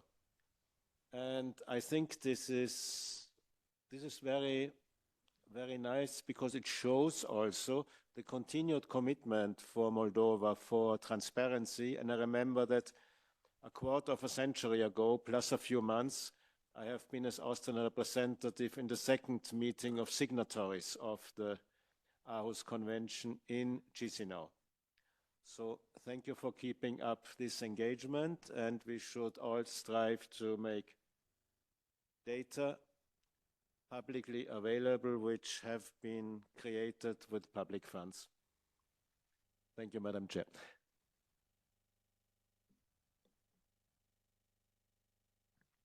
Thank you all presenters. I open the floor for question.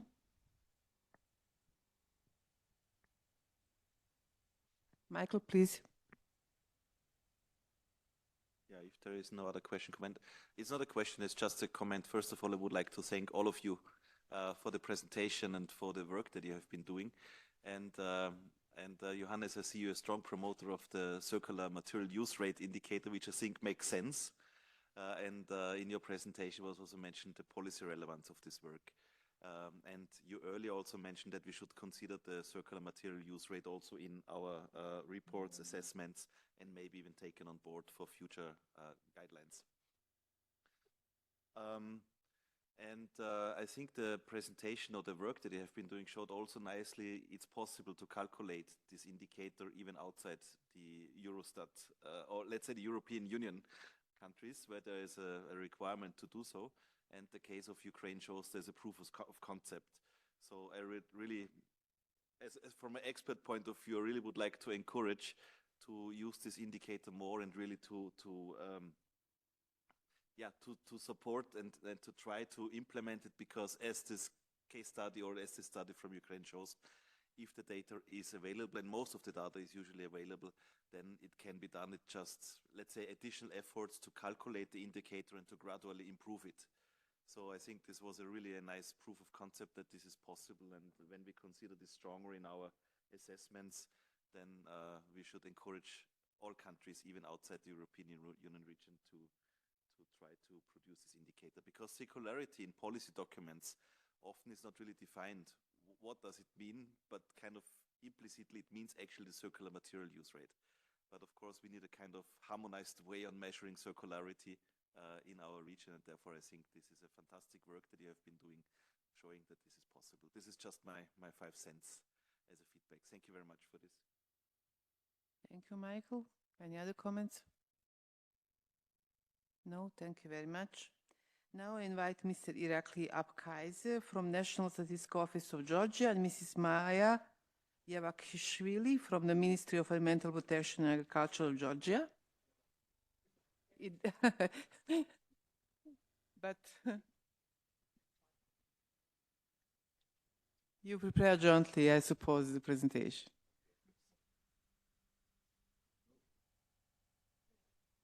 Ten minutes, please, Irakli. 10 minutes. Yeah, thank you. Okay, thank you, Madam Chair.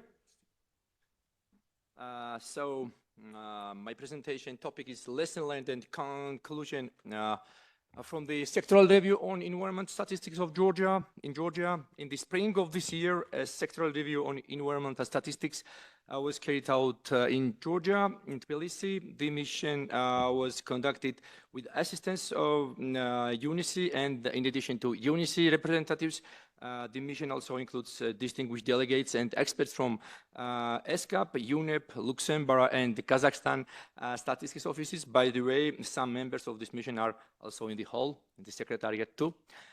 Okay.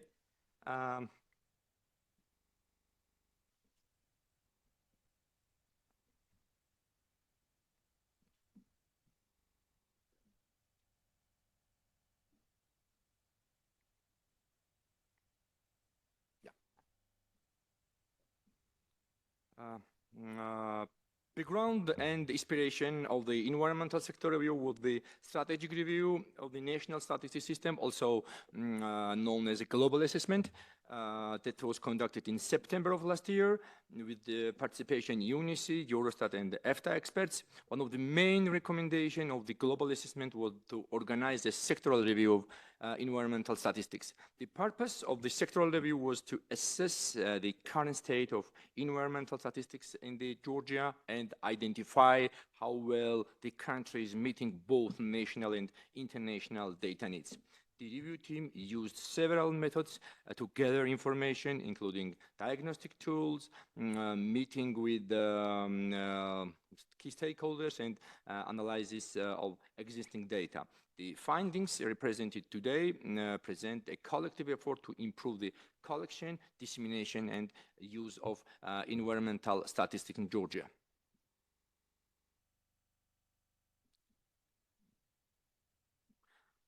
Georgia has made significant progress in aligning its environmental goals with international standards, particularly through its commitment to sustainable development goals and the Vision 2030 National Development Strategy. However, there are critical environmental concerns, including air quality, waste management, deforestation, soil degradation, and plastic pollution that require focused policy efforts.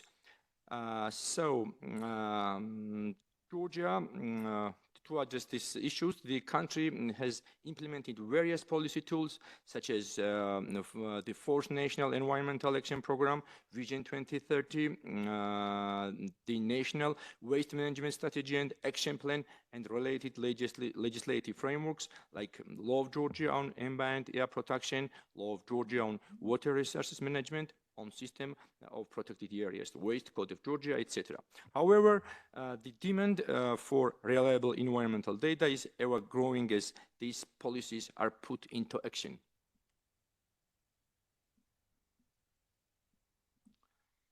A major focus of the review was the engagement of key stakeholders. While their strong expertise across different governmental agencies, collaboration between these entities is often ad hoc and lacks a formal structure. Meeting with the representatives from academia, NGOs, and international organizations highlighted the need of better coordination and easier access to environmental data. Users have requested disaggregated and more user-friendly data format, which would greatly enhance the utility of these statistics. To address this, one of the key recommendations is to establish a multi-agency coordination mechanism to streamline data sharing and improve communication among stakeholders. In terms of data sources, Georgia collects environmental statistics from various channels, including official statistics like national accounts, specific environmental surveys, international trade statistics, and administrative data from government institutions and agencies and ministries. However, the review identified several gaps, particularly in the disaggregation of data by region and inconsistency between different data sources. For example, both Georgia and Geostat and the Ministry of Environmental Protection collect water data, but these statistics are not always consistent. The lesson here is that we need to improve the integration of data sources and ensure that regional level data is available to inform local policy decisions. So this slide is about the state of environment statistics in Georgia, and it represents existing compilations of environment statistics and indicators by the subcategories of the main 6 components that define the scope of environmental statistics.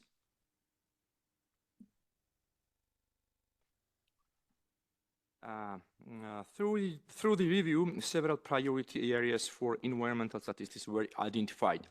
These include waste statistics, where there is a need for better data on waste collection, recycling, and landfill areas. Water statistics also require greater coordination between agencies for the cross-checking activities to ensure data consistency.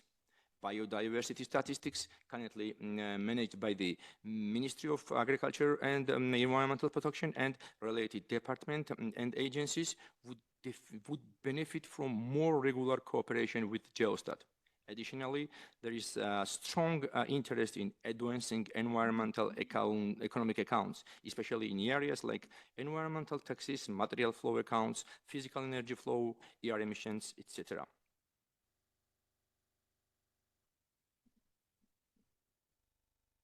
One of the most significant advances in Georgia's environmental statistics is the development of environmental economic accounts. These accounts integrate environmental data with economic statistics, providing a holistic view of how the environment interacts with the economy. So far, Georgia has made progress by compiling economy-wide material flow accounts, but there is still much work to be done. For instance, environmental taxes and water accounts are high on the list of priorities, but challenges remain due to the complexity of compiling such data. The review recommends that Geostat collaborate more closely with the Ministry of Finance to develop these accounts and build the necessary capacity. After the review, we received 2 types of recommendations: strategic and technical recommendations. Geostat should strengthen its role as the national coordinator of environment statistics by defining a clear national scope based on international frameworks, stating both short and long-term priorities and aligning with standards like Eurostat's requirements and Georgia's national strategy for official statistics 2024-2027. To enhance data quality, Geostat needs to expand its dedicated staff, hiring at least 4 permanent professionals with subject matter expertise. Further capacity development can be achieved by leveraging interns, specialized training, and partnership with universities. Responsibilities should be distributed across divisions to ensure efficient handling of tasks. such as energy accounts, environmental taxes, and land use data. Establishing strategic and technical coordination mechanism, including an interagency group and working groups for key topics like water and waste, will foster collaboration. Eurostat should also engage in environmental policy and planning processes, ensuring that performance indicators are integrated into annual statistics. Improved stakeholder engagement through annual forums and user involvement in developing new topics, new statistics will make the data relevant and user-focused. As for the technical recommendation, it's focused on enhancing Georgia's environmental statistics by establishing working groups for water, waste, and biodiversity statistics. Starts with environmental taxes accounts. Right. I'm sorry. Yeah. Great. Yeah. Started with environmental tax accounts, continue the regular production of economy-wide material flow accounts, and continue efforts on physical energy, air, and ecosystem accounting. The immediate priorities includes completing international questionnaires, leveraging a project like EU for Environment, and engaging key stakeholders such as Ministry of Environmental Protection and Ministry of Finance.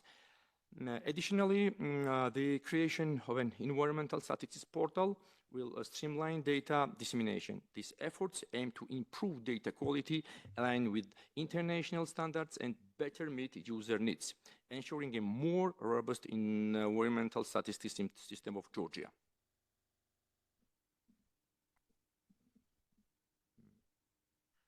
In conclusion, while Georgia has made significant strides in aligning its environmental policies with global standards, there are still gaps that need to be addressed.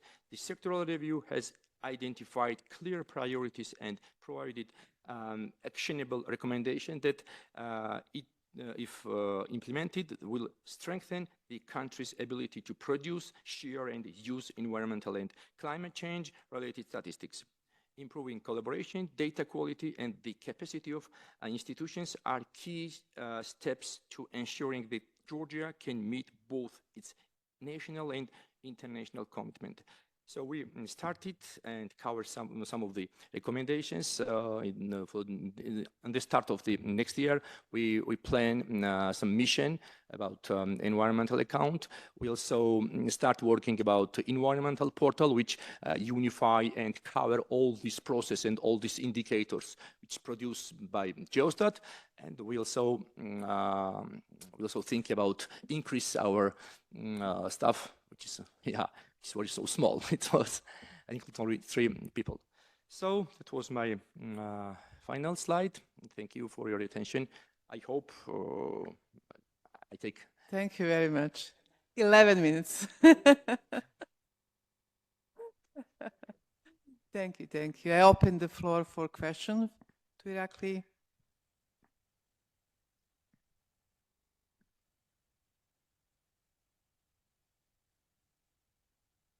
You had one key theme, that means the other institutions have to take statistics serious because they need your help and you need them to produce the most relevant data for the country. But maybe then when you're going towards building portal, and I'm saying it because we were also in discussion about environmental portals with the ministry and the agency, maybe it would be good also to have their kind of cooperation, ministry, agency, and statistics, because then also you would less easily fall out of sight of the ministry, as an example. Thank you, Hannes. Good point. So before the portal, we elaborate also agriculture portal, and in the preparatory work, we create some informal working group. It includes representatives from ministry and such agency. Yeah, we plan that involve all players of environmental statistics in Georgia in this matter. Yeah, it's a good point, and thank you very much.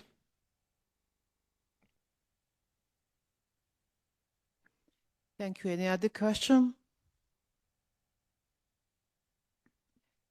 No, thank you all of you. Now I invite Ms. Aida Izabekova from the Committee on Statistics of the Ministry of National Economy of the Republic of Kazakhstan to present initial results and expectations.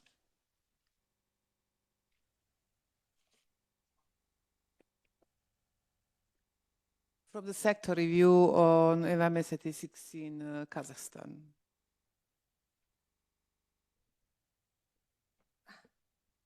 Мой доклад будет на русском. Прошу одеть наушники.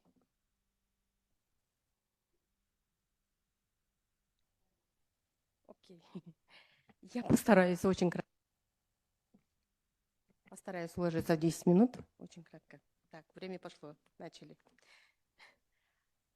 В начале текущего года Бюро инициировало письмо в ЭКО на рассмотрение возможностей в поддержку оказания содействия Казахстану в разработке и внедрении эффективных показателей, касающихся климатических изменений, устойчивого развития, а также внедрение системы природно-экономического учета путем проведения секторального обзора экологической статистики.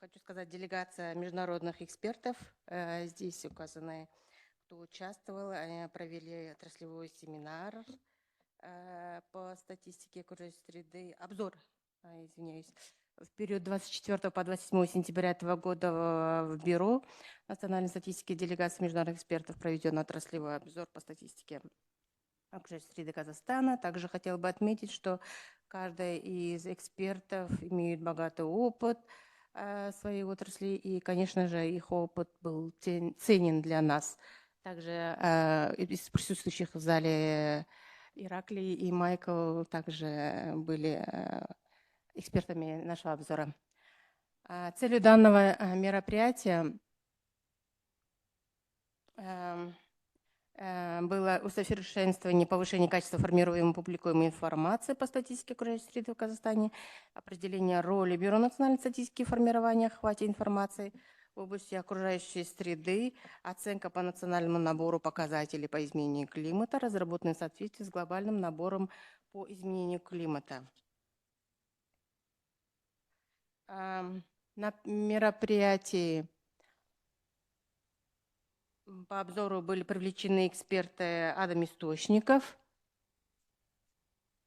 Вот вы видите справа. Это представители Министерства экологии, водных ресурсов, сельского хозяйства и подведомственной организации. Также, кроме этого, участвовали представители СМИ, вузов, неправительственные организации, международные организации, ПРООН и ФАО. Мероприятие включало 16 панельных сессий согласно предложенной со стороны ЕКОН программы. Вы можете зрительно почитать, я время не буду терять и все перечислить. Также в рамках международного взаимодействия в настоящее время управлением охраны окружающей среды ведется ежегодный основной мониторинг показателей зеленого роста ОСР, осуществление сбора информации, формирование расчета некоторых 65 показателей. Также ежегодно формируются и публикуются экологические индикаторы мониторинга и оценки окружающей среды. Также хотелось отметить, что Бюро активно работает над внедрением показателей статистики изменений климата в национальную практику и разработал проект национального набора показателей по изменению климата в соответствии с глобальным набором, который был представлен на 59-й сессии европейских статистиков. Наш национальный набор состоит из 84 показателей, из которых 53 показателя уже формируются в стране и публикуются на сайте Бюро. Соответствует показателям ЕКОН, системы СЕЙС, ЦУР, индикаторам зеленого роста, разработанного ОСР, также соответствующие базовые рамки ПРСОС 2013.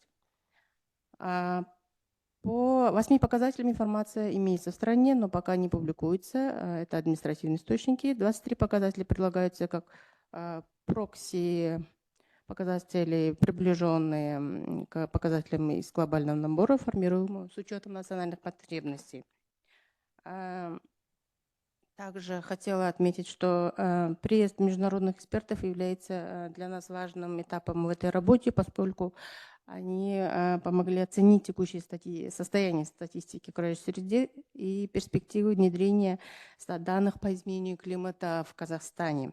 Со стороны международных экспертов были положительные отзывы и данные рекомендации продолжить работу в этом направлении и публикация на сайте бюро. По итогам сессии были совместные обсуждения по предварительным рекомендациям в рамках секторального обзора.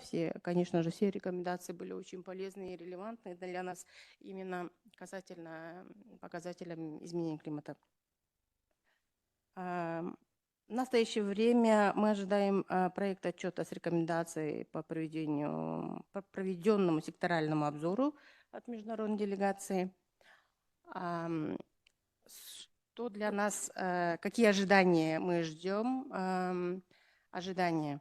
Основные ожидания охватывают следующее. Это получение рекомендаций по улучшению статистики окружающей среды в части улучшения качества данных администочников с указанием заинтересованных госорганов, выявление имеющихся пробелов ввиду того, что основная доля формируемой информации приходится на администочники. В целях качественной реализации предлагаемой рекомендации необходимо указать соответствующий госорган.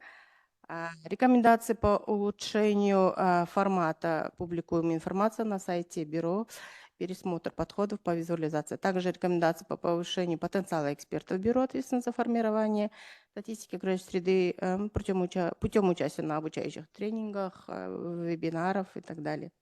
Также получение положительной оценки по проекту разработанного набора показателей климата с включенными прокси-показателями. Проведение секторального обзора с максимальным участием всех заинтересованных сторон, конечно же, повлекло усиление роли в бюро в области экологической статистики в стране, повысил потенциал в улучшении совершенства информируемой информации в соответствии с международными требованиями и с учетом национальных потребностей. Я надеюсь, переводчики успевают со мной.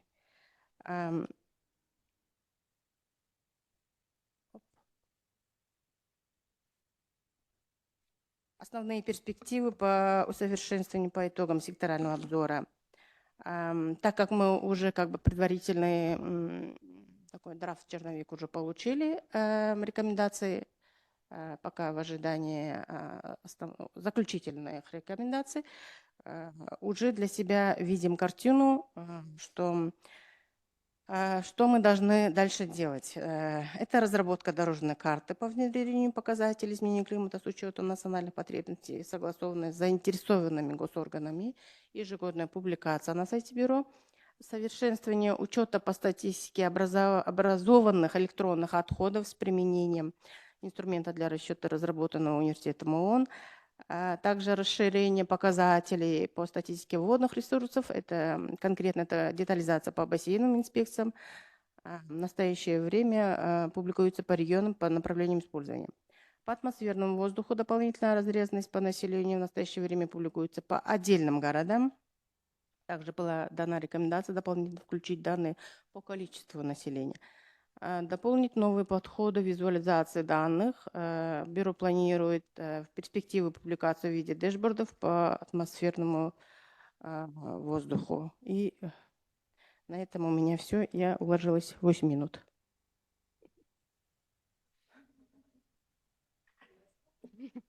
Yes, you Спасибо are за...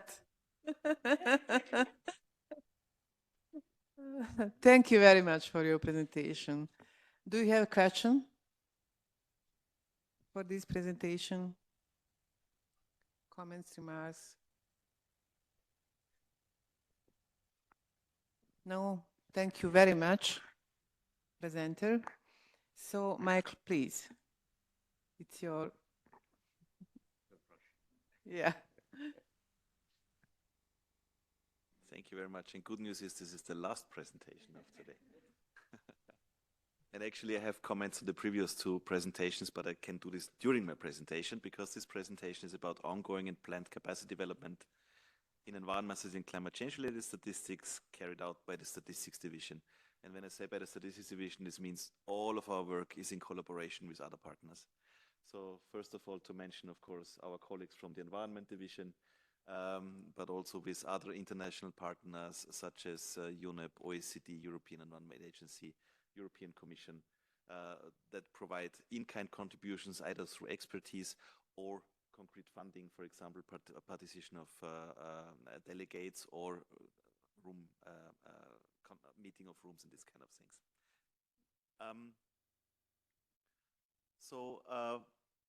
One thing that is not really labeled as a capacity development activity, but I think it is a very important one. These are the expert meetings that we are regularly organizing, which are open for all EC member countries and beyond. You know, the Conference of European Statisticians is actually more countries than just EC. We also include all OECD member countries and some others. And all of these expert meetings have a capacity development component. So just to mention two of our most important events that we're organizing. The first one is this joint OECD-UNEC seminar on the SEA implementation. I already had this yesterday in my presentations. We will have the 10th seminar early next year. You see also a bit an overview of the 9th seminar, but just to give you a bit an outline. So the idea of these seminars is to provide a platform where all countries can share knowledge and experience about implementation of the system of environmental economic accounting, but we also discuss emerging issues there. How can SEA contribute to measuring new things, for example, climate change adaptation maybe, or disaster risk management, or the impacts of disaster risk. So there are lots of areas that can be explored in these discussions. And of course, there is a strong capacity development component by identifying gaps that countries have and needs for further support and these kind of things. And this is not only limited to our statistical systems that are not so far developed. Also developed countries or developed statistical systems are struggling with certain new issues. So it's capacity development for everyone actually by learning from each other. I already said, please mark your calendars for the next seminar, which will be from 18 and 20 March of 25, and we will soon send out the save the date message. And the same counts for our expert forum for producers and users of climate change-related statistics, which are already older than the SEA seminars. So the last one was end of August last year, and it's exactly the same. So this is a platform for exchanging knowledge and experience, but also has a very strong component of tackling important new areas of work, and everybody's invited to contribute to it. So countries that have to catch up with their work can learn from those that are more experienced. So this is why I'm mentioning this, because they're not labeled capacity development events, but they have a strong capacity development component. We should not forget this. One very concrete example that I would like to mention here is this regional training on the production and use of waste and circular economy. So these indicators that was carried out end of June this year. It was organized by UNEC, both divisions together with UNIDO, and supported by the Environment Agency Austria and with the financial support of the European Union and Austria. So you see many of you actually participated in this. So the target audience were producers and users of waste and circular economy statistics and indicators, including participants from NSOs, environment agencies, and other line ministries, and also experts from the business sector and industry. So this is more the focal area of UNIDO. I think it was very successful in terms of participation. We had 90 registered participants, many of them participating in person and also many participating online. So the main results of this event were that participants familiarized themselves with existing frameworks and guidelines for producing waste statistics and measuring circular economy. These included the guidance documents that were produced under the EC umbrella, but of course also international questionnaires in the area of waste. Then a technical overview of the different steps for producing, sharing, and use of the related EC waste and circular economy indicators. We discussed the data sources for producing these indicators, We discussed challenges that could result in delays and gaps in the indicator production, but we also discussed possible solutions. And also knowledge on how to use these indicators to measure transition towards circular economy. So this means also the policy connects was discussed there. Yeah, then we already heard two presentations about the sector reviews of environment statistics. I think I can, for the sake of time, be super short here. I just would like to use the opportunity to thank both offices in Georgia and in Kazakhstan for their hospitality, but also for the interest in organizing such a sector review and for the openness. Because you also have to be very open, not only showing your strengths that you have, but also your weaknesses that you have. And also for making it possible that we had all the key stakeholders on board. I think this is also a huge organizational effort to have the right people on board for this sector review, and I think this was a very a good reason why it was so successful. Last thing I would like to say here is this is an invitation also to other interested countries to carry out a similar exercise, because I think it can be really useful to have an outsider view on your existing system and to get recommendations that are not biased from the existing way how you're working. So, and it's up to you to accept the recommendations, to follow the recommendations or not. It's just recommendations from an outsider view. Yeah, and there's also a link to some news articles of this work. Maybe more interesting is additional planned activities. For the time being, we are finalizing our work on the so-called development accounts on number 14, which run until the year 25. We are in discussion with 2 countries to implement activities related to SEA implementation. Again, unfortunately, we have a very scarce budget, but I think 2 activities can be carried out. And we are planning the DS17 project, which is called Better Statistics and Data for Effective, Inclusive and Transparent Climate Action in Europe and Central Asia.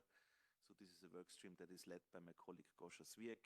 We have here 5 target countries which are listed here, and support will be provided to strengthen the institutional arrangements, coordination and collaboration, and strengthening the capacities to produce the relevant data according to priorities identified by the countries.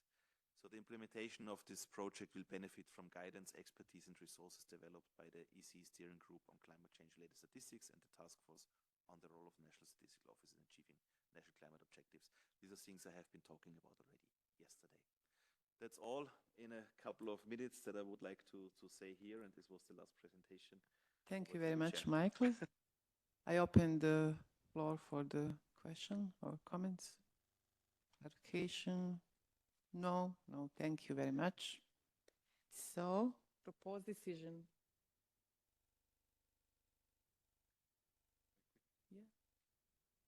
Yeah, sorry to interrupt you here, but I also said at the beginning it is always good to receive concrete requests on capacity development needs. Today we don't have the time for this, you're not prepared for this, but I just would like to encourage you to send us any suggestions that you have for capacity development needs. I cannot promise you we can tackle them, but we need to know them so that we can allocate budget and resources to it. This is the only thing I would like to mention here.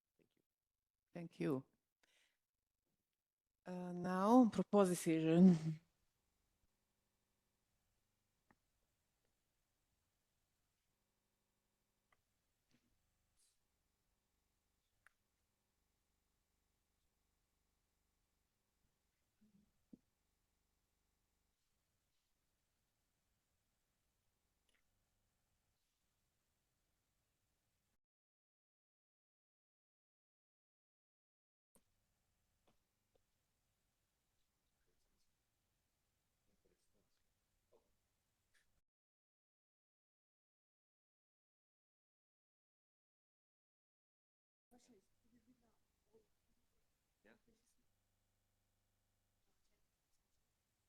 It is okay? I think we have to go through them all.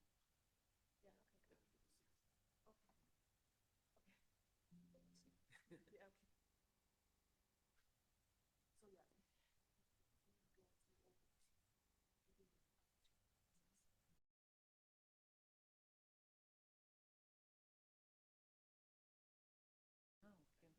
Including 6, okay. Nick, please. Thank you, Madam Chair. So I would ask that you raise your nameplate if you have any objections at any point, and I will go through the decisions directly. So you began by adopting the agenda of your 21st session as set out in the official document number 1. You then moved on to the report of the 20th session. You took note of the information provided by the Secretariat on the implementation of decisions and recommendations of the 20th session of the Joint Task Force, and you adopted the report of the 20th session. Next. I didn't have a click. We'll just keep going. Yeah.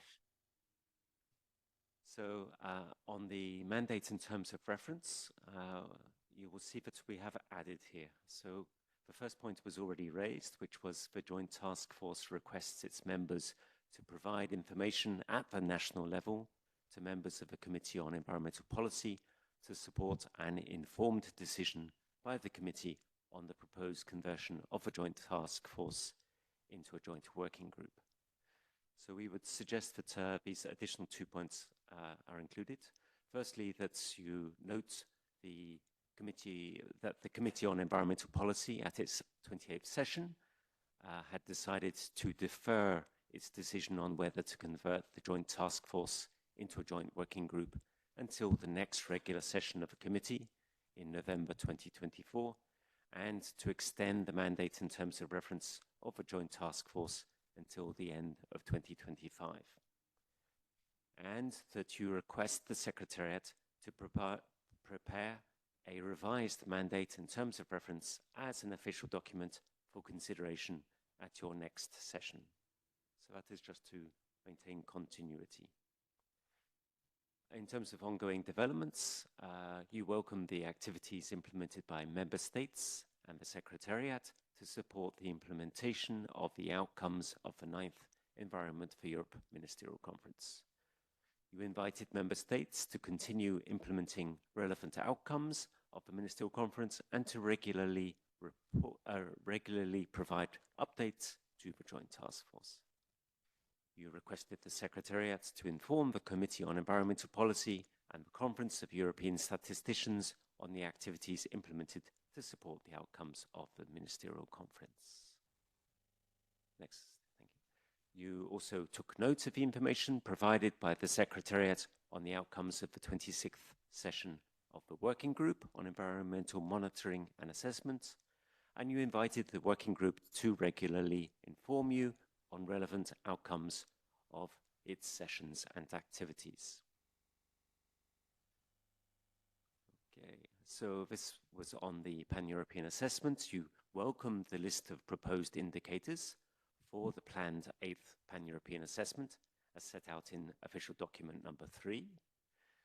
And you agreed on the following possible additions to the list of indicators. So these were about the circular material use rate, the number of premature deaths attributable to fine particulate matter, emissions from international transport, anthropogenic methane emissions, contributions towards the $100 billion commitment under the Paris Agreement, an e-waste indicator, sustainable infrastructure indicators, and further health-related indicators.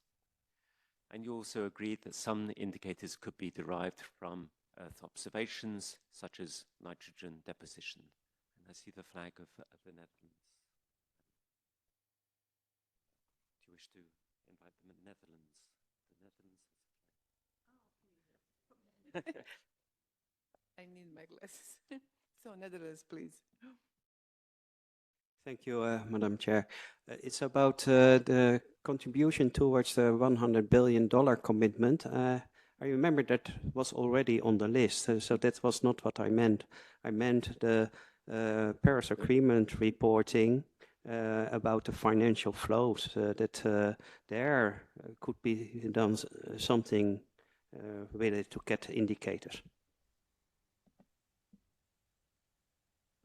Thank you. Thank you. So yes, it was for flows of from developed countries to developing countries. Exactly. I have notes. Thank you. You also decided that further comments on the proposed indicators and the selection of indicators derived from Earth observations can be provided to the Secretariat until the end of this month. You requested the Secretariat to prepare a revised version of the list of indicators for its next session, and you committed to support the production of and to make available national data for the selected indicators for the development of the 8th assessment. And you requested the Secretariat to inform the Committee on Environmental Policy about the outcomes of the agenda item.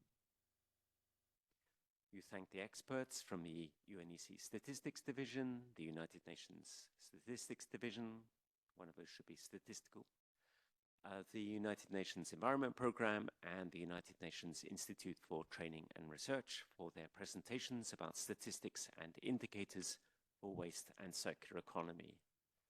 And you invited the Secretariat to continue updating the Joint Task Force on international developments related to measuring the circular economy and waste, in particular e-waste, to highlight opportunities for the active involvement of Joint Task Force members in methodological work and the development of relevant guidelines.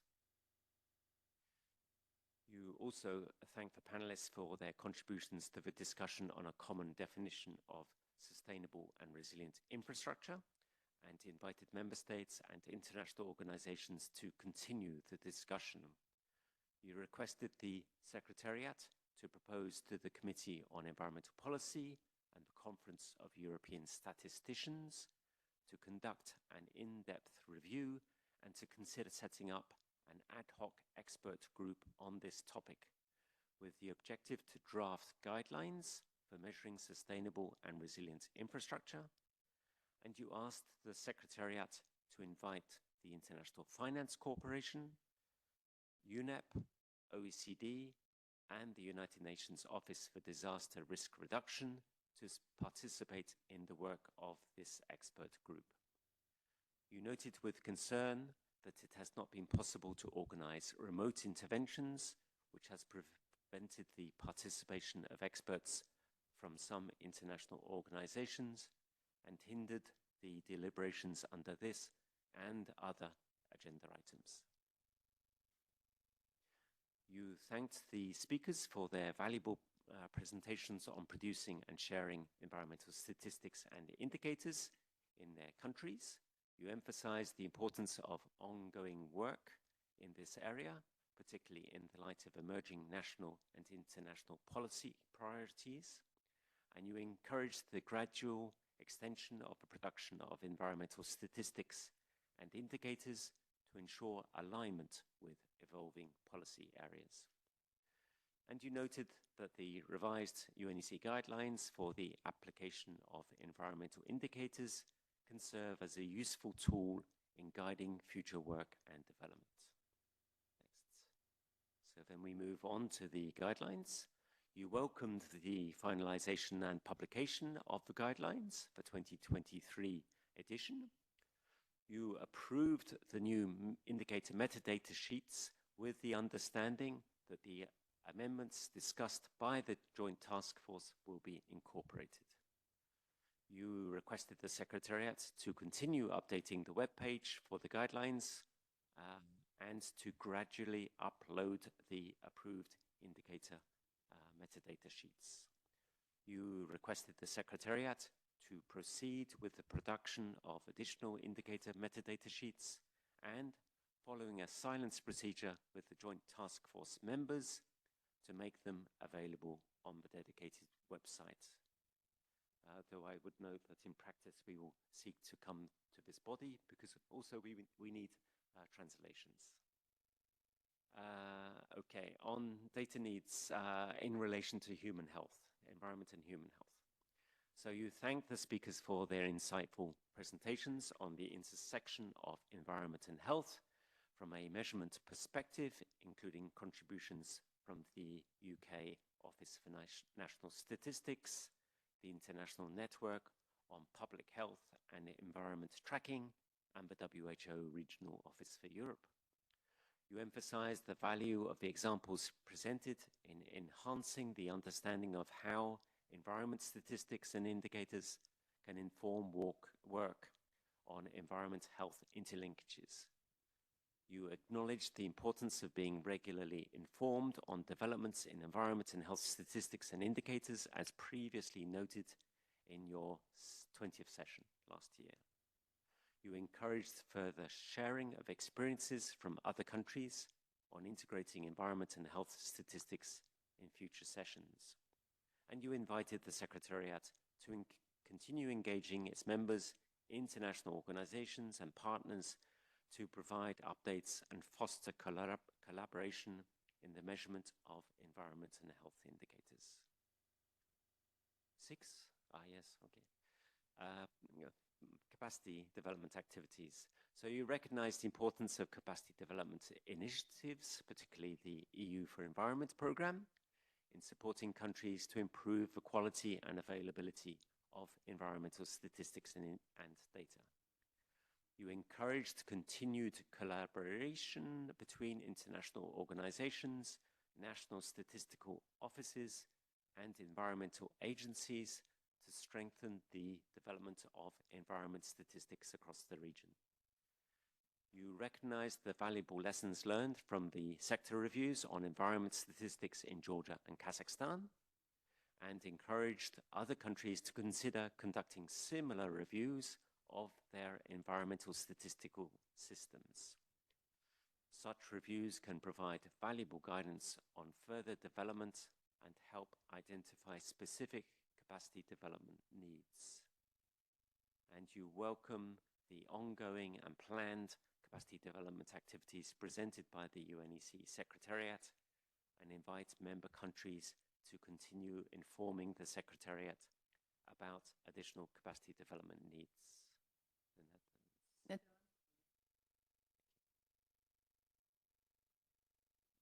Thank you, Madam Chair. It was about the previous slide.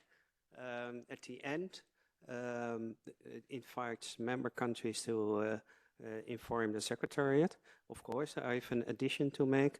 We have now the Paris Agreement reporting, and the reviews will be done in 2025. And it also includes reporting on possible capacity needs. So that might be a good source for this. Thank you. Any other feedback for proposed decision and recommendation? No, thank you, all of you.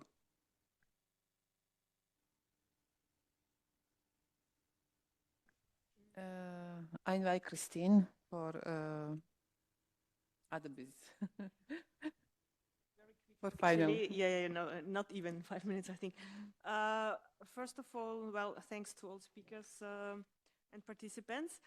I just want to make some short announcements. So, first of all, we would appreciate to receive your feedback. The email to fill in the online evaluation survey was just sent to you, actually. And we would appreciate if you could fill this survey, as it's of course also our wish to keep improving the sessions of the Joint Task Force. And I'm already looking now forward to our next meetings, actually. But I also have a short announcement to those participants that are funded or to whom financial support is provided. We would appreciate if nominations from the countries for upcoming meetings arrive really within the deadline, and also that documents that are needed for travel processing arrive on time, because the Secretariat was actually requested to apply the UN travel policy more strictly, and we need to process travel 21 days before the actual meeting takes place.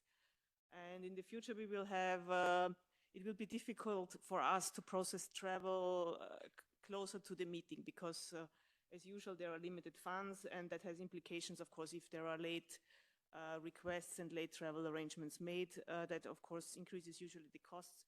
So, and we are requested to apply these rules more strictly. So this is everything I wanted to say. But I'm already looking forward to see you soon again in the upcoming meetings. Thank you.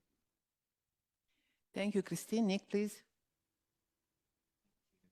So in this context, I would just like to highlight, well, I think you've all seen that Stella has joined us. I'm not sure if that has been announced, but anyway, if it hasn't, it's very good news that we have Stella joining from the statistics division, which is very good news. I also have some very good news for Anelia, but which is not so good news for the rest of us, because she will be moving to a different division in UNECE. And this, I'm very happy for her, but as I say, not so happy for me. And that does have implications for the next meetings. And you will have also perhaps noticed that,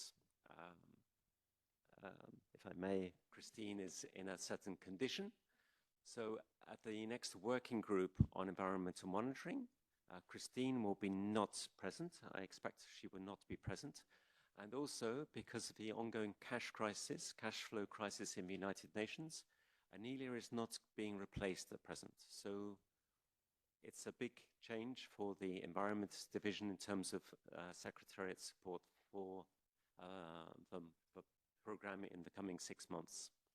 So I would ask for your patience and understanding, and also this is why it's also very important that travel requests and things like this are processed in a simple way. Thank you. Thank you, Nick. Michael? No? Thank you. We reached. Thank you for your time, contributions, and efforts during this discussion of these 2 days. Special thanks to all speakers, countries, and international organizations who have provided financial support for this meeting. UNESI Secretariat, interpreters, meeting room assistant. Thank you very much. So we announce that next session of Joint Task Force will take place on 3rd and 4 November 2025. So see you next year. I wish you all the best in your life and work.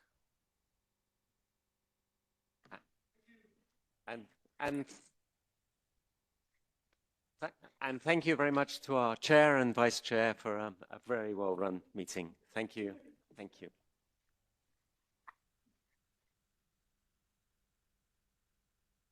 One last announcement, the link to the pictures that were taken has been sent in the email with the evaluation survey. And also Stella asked me to inform you, don't forget anything. Please look into the drawers, look below your desks, because there's always somebody forgetting something.